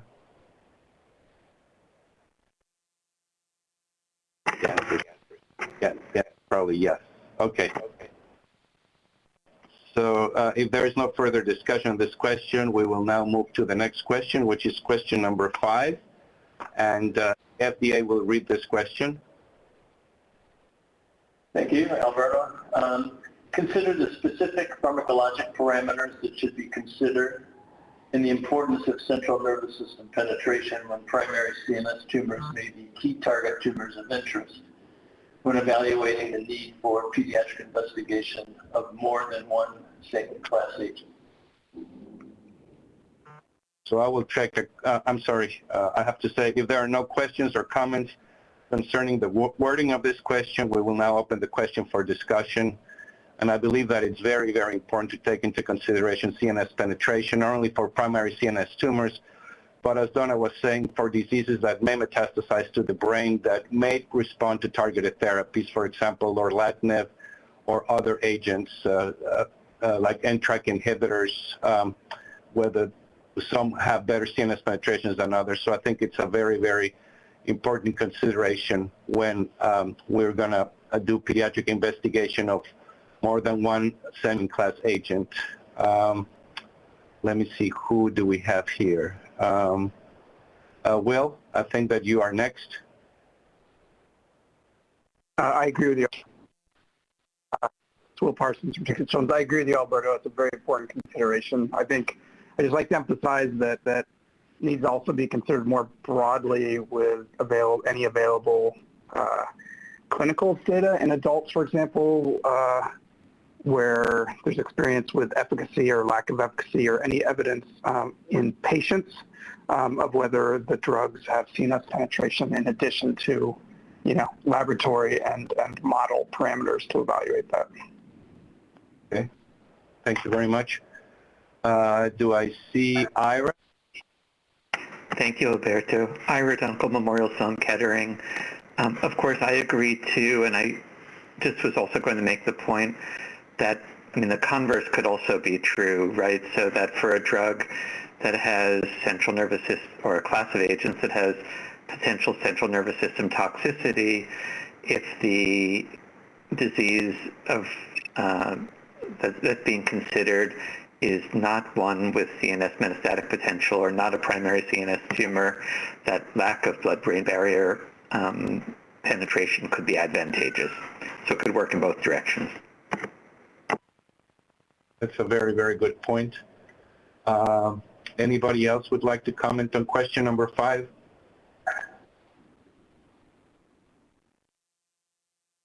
Joyce, do you have anybody that has raised their hand? I don't see anybody here, but I will. I don't see any hands right now.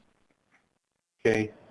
So based on the limited panel discussion, we do believe that CNS penetrations is an important factor when considering evaluation of pediatric investigation of more than one same-in-class agent, not only related to efficacy of the drug, but in cases where there is no need for significant CNS penetration. If you have a drug that has significant side effects in the CNS, that should be taken into consideration when you're evaluating this class of agents. So if there is no further discussion of this question, we will now begin with the last question, which is question number 6. And we will have the FDA read this question. Discuss the extent to which sponsors should include sufficient data to address the features discussed in initial pediatric study plans to inform assessment and decision-making, and whether other features should be considered in decision-making about waiving requirements to investigate multiple same-in-class drugs. If there are no questions or comments concerning the wording of the question, we will now open for discussion. And I'm going to start looking for some hands here and for Joyce to help me.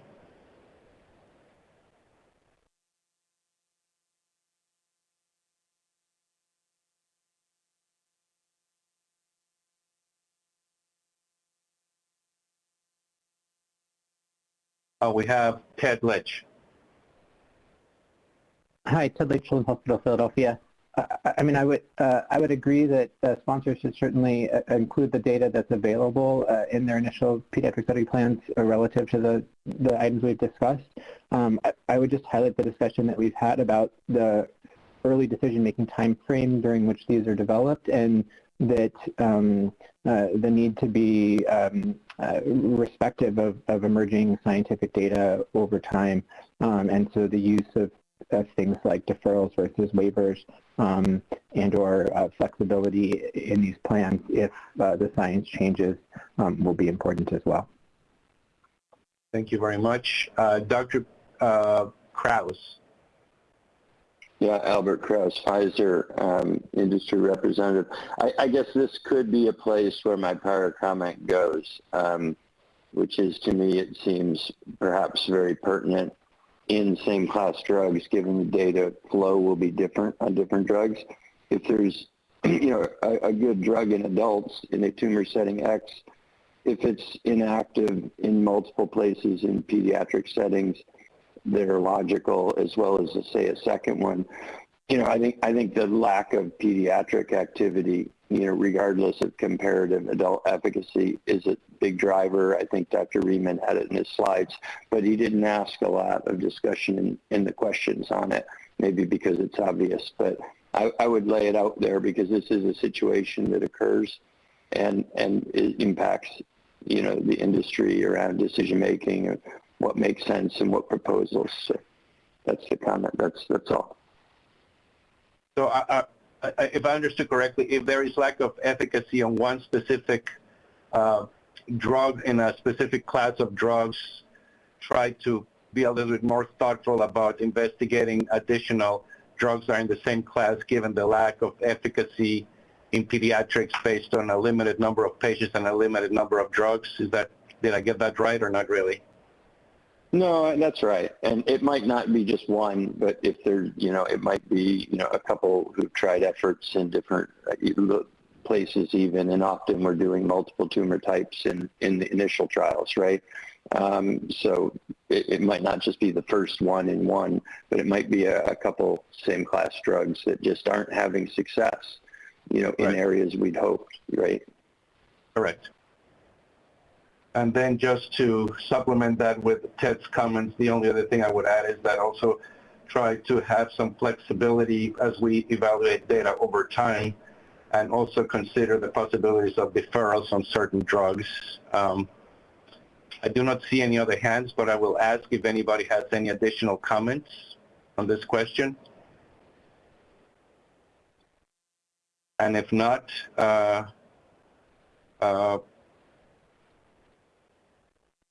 we will now proceed to FDA closing remarks from Dr. Riemann.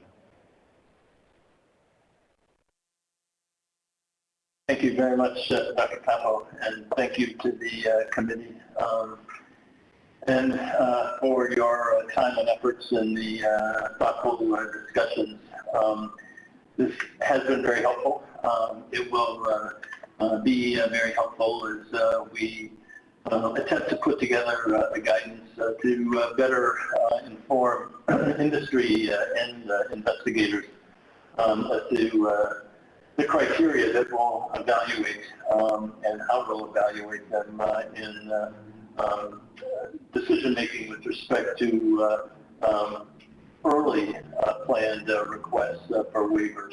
So I again just want to clarify that these are decisions that are made early in the process and not decisions that really lend themselves to large multi-stakeholder platform discussions like those that occur at Accelerate Strategy forums. So again, we need to come to agreement with these initial pediatric study plans before applicants can submit their applications. And while we clearly want to accelerate and facilitate pediatric development, we also are conscious of not wanting to do anything that's going to delay access to effective cancer drugs in the adult population as well. So I think some of the discussion around the questions were helpful to us, and particularly the area of unmet need, which was intended to be broad and not just